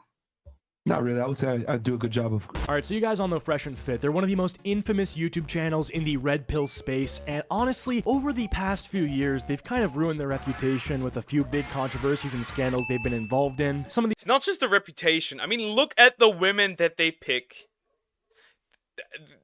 These things are always also kind of right. These weird interviews. These weird interviews, right? These weird podcasts. I always realize this. They always talk about like women, right? How bad women are and how that is. But I find it funny. Is it that the women that you say the women have gone bad, or is it that the women that you invite are bad? Because funnily enough, they don't pick an average girl. They don't pick like an average girl from some small town. They never do that. They pick some chick from Miami that does some questionable stuff. They don't pick a normal girl. They just don't. They just refuse, because otherwise they couldn't push the narrative. The big ones include copyright striking people's videos that criticize them. Uh-oh. Wait, Fresh and Fit got copyright strike? That's crazy. because they use clips of their podcast. You know, they abuse the copyright system whenever people criticize them, which is already one of the cringiest and most scummy things you can do as a creator. But I think it becomes even worse and more hypocritical when you realize that these people try to be the bastion of free speech. You know, they stream on Rumble because they're being censored by YouTube and their videos are getting taken down, right? But then they are also the first ones to take down content that criticizes them. So are we pro free speech or are we not? The haters tried to kill us. Over 30 plus YouTube channels made videos like slandering our name, whatever it is. Now they're mad that there's consequences of actions, bro. Y'all are not going to be able to run around. Freedom of speech until I'm the target, then it's no longer freedom of speech. I hate people like that. These make me annoyed. And drag our name in the mud with, you know, falsely without some kind of recourse, bro. Like, that's just not the way the world works. And just because your reality is ours doesn't mean that we're wrong. Like, we live this lifestyle. This is who we are. Adam Griffin says, can you ask why these clowns tried to take down Abba and Preach with fake DMCA strikes? What? You want to go into it? So basically, we have a lot of people that talk about us on the internet, and some of it is slander, some of it is defamation, and using our content in their videos. And we're like, okay, cool. We've waited out for a while for you to stop. You're still doing it. So, you know what? Cool. Now we're going to take legal action against you because obviously you're attacking our character and our integrity. So at that point, hey, it's all fair game. Yeah, I mean, yeah. Simply put, if someone breaks into your store, right, and takes a broom off, you have a hardware store, takes a broom off the shelf and starts beating you with your own broom and won't leave and does it for 4 months, what are you going to do? Like, to Myron especially, he's cool with calling anybody who disagrees with him gay and cringe and blue. Chat, I'm gay and blue pill because I don't agree with his radical takes. Congratulations. I can live with that. Pilled and they take it in the butt, right? But the moment that I sit here and show you these pictures...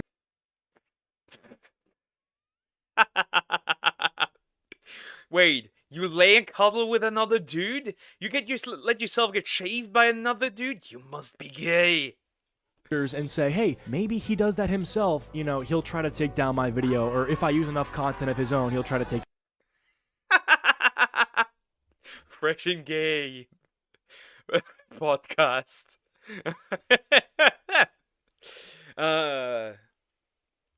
They are certainly, potentially, casting a spell.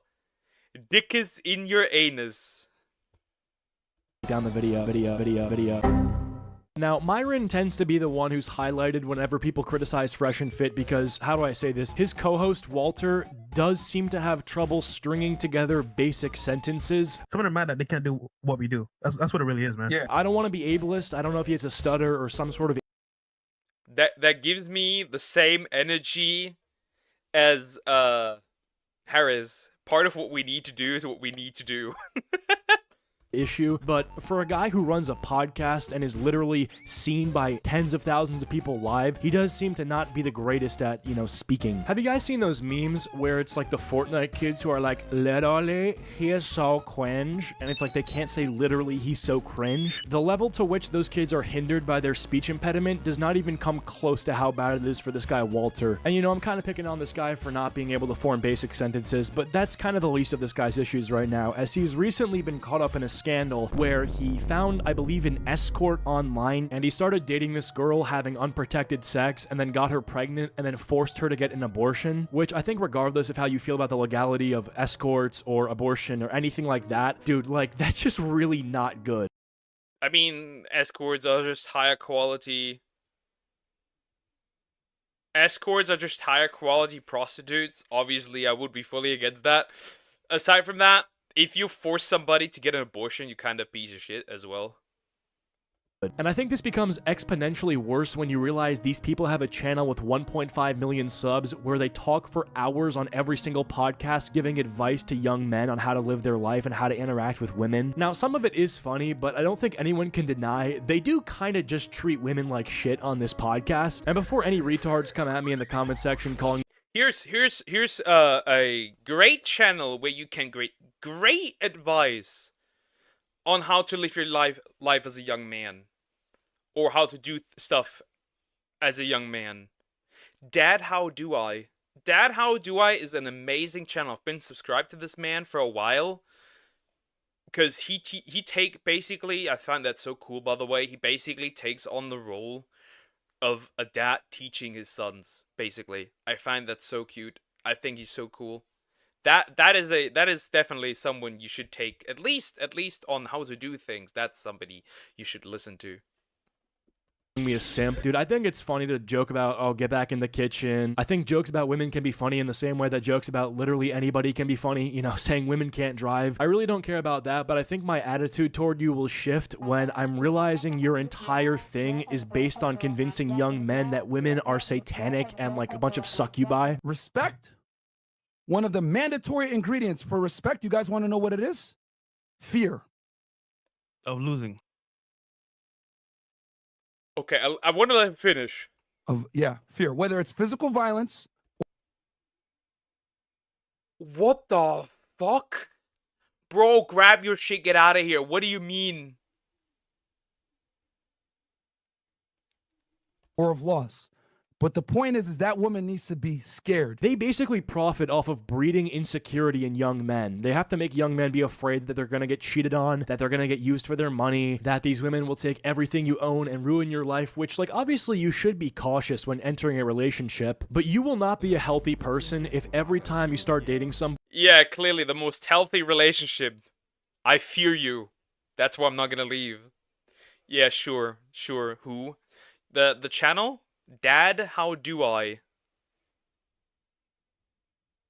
That is a... I can post you the link if you want to. Because I think also girls can take it from that, for sure. But I don't respect anyone that I fear. This man knows nothing about women. He knows... I wouldn't say he knows nothing about women, because apparently he can't get women. He knows nothing. He only knows about the women that he can get. That's the thing. You're literally being a paranoid schizophrenic about everything they're doing. And I know this is true because I'm personally like this. Like, I get really paranoid sometimes. I have pretty deep-seated trust issues that I, wish I didn't have. But ultimately, I don't think it's good that these guys are making a fortune giving these These are just basic, okay, what the heck? 1 hour one-on-one video coaching call. What the heck? Also, these are just, bro, 30-minute video call, $500. These guys are 10 minutes fit consultation over phone, $250. What the fuck?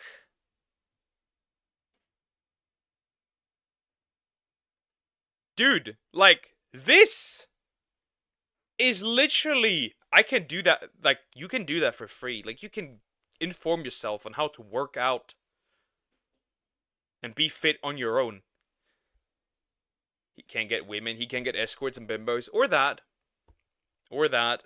are making a fortune giving these insecure gold diggers to more people. If you called into Fresh and Fit basically saying like, hey, my girlfriend hasn't responded to me in 30 minutes, they'll be like, yo bro, dump her, she's cheating on you. It's like, no, actually, I don't think she is. Now, the relationship advice they give to young men, I would say is like 60% bad, 40% good, because obviously the 40% good is the most obvious stuff. Like, pay for the first date, be a provider, be a protector, be masculine, go to the gym, basic shit that I think everyone should have learned from their father. But then there's like the bad stuff, like, oh, don't open up to her, try to be like a mysterious Sigma. The Sigma. I'm gonna say this. If you can't feel at home with the person you're likely gonna start a family and have children with, if you can't be vulnerable with that person, and I'm not like, don't cry the entire time, right? Don't complain the entire time. Obviously, I'm not talking about that, but if you can't be open with somebody you're planning to spend the rest of your life with, where can you be? And I'm gonna be honest, if being open about like how you feel, and that pushes her away and she loses interest, hey, so be it. You filtered her. Better sooner than later, in fact. be conceited. It's like, dude, are you retarded? If you're on your first date sitting across the dinner table with a girl that you're interested in, and you think the alpha move in that situation is to just basically sit there like an autistic non-verbal person and not say anything to her and just sit there with your AirPods in because you think that that mysteriousness is gonna entice her to talk to you and like ask questions and be like, wow, he's so cool like Batman. No, she's probably gonna think that you have some sort of undiagnosed behavioral issue that you should seriously get checked. What is autism? Wait, I watched How to Tie a Tie a few years ago by him. Memory unlocked. I love this channel. This channel is so good. Out. Sorry, that was like a big long rant, but yeah, their advice is really bad, and I think it's because they personally don't know what they're doing in relationships, and that was proven to me when I saw this whole thing go down with Walter, where he got that escort pregnant and forced her to get an abortion, and it's like, that's gotta be a disaster for him, you know, he's dealing with that. Meanwhile, Myron, every single time he wants to call somebody gay, which he does quite often, you know, any video that criticizes him that he can't copyright strike, he'll just respond to it by calling the person who made it gay. You know, he'll be like, oh, you like dudes, lol, you like dudes, and you don't even want to have to pull this card, but you're forced to when he's alleging that you're gay. Even if they were gay. Fun fact. The way it seems, gay men seem to have the most stable relationships. So they still got one up on you. So you're forced to bring up these images of him back when he was in college or in his like early 20s, where he's literally having a half-naked dude rest on his lap, or when he's behind a dude and he wants to kiss him. And he responded to these clips somewhat recently by saying like, you know, I was on a lot of sports teams when I was younger, and that's just the culture, you know. It was just a culture for me to get groped by men my age and enjoy it because it was a team sport. Like, I don't know if that's a great excuse. Now, just to get this out of the way, I feel like you guys could assume this, but I don't care if you call stuff gay. I call stuff gay all the time, but usually when I call something gay, it's like not gay. I just use gay as like a pejorative. I'm like, oh, that's gay if I don't like something. If I'm playing Counter-Strike and I... Yeah, gay is like calling something gay is pretty much like calling, oh, this shit gay, like it sucks, whatever. It's like the, you know, we don't literally mean gay people. Same with retarded. It's not used in a derogatory way. Except when it is. Sometimes I do think that I use that word and mean it like that. Sometimes. I get headshot from Spawn, I'm gonna be like, holy shit, this game is gay. Now, I'm obviously not asserting that the video game, you know, the software is homosexual. There's just no way for that even to be possible. But when Myron calls people gay, he's like literally alleging that they are homosexual. When he calls ABBA and Preach gay, for example, he's actually trying to pull up clips to prove it, which is what I want to talk about. The gay men that I'm now married, a classic. This what incel is for the feminist side is gay for the right from the red pill side. It just literally is. You disagree with me? Incel. You disagree with me? Gay. Today because ABBA and Preach have been recently making a lot of videos about Fresh and Fit, and recently it's come to the point where Fresh and Fit are absolutely losing the plot and they're calling ABBA and Preach sodomites. They uploaded a video one day ago called Fresh and Fit Andrew Tate claim we're, quote, sodomites and they want to attack us. Apparently, both you and I are very gay. At the end of the day, bro, you can't win because you're a sodomite. You lose automatically. No one gives a fuck what you gotta say. Let me keep this up. I get this a lot. I get called gay pretty often. Preach much more than me. Oh, okay, yeah. All right, yeah. He called.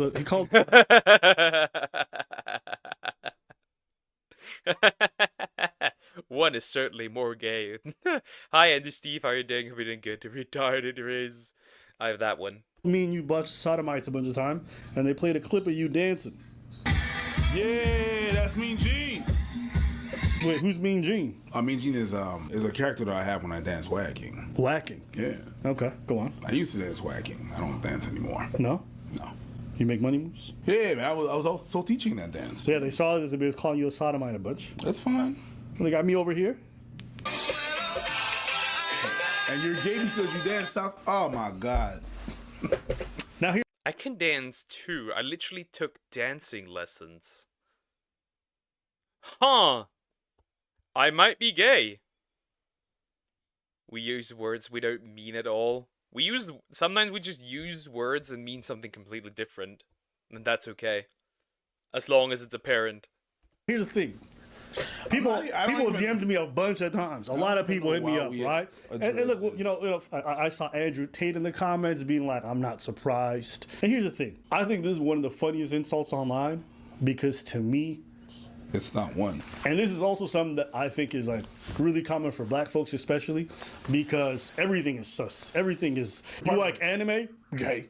You like reading books? Gay. Me hanging out with girls? That's gay. Me dancing? That's gay. You like to play video games a lot, especially back in the day when it wasn't cool? Gay. Everything was gay. It always used to make me laugh because I'm like, first off, I don't see anything wrong with being gay. And secondly, the hyper masculine dudes who are like, oh man, that's gay, blah, blah, blah. They do the most sus shit behind closed doors. You got Myron. Bro, this is so funny. But for real, some of these, isn't it odd that some of these like hyper masculine dudes get later on outed as gay? Like actually gay? Like it has happened so many times where you have the feeling it's kind of projection. Over here laying in bed with dude, grabbing him from behind, cuddling, like, that's not gay. I've been to a lot of concerts. I ain't never been behind one of my homies yeah, that's crazy, right? Calm down, Diddy. I looked at those pictures and I wanted to be open-minded. Did you just call him Diddy? That's crazy. I have literally never been sitting in a booth and laid back into another man's lap. At this point, the beef between ABBA and Preach and Fresh and Fit isn't even like about anything anymore. I don't even know what they're beefing about at this point. Like obviously they've given a lot of bad advice, so I assume the beef started with ABBA and Preach reacting to a really weird clip they produced, and from then on a back and forth was started between them. But at this point in time, they're literally just calling each other gay. The beef at this point is like, you are gay. Why are you gay? Yeah, so check out these clips of Myron calling ABBA and Preach gay. But you know what? At some point, these fists are gonna change your fucking face, and you're gonna get your shit rocked. You bitch ass motherfucker. You're a pussy, and you fucking know it. And no one fucking respects y'all. That's why I've been on YouTube for 10 fucking years. Why so emotional, bro? I thought you were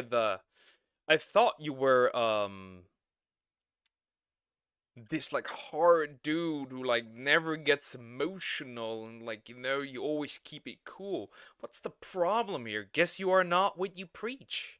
There's 3 dudes in the bed was wild, and the bed was wild. Potentially gay.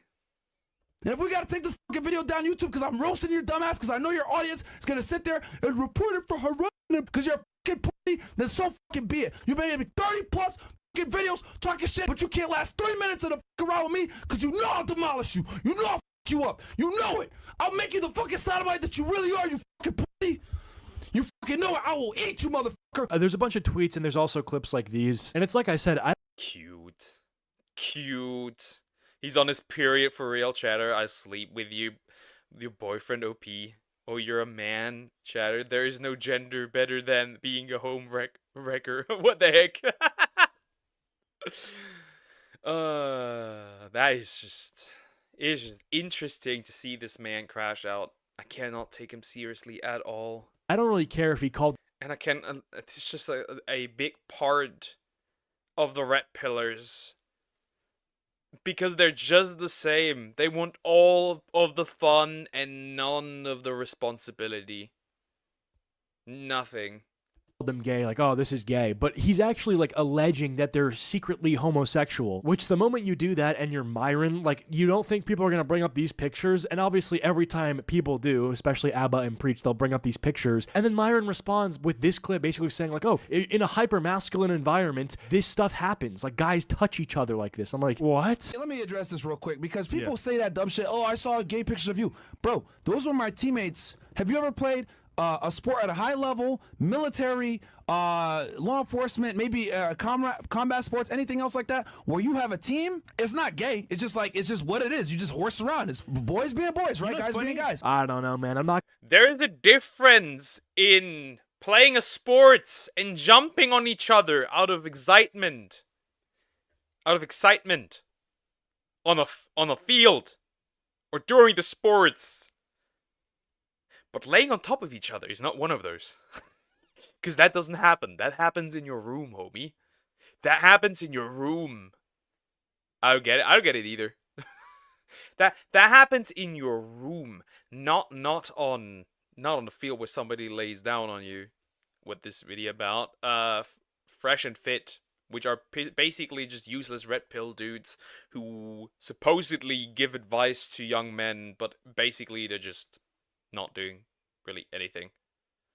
I'm not going to say 100% that I know he's gay or anything, because I'm not going to make that accusation, but the gayest thing that takes place when you're like on a sports team or something is like, I don't know, your buddy scores a point and you're like, hey, good shit, buddy, and you slap him on the ass. It's like funny, or like you hug him or something. I don't think like, you know, you're laying shirtless on another dude in a bed, or like you're kissing someone from behind. But either way, most people that are calling Myron gay are doing so as a response to him calling them gay. Like it's just a reaction to what he's saying. Myron will call someone gay and then people are like, okay, this you, and then they just pull up these pictures, you know? It's not even like a offensive thing, it's a defensive thing. And Myron gets so cranky whenever people call him out. Like he had this thing recently where he literally had a spastic mental breakdown. He's screaming, and then the fans of the show title it, Myron gives epic rant on loyal to a fault, breaks Punisher Cup, and cracks TV. So he literally had a mental breakdown because of like, I guess the criticism that he was getting, or people like writing comments to him, and he starts throwing shit, he breaks a TV, and you know, the fans of the show are like, oh, this is awesome, you know, he's done with the bullshit. But I think to most people who see that, they're like, oh yeah, something is wrong with this guy. People respect that. I mean, of course, the people that watch him find this interesting and good, because there is the audience. Obviously, that makes sense. It's just like, I don't know. These two are just retorted. A classic case of retardation. Like I said, they think it can have it all without the responsibility. I sent you a link on Discord. I will look at this. Pretty normal. Everyone has it. Even I have that. And I don't even have the size for people to act like this. But even I have that. Wow. What a complaint. Grow the fuck up. Everyone gets that. Whether you like it or not. Everyone has people preying on their downfall. Shut up. Shut up. Get out of here. And aren't you trying to get rid of people by DMCAing them? Yeah, says you. I mean, Sneeko did say some diabolical shit, and he is a cuck.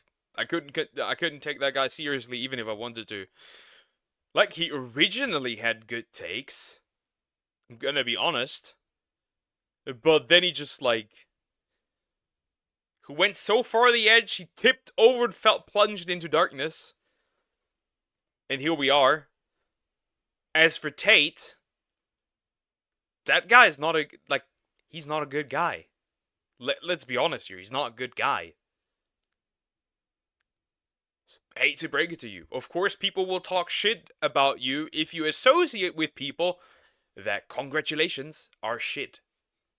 Friend, I'm with you regardless of whether it's convenient or not. All right, what are we even talking about at this point, dude? Like, you have real estate. This is because viewers said, like, hey, you know, maybe you should leave Fresh because he doesn't really add anything to the podcast. Because, honestly, the podcast is mainly Myron. And now Fresh is in this big scandal and he's dragging the name of the podcast down. Now, I agree that Myron is not going to leave his friend and the person he's built this entire brand up because of a controversy they're in. I mean, they've been in plenty of controversies before. But, like, he gets so mad because people are criticizing his co-host. Like, he starts breaking there is a limit to loyalty. There is a limit to loyalty. So, just straight up say you don't care if what he does is bad. You're still gonna be loyal at this point. Like, just be straight up honest. Don't use that many words to work around what you actually want to say. The chatter said emotionally unfit. That's funny. Stand for a man that pushed a woman into an abortion. Congratulations. That's gonna make it. That's gonna be really nice on your resume. SpongeBob, it doesn't need a spine. Have you seen how durable that man is? Bro can literally solo fiction. The fuck you mean? And now he's crashing out a little child. That's why I cannot take him seriously. Like, why are you losing your mind over this? Wow. It's ridiculous. You motherfuckers haven't stepped in the gym in 3 weeks trying to tell me how to fucking be loyal to my fucking... I've never stepped foot in the gym in general. Who needs a gym when you have calisthenics? Bro sounds incredibly secure with flexing with his money. Bro's gonna pop a vein. Bro's just gonna get a heart attack and die. He's having voice cracks. His voice is exhausted. He's giving roid rage. Yeah, for real, his life ain't balanced. Yeah, he's not the Chad that he thinks he is. You can clearly tell. He sounds also like he's about to cry. Can I just say that I feel like he's from like his voice, not just the screaming, but the fragility of it. I 100% bro is about to cry. Perry kind of went somewhere. I think you kind of went somewhere into irrelevancy. Dick riding his friend so hard isn't helping the gay allegations. At this point, it's already leaking out of his ass. Seems like bro is getting bad cramps. Aww. Times. Fuck you, motherfuckers! I got my real estate, I got my money, I'm fine! I'm not going anywhere! I can't be bought! Now, it is a live show, and I would say the most embarrassing moments for these guys are all captured live, so there's more of them to criticize than there is for someone like me. But I feel like I would just end stream if I was about to have like a manic episode and start breaking stuff. Like, I would just turn off the camera. I mean, he literally says himself, like, oh, I'm making all this money from my residual income because of my real estate investing, and so I don't have to do this for money. It's like, okay, well, so then if you're not getting money out of it, and you're sitting there having a tantrum, screaming, breaking shit, all while you're not even getting paid, it's like, what are you even doing? Just don't stream. Just take a day off. Just do other stuff that makes you money, but doesn't do like literally just do something that makes you money. Because I feel like if you say you don't need that money, you can not be bored. You don't need the money. I have a question. Why are you so enraged that you got demonetized? And now you have to figure out what you do. If you don't need the money, just continue streaming. And don't complain about being demonetized. I find that very funny. That makes me curious.